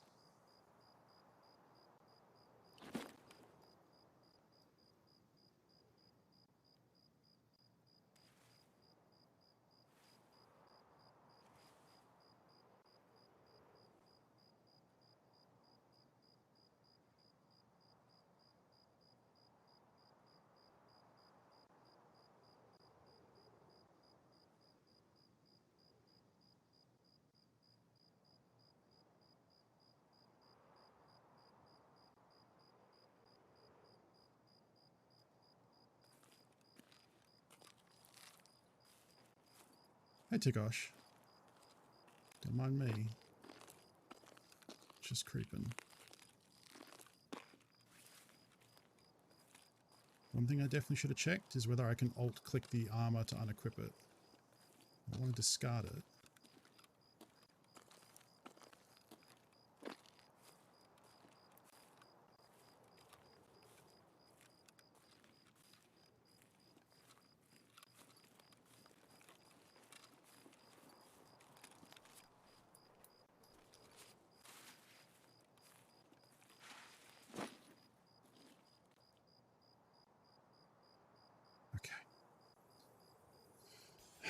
So pre-medding so that if I get shot in the leg, I can run. Because if I get legged, then I can't move at top speed. Please, if this is a run through, I'll be so upset. A few moments later. Okay. Whew. Chekhov, thank you for the moments later bits. Well, it's not bits, sorry. The points. Thank you for a well-timed sound effect. Let's go with that. Okay, so that's reserve down. So the next toughest is probably customs, right?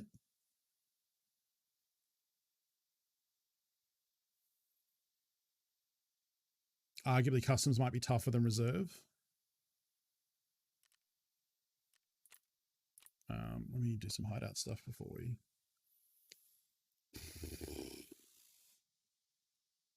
Yeah, customs is next, yeah. I don't think interchange is tough. Because we have a no backpack option on interchange too. Where's the bleach?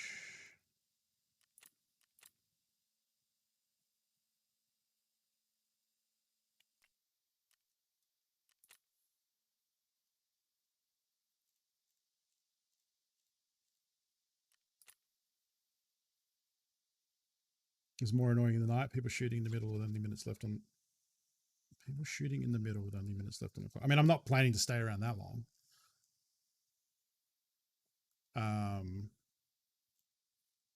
Is that a strat? People just hide until the end of the map? Because that doesn't seem great.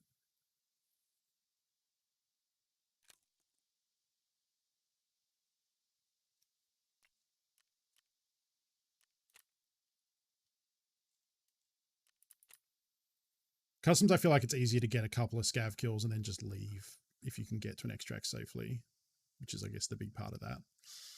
I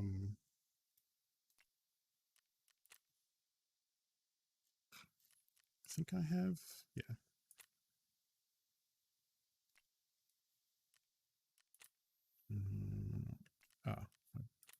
Oh, shit. No wonder I don't have water. The filter hasn't been running.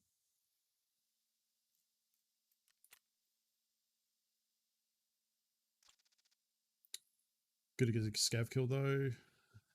If you need a ton.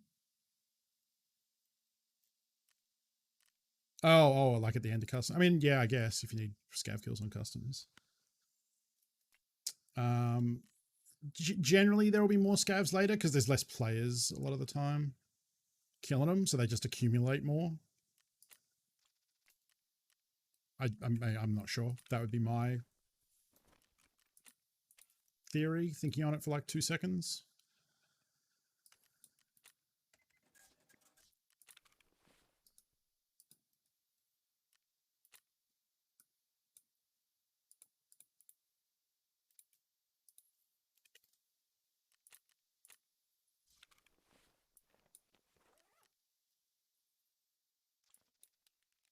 Someone was saying that like crossbows, a lot of people have been saying, and I think they maybe put too much weight on this, but a lot of people say like, oh, using glasses at night gets you killed and it's too obvious. And I think that's an exaggeration, but on the off chance that it does matter, I will take them off in this instance because, you know, we're playing for all the marbles. Hey, Booty Slapper. Okay.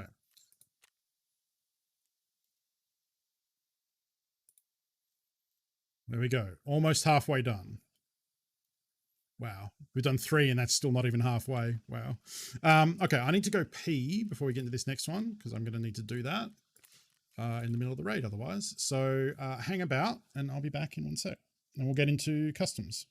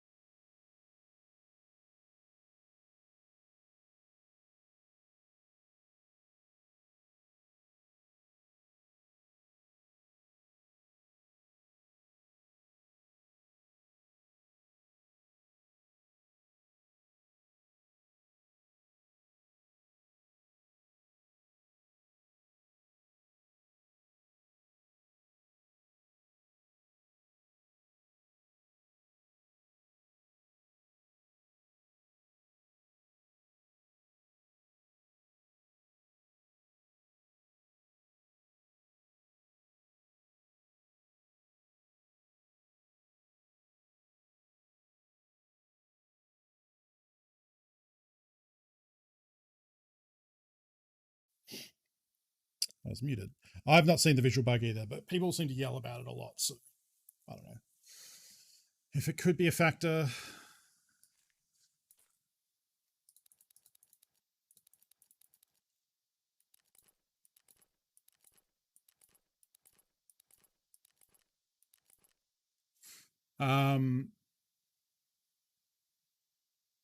Righto. So I'm trying to think like, all right, so customs. So apparently there's a bug where if you're wearing glasses, it'll like reflect light in a weird way. So you can be seen if you're like hiding in a bush or something. I mean, if you're hiding in a bush at night, you know, that's a life choice. But I'm trying to think. Okay, so if we spawn on one side versus the other, what the strategy is here. So let's think about this. Let's get... is the customs ranges going to show it all? Yeah, this will do. Okay, so if I go...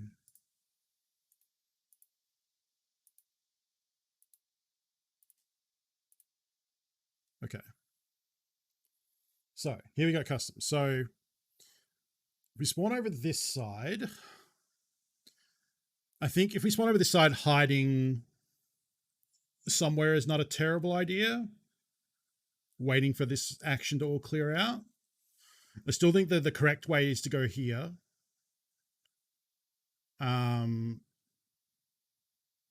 don't know if we want to just completely avoid dorms, like probably just go through here. Could even go like real wide and get around.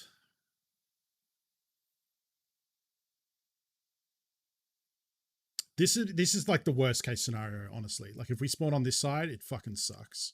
Because if we spawn on this side, whether back here in boiler or in this little bit here with like old gas.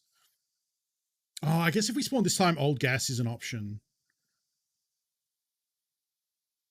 Maybe we're better off going this way like I did for Shooter Born in Heaven and hoping old gas is up. If not, we can hope ZB12 is up, and if not, we can then just push down to there.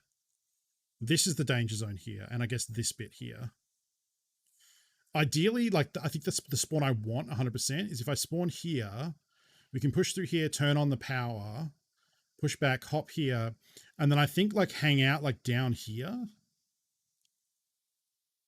Like before, like down here on the low side of the hill so people can't see us. I guess if they come this way, they could see us with a thermal, but for the most part, this is pretty safe. Wait for time. If I don't kill any scavs, that is, like there's a chance I kill a scav here and we're good. And then just get into ZB13 and get out. If ZB12 is up, well, so that, I mean, that depends if I'm pushing, that's assuming that I arrive at ZB12 with time to spare. Like I think if like to take ZB12, I would have to spawn on this side of the map. And I think if I'm spawning on this side of the map, I'm going to wait quite a while for all of the action around this area to clear out. Like we'll probably just be chilling somewhere in here or in like a storage room in here somewhere.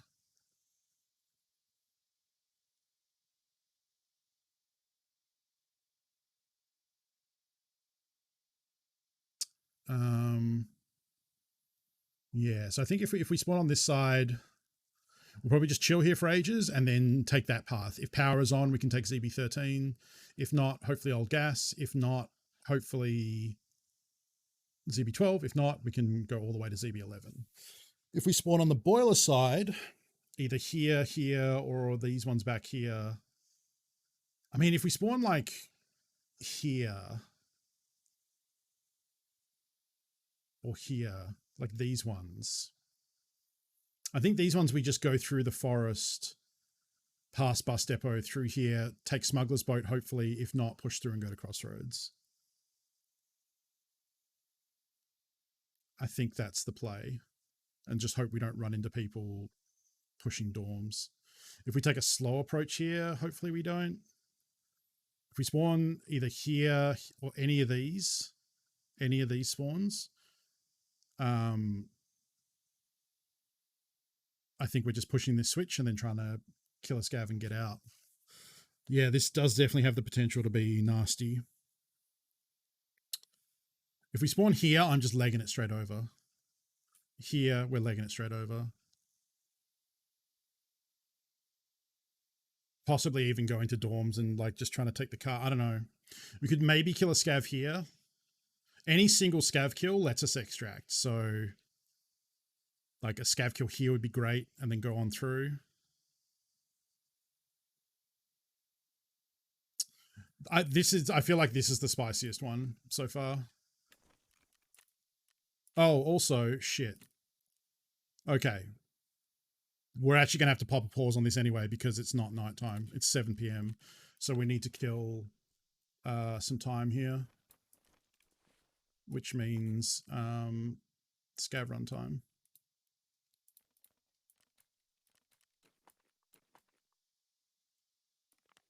I forgot about that.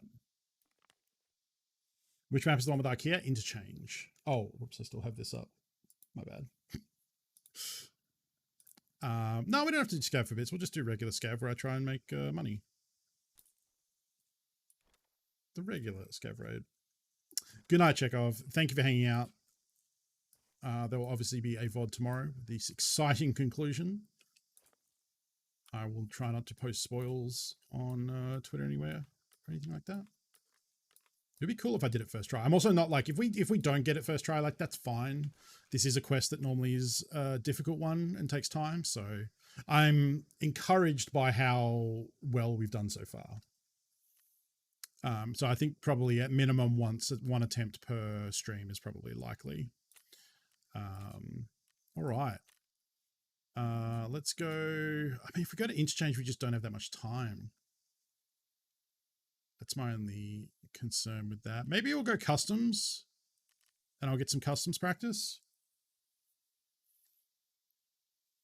Because we need to kill like at least a couple of in-game hours.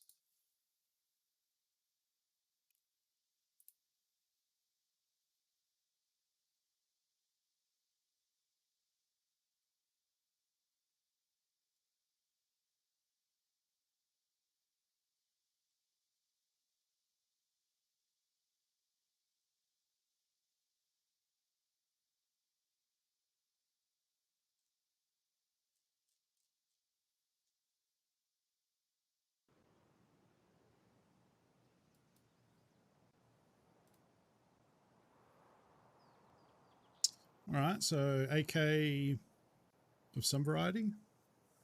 Bad helmet that I'll drop immediately. A good backpack. Burka, I think. Okay vest, not a great one.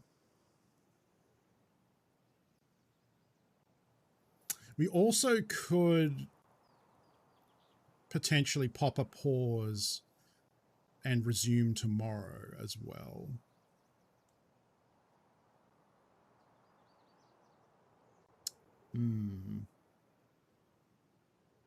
We'll see how I feel after the scav run. It kind of looks like an AK-74N, especially with the wood stock.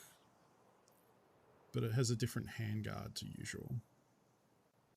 I don't really know enough about the different AK variants. To me, they don't really matter.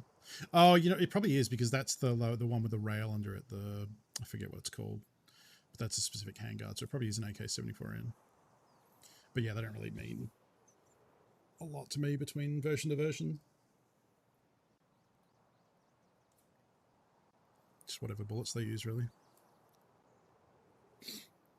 That was my first inclination just because of the wooden stock, but the handguard was throwing me. But I think this is the fancier one where you can put a rail or like a foregrip on the rail and like a light and stuff. Oh, we got armor too. Okay. Other than the like bad helmet that I'm going to drop, this is not bad so far. It probably has PS ammo, which is going to suck. It'd be awesome if it was BP, but I don't think we're going to be that lucky.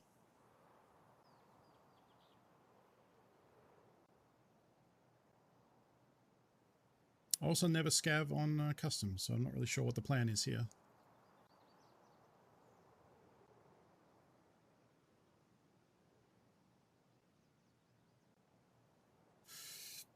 Hello, game.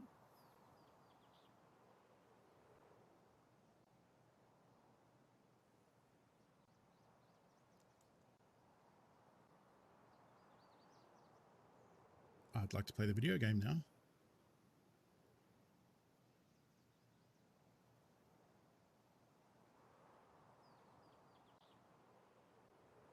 Oh, okay. I guess not.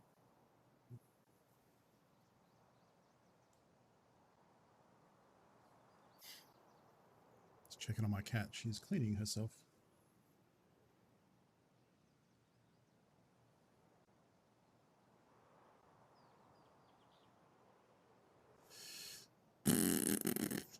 Really? The computer does say no. What the fuck?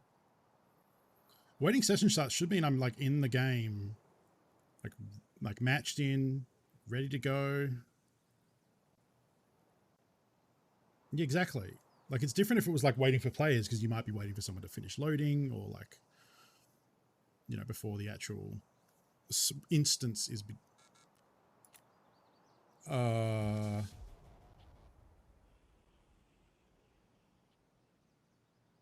Okay.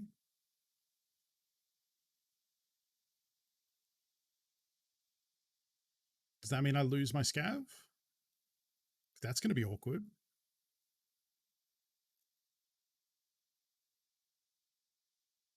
It made the like raid over sound. That's not a good sound.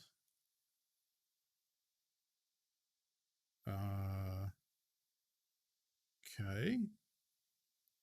That hasn't happened before. We did just have a big maintenance today, so perhaps there's some weirdness. Oh. Oh, okay. This is not filling me with confidence for my 50% or 40%. 7 raids, right? So what's 3 out of like 30? 35%? I don't know percentages. Apparently we still have the scav. He's just standing in a raid, maybe dying somewhere. Guess we'll find out. Not filling me with confidence for the old 3 of 7 done on the guide. If I'm being honest. 42%? Oh, nailed it. Close enough. Yeah, we'll see how this goes, but I'm kind of leaning towards maybe putting a pin in it and coming back tomorrow and trying to complete it then. Because that gives them 24 hours to iron out any kind of weird server shit they've got going on. And it's been a pretty good stream. You know, it's not like, I haven't done like the most raids ever. It's been kind of, but we've accomplished stuff, you know. We got those 3 shoreline quests done, which were huge bottlenecks. Opened up a lot of the end game that's left to us here. Good progress on the guide. Potentially maybe able to get it done in 1. That would be pretty amazing and would make me feel a lot better about Kappa. Even actually just getting these 3 done, like surviving labs, Night Factory, and then reserve, like, yeah, customs is still going to be fucked, but I feel like if you got through those 4, if you can get through labs, factory, reserve, and customs, kind of feels like the home stretch, barring any like acts of like super bad luck. And even if it does, like, I feel confident that we could, you know, put some time in. I think it would take us less time than Shooter Born in Heaven, all up, I think. We have to be dead, surely. I don't know where we would have spawned, but like, we'd be a player scav just standing there. Like, surely someone murked us. Apparently not.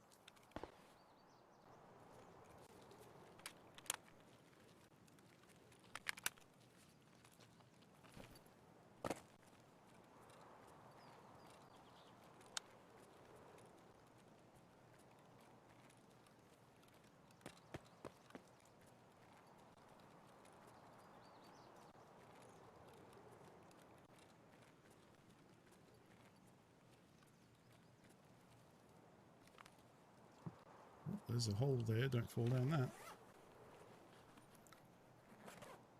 Oh, okay. Like that. Like that.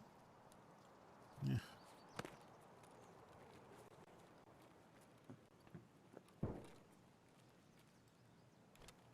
Shot indoors, probably over at the med building.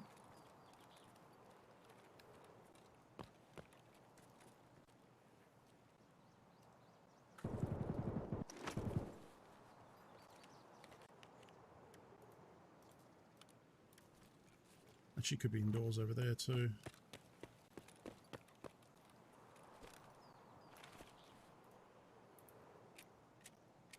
Okay, bear with me a moment.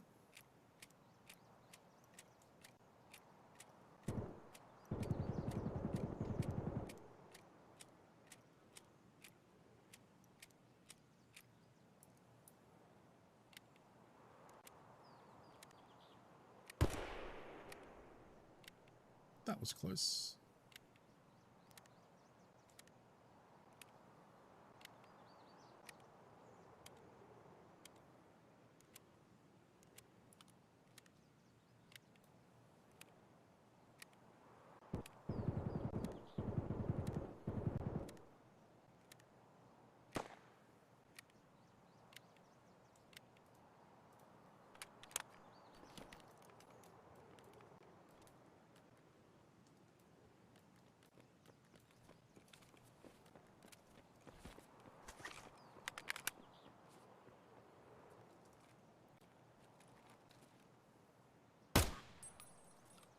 Right, son.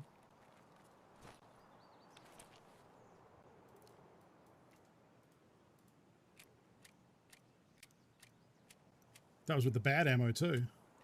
I need to get that round out of the chamber, so mission accomplished.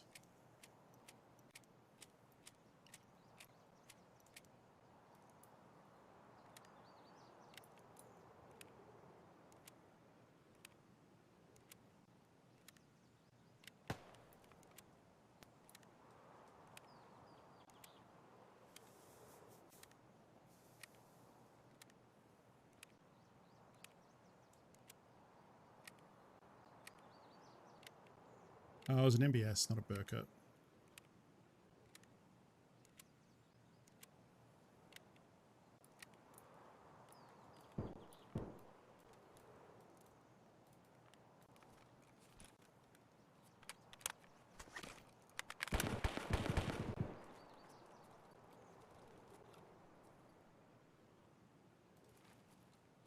So the bit that I saw, the spot that I saw someone using, I don't know if I can make this as a scav. So this is kind of sketchy.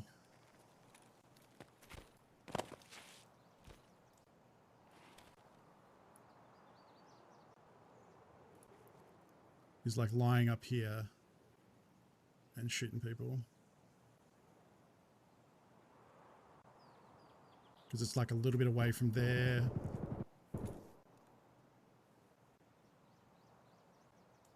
Oh, there's a body right there.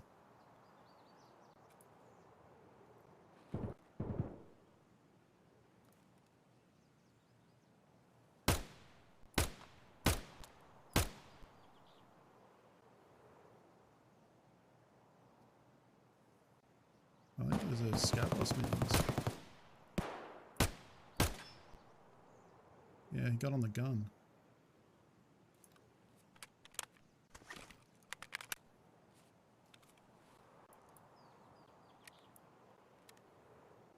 The only problem is I'm shooting traces, so someone might see a big line pointing to exactly where I'm shooting from. I don't know if they're scavs or scav. Please do not belittle the culture of my people. What's Knifey Spoony? What the fuck is Knifey Spoony? Lumine, welcome to the raid. Welcome to the raid. Thank you for the raid. Welcome to the stream. Hello. What were you playing today? What were you streaming today? Shouldn't always default to saying what were you playing today, because someone might have been doing creative, or I guess Ring Fit would still technically be playing it.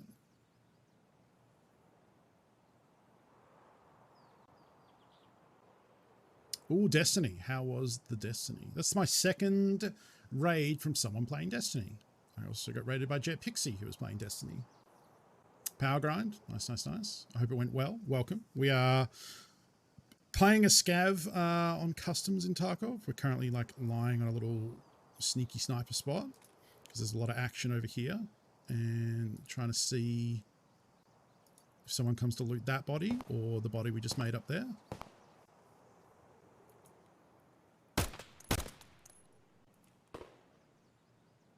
That person looked like they had a lot of stuff on them, but I also saw someone running around at the back up there, so fuck you, fuck you.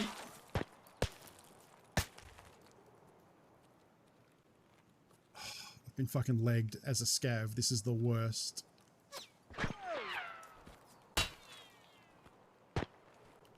I am absolutely fucked.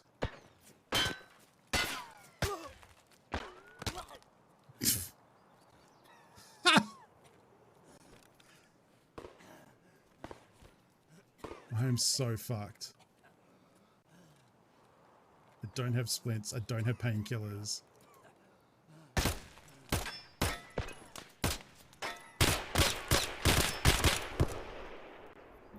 Clearly it was part of a group. Like I shot one and their friends came for me. Could have been a player that I dropped. They had like it looked like they had a huge backpack. Yeah, no. Still, nothing but headshots. Pretty good. Yeah, because oh, actually, I probably hit the other scav. Okay, so the first scav I definitely got with a single headshot. The second one, I think I hit a couple times and then killed with a headshot. The last one was definitely a single headshot. I mean, it's not so much that it's a downside to that vantage point. It's that I took shots and didn't relocate is the big issue. Yeah, 6, 3 were heads. Probably the other 2. I don't know if I hit that dude at the end. Maybe. I definitely hit the one that I shot at the construction building at the stronghold, whatever you want to call it. Some people call it Skeletor. Some people call it construction. Construction is like the other area. I shouldn't call it the construction building. It's either stronghold or Skeletor, I think. Stronghold is probably the correct name because it's where the scab boss spawns, and it has a mounted gun and all that sort of thing.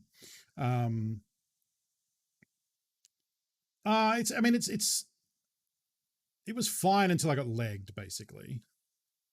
But yeah, it's not a great spot. It's just a fun spot. It's okay to use, or at least I like using spots that are fun. Like going up on top of Sniper Mountain, not a good spot, but it's a fun spot. And I like having fun. That's the main thing about video games, is to have fun. For some people, having fun is doing everything the absolute correct, most efficient way all the time possible. To me, that sounds fucking horrible. So yeah, that's why I like fun spots. Well, it is getting close to night. I'm just a little worried about the servers. Like, I'm just a little worried about that crash we had earlier. And like, just in general, like, about it has great coverage of Stronghold. Like I would pretty much only use that spot if there was action going on in the Stronghold, because you can cover the 2 top areas and that path down the middle. Like it's a great spot for covering Stronghold. And really the only issue there was I shot someone who probably had friends, and his friends came for me, and I probably had enough time to shoot that person and then get out of there and reposition, which would have been smart. But anyway, yeah, I'm a little worried about servers. So maybe we'll leave it there today and do a bit earlier. Like it's still been a 4.5 hour stream. That's still a pretty sizable stream. And I would normally be ending, oh, well, I guess it is a bit earlier now. Normally I start at noon, whereas I started at 11 today. I will be back tomorrow, however, though. And I will raid someone to make sure you have a cool stream to go on to if you're hanging about and want more Twitch entertainment. And we'll pick up tomorrow on the guide, which you can't see. We survive factory and labs and reserve, and then we just need customs next. I'd probably go customs, interchange, wood shoreline, something like that. All the other ones are kind of equal, but yeah. Thank you for hanging out. I don't think the Snyder Cut is out. Also, it's on like HBO Max, and like I don't know how access for that for Australians works, so we're gonna have to figure that out. Thank you for hanging out today. I hope you all enjoyed the show. Thank you for choosing to spend your time with me as I'm pushing for Twitch partnership. You know, the next metric I need to hit for that. You're on booth, you ding dong. I am on booth. Thank you. Thank you, Rag. The hitting those average views is very important. And I'm actually going to raid an Aussie Tarkov player who I just started watching the other day, and I haven't watched much of their channel, honestly. But they're an Australian who likes playing Tarkov, and I'm trying to find more folks like that to expand my knowledge of Aussie Tarkov players. So let's go raid this person. Their name is Drakezilla. Mr. Drakezilla, excuse me. They're playing some Tarkov, so if you want to hang out and watch more Tarkov, then hang about. Otherwise, I'll be back tomorrow at 8 p.m. I need to do some more uploading of VODs as well to try and catch up to the current VODs over on YouTube. So if you like watching old content from earlier in the wipe and want to watch me play some of the raids, there's VODs going up on this channel, which is separate to my main YouTube channel. So if you want to watch VODs, they will be up there on YouTube, hanging out forever, because obviously Twitch delete them after 2 months or so. So that's a way for me to preserve them. And other than that, back tomorrow, 8 p.m. We'll be probably starting with a scav run and then straight into the guide trying to do the rest of these. So if you want to see the continuation of me trying to get all these maps survived, 8:30. The stream will start at 8, but we'll probably get into the first one around 8:30. And yeah, hopefully we can get it done in one. If not, that's okay. We'll just do some fun raids because we made good progress today. Let's get that raid popping off. Thank you all once again for hanging out. I appreciate you. Yeah, catch me on Twitter. Catch me on Discord if you have any questions about Tarkov before then. Other than that, I'll see you all tomorrow. Be kind to yourselves. Remember to drink water and stretch and get to sleep on time because self-care is important. And yeah, we'll see you tomorrow. Later, friends.